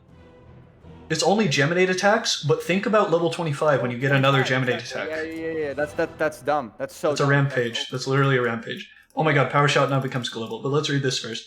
Wind Run, Scepter movement speed reduced by 5%. Okay, dude. Sure. Power Shot becomes global, but after reaching its default range, it only affects heroes. Oh god, that's actually a buff though. Impacted heroes will be killed if they are under 13% health after taking the impact damage. Kill threshold scales based on Power Shot channel duration. Oh, so the farther it is, the higher the kill threshold. So if you do it from like a very far range, the kill threshold... Is this the minimum or the maximum? That's the minimum, I think. There's no way it's the minimum. It might be the minimum because it's such a hard skill shot at that range. Alright, whatever. Yeah. Wyvern, base damage increased by 2. Heal per second increased. That's good. That's actually a lot. Holy shit. Arctic Burn Scepter mana cost reduced from 30 to 20. That's big. Arctic Burn Scepter upgrade also increases your movement speed by 25% when it's active. That's good. Winter's Curse duration is just rounded off. When Cold Embrace ends, a Splinter Blast goes off that location, hitting enemies within 1200 range. That's really strong. Range. Yeah, that's double the normal radius. It doesn't show in that, obviously, video, but 1200 range, that's crazy. Splinter Blast is a good ability as well. Like, it's a 7-second cooldown, but it doesn't have much range. If it hits that many people, that's really good. Witch Doctor, I'm really excited, because that could be so cool. Voodoo Switcheroo, oh no. Turns you into a Death Ward for 2 seconds. Death Ward has minus 30 attack speed. You are hidden / invulnerable during this time. Cooldown 70, mana cost 250. What the fuck? So it's That's so janky. Ward, right? It's a second death. one. It's a slow attacking Death Ward, except... But you have 2. Yeah, you can't have both at the same time, but... I mean, maybe you can. Obviously. Well, no, even if you can't, I'm just saying that you can, like, back to back. Like, you use one. Yeah, you can. And then use another one. You just use this when someone ganks you. Yeah, and you just have to... Okay, Wraith King needs a lot of reworks, because he doesn't work at all right now, fundamentally. Reworked Mortal Strike, that'll do. It is now passive cooldown critical strike ability. 150 scaling to 270. That's fair. Cooldown 4. Interesting, so it's a guaranteed crit every 4 seconds. Reworked Vampiric Aura, now called Vampiric Spirit, provides you with % lifesteal, can be activated to summon skeletons, the same numbers as when it was on Mortal Strike.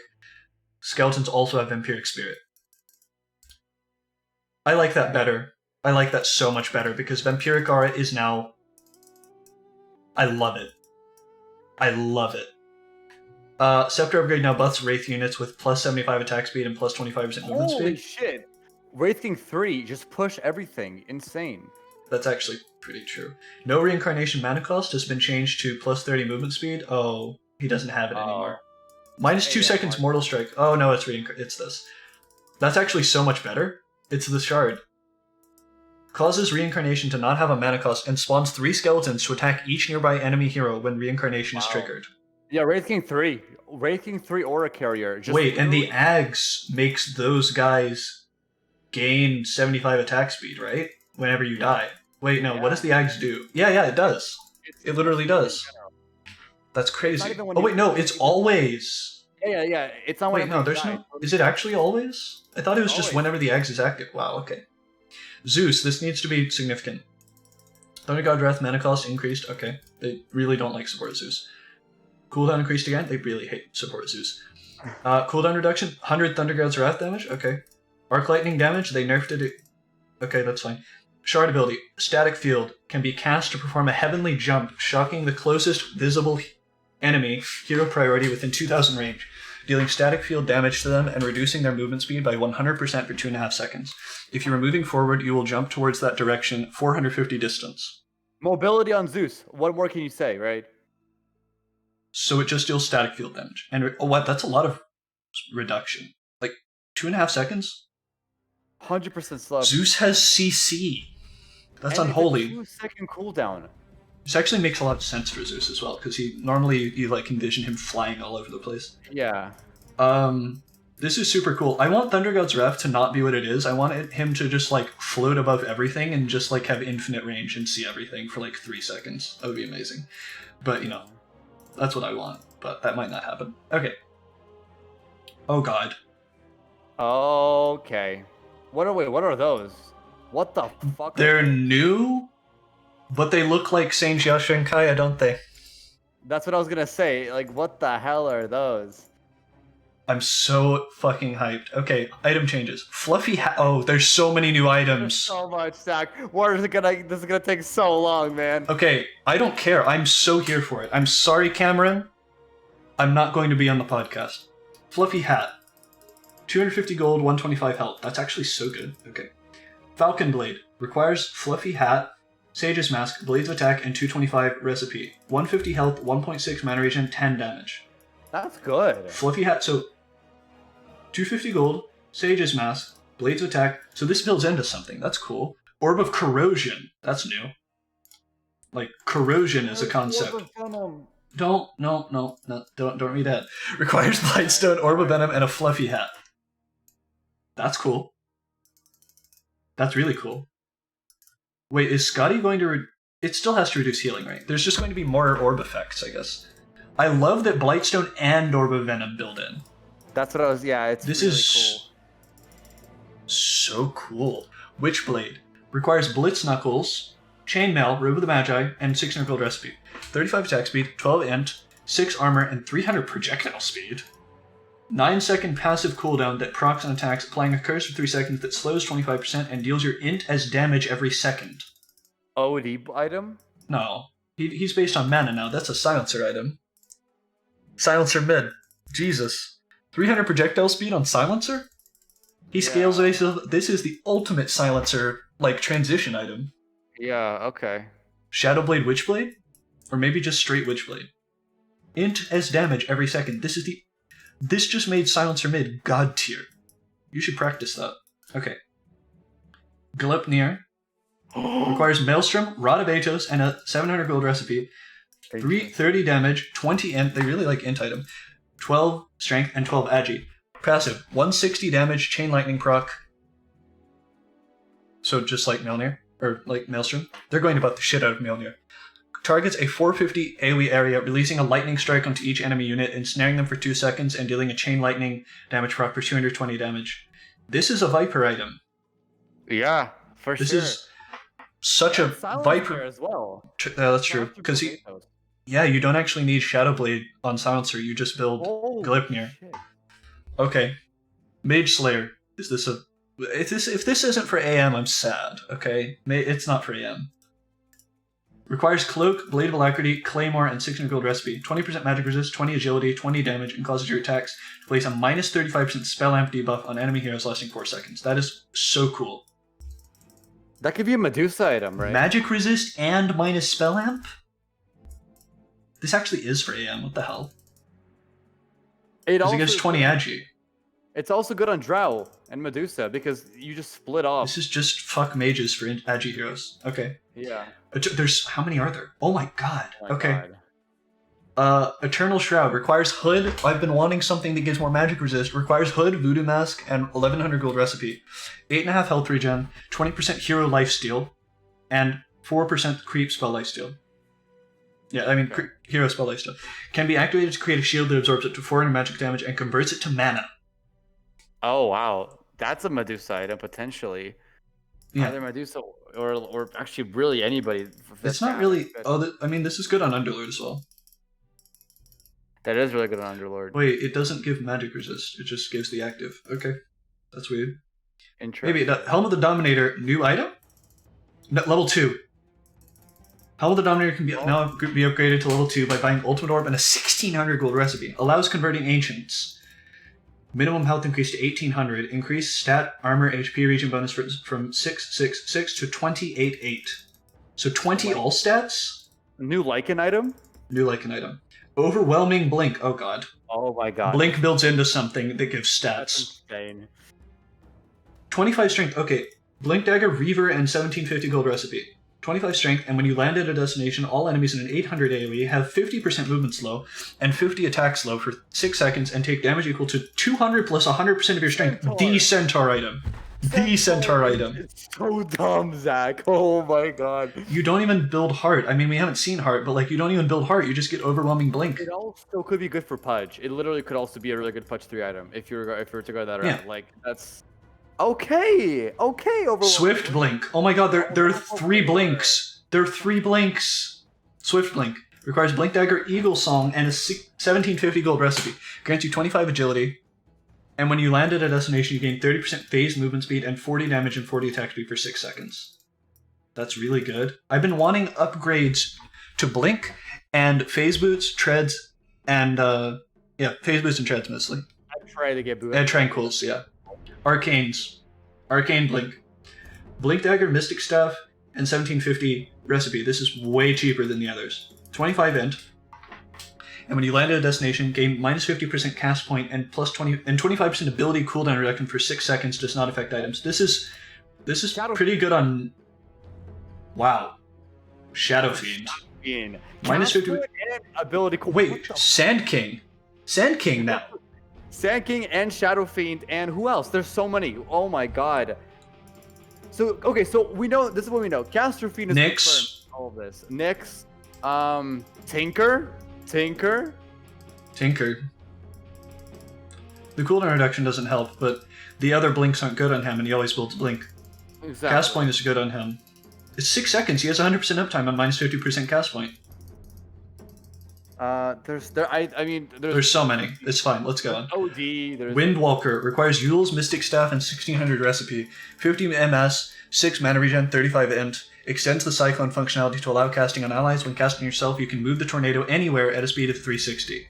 Oh my god. I'm assuming I'm assuming this goes over terrain as well. I'm getting goosebumps, dude. This is fucking crazy. This is the best patch ever.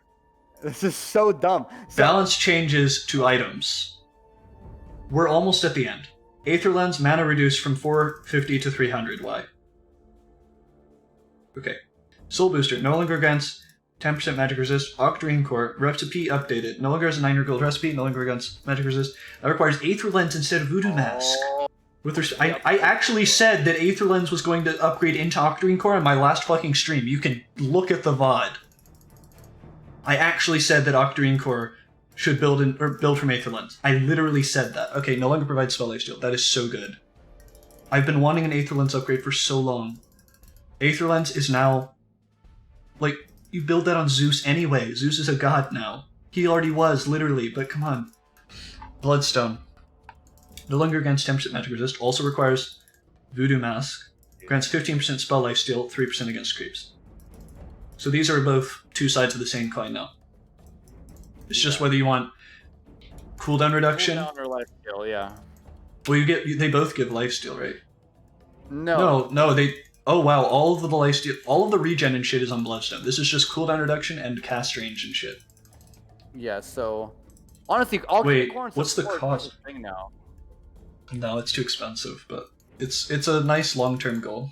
You think it's too expensive because it no longer has a 900 gold recipe, and now it. Yeah, but Aether Lens costs 2250, and Voodoo Mask is like Octarine Core costs more than 5,000 gold. Echo Saber mana regen increased a lot. Okay. Nice, that's really cool. Okay, they might have nerfed Silver Edge. It now requires Oblivion Staff instead of Echo Saber. Echo Saber can still be disassembled. 45 attack speed, 40 damage, 12 strength, 10 int. 1.5 mana regen, that's nice. 45, okay, so that's what it is now. 45 attack speed, 40 damage, 10 int, and 3 mana regen. Recipe cost... It's a profit item now, because it no longer requires Echo Saber. That's true, yeah, like, I hated that it was Echo Saber. I really did.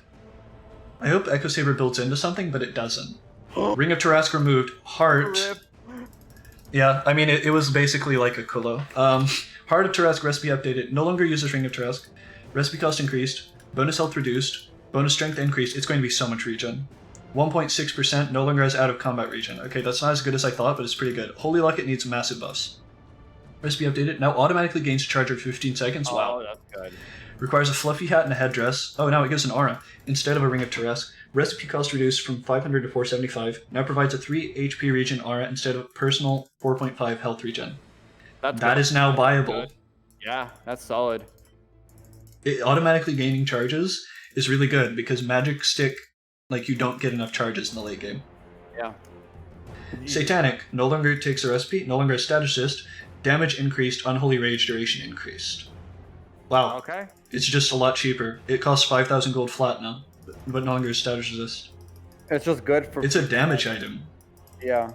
Okay. Sage, and its upgrade status resistance don't stack with each other. Okay, Halberd, cost reduced. Regen amp reduced. Status resistance reduced. I don't think that's enough, but alright. Kaya and Sage status resistance increased.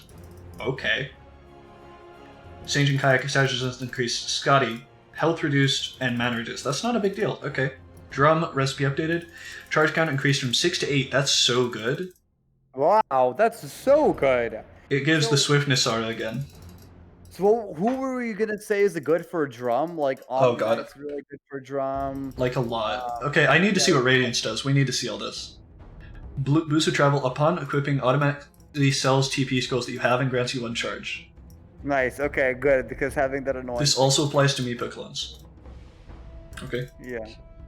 Mask of Madness damage reduced from 15 to 10, that's fair. Abyssal Blade, Overwhelm, active, now also triggers the Bash passive cooldown. Cool, you can't immediately Bash.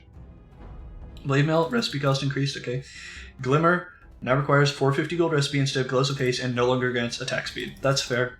It was weird that it gave attack speed ever.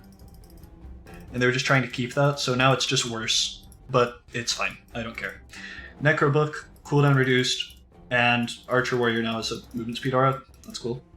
Javelin, proc chance increased. Oh my god, Mjolnir's coming. I like that. Yeah. More consistent. Demon Edge. Oh, MKB, I'm so sorry. Damage. Oh my god, they didn't nerf it much, did they? Magic damage procs on attacks no longer work with lifesteal. Proc damage reduced from 100 to 70. Recipe cost increased. Okay, that's fine. This is a balanced nerf. The proc. I said that they would increase proc chance. They did it. Okay, proc chance increased. Proc chance increased. I thought that they would keep this at 25 and Mjolnir would be 35, but that's fine. Deso damage reduced, that's fine. Rapier damage reduced, that's fine. Armlet, Unholy Strength, active, bonus damage increased. They just rounded both of the numbers off. Hood, magic resistance reduced, but it no longer costs a recipe. That's only 1450 gold. Pipe, recipe cost increased. That's fair. They just wanted to nerf Pipe and buff Hood.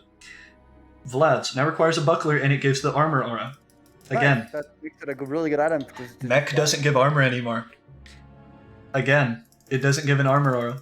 Are they going to buff Crimson Guard? Mana cost reduced. Recipe cost reduced. That's fair. Yeah.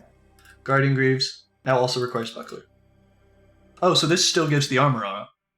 Yeah. It's just mech. So yeah, it's a mech. Yeah, it's mech and. But Guardian Greaves are more expensive. It just also requires buckler.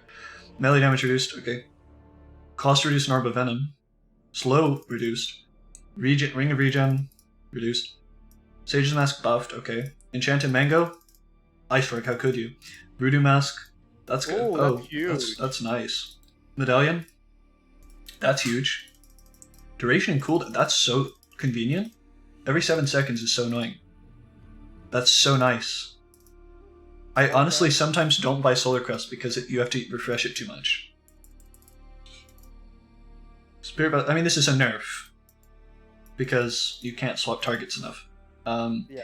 Mana regen increased. Yule's mana regen reduced by a lot. Wow, that's because kind of rough. it builds into something. Vanguard can be disassembled. Crimson Guard active damage block increased by 10. Radiance no longer ignores Ancients. Man, that's pretty good. Radiance no longer ignores Ancients. That's all they did. That's not strong enough. Mana cost reduced. I said they should do that. Cooldown reduced. Okay, Dagon recipe. Staff of Wizardry, Crown, and 1300 gold recipe. And it gives int and... It gives more int. And then less strength and edgy. Still the best deck. Yeah. Yeah. Bonus damage reduced. Cost reduced a little. Nullifier, projectile speed increased. Shiva's cheaper. Reaver, also cheaper. Eagle Song, a lot cheaper.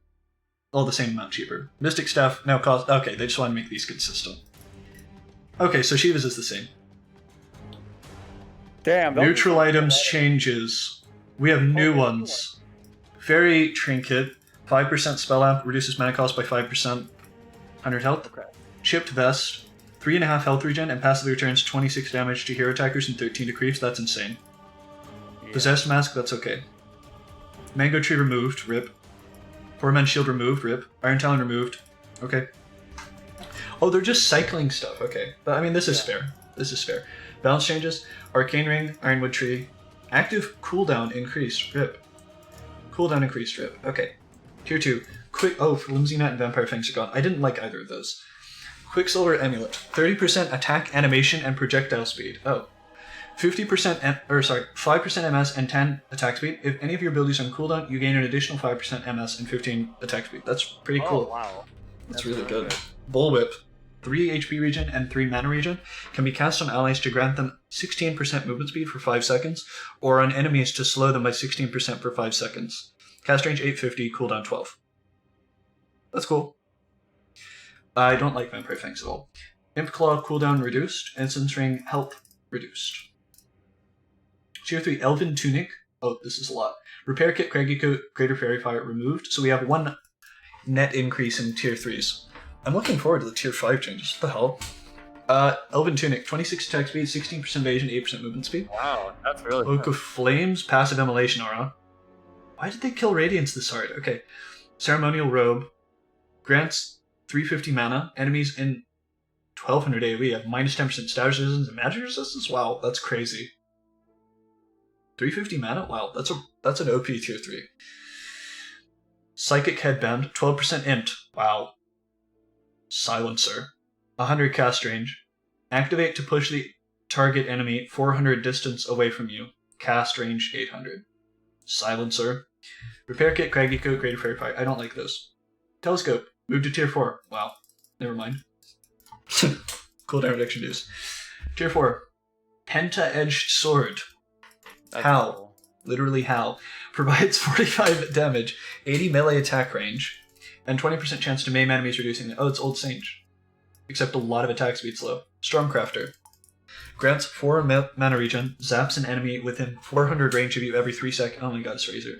Dealing 200 damage and slowing by 40% for 0.3 seconds. Can be activated to cycle on yourself for 0.75 seconds. That's insane. You can just dodge shit. Trickster Cloak, 20% evasion, 20% magic resistance. That's so unique. Activate to become invisible for 6 seconds. That's so cool. Magic Lamp, Shaco, Princess Knife, Havoc Hammer. Okay. Telescope, Flicker, max blink range Wait, they increased. removed Havoc Hammer? Oh no, it's over. I'm not playing Dota ever again. Fuck Havoc Hammer. Okay. Illusion bonus damage reduced. Spell Prism cooldown reduction reduced. Attack and cast range aura improved by 10, no longer affects non-player units. This is literally a nerf, and they made it Tier 4, but that's fair because Telescope always should have been Tier 4. Tier 5. Oh god. They removed Trident and Woodland Striders, that's fine. Giant's Ring. 40 strength, 60 movement speed, 60% model size, and can walk over any terrain. Wow, okay. When standing on top... Wait, can you cheese this by making Undying really big? When standing on top of an enemy, 100 AoE deals 100% of your strength per second. You just step on them. That's an Undying and Centaur item. Both of those. But I just wanted to stack up, because Undying gets bigger the more strength stacks you get, so you can just, like... Undying, BKB, Bloodlust, Giant's Ring. That's so funny. Okay, Book of Shadows. 12 all stats, 400 night vision, target an enemy, ally, or self. Causes the target to become untargetable, but also silenced, muted, and disarmed for 4 seconds. Applies a basic dispel. 25 second cooldown. Untargetable, silenced, muted, and disarmed. They just don't exist. Okay. I didn't like Trident, and Woodland Striders were literally better than Force Boots. Ballista damage increased. Ex Machina armor increased. No mana cost. Cooldown reduced. Searstone now has an active that reveals a target 800 area of the map for 5 seconds. It always should have done that. It's Searstone. Now a unit target ability with 7... Oh my god, it's actually Force Staff in Force Boots. Okay. Book of the Dead. Bonus health increased from 50 to 100%. Okay. All stats reduced on Mirror Shield. Stygian Deso, bonus attack damage reduced. That's fair. General updates. Okay.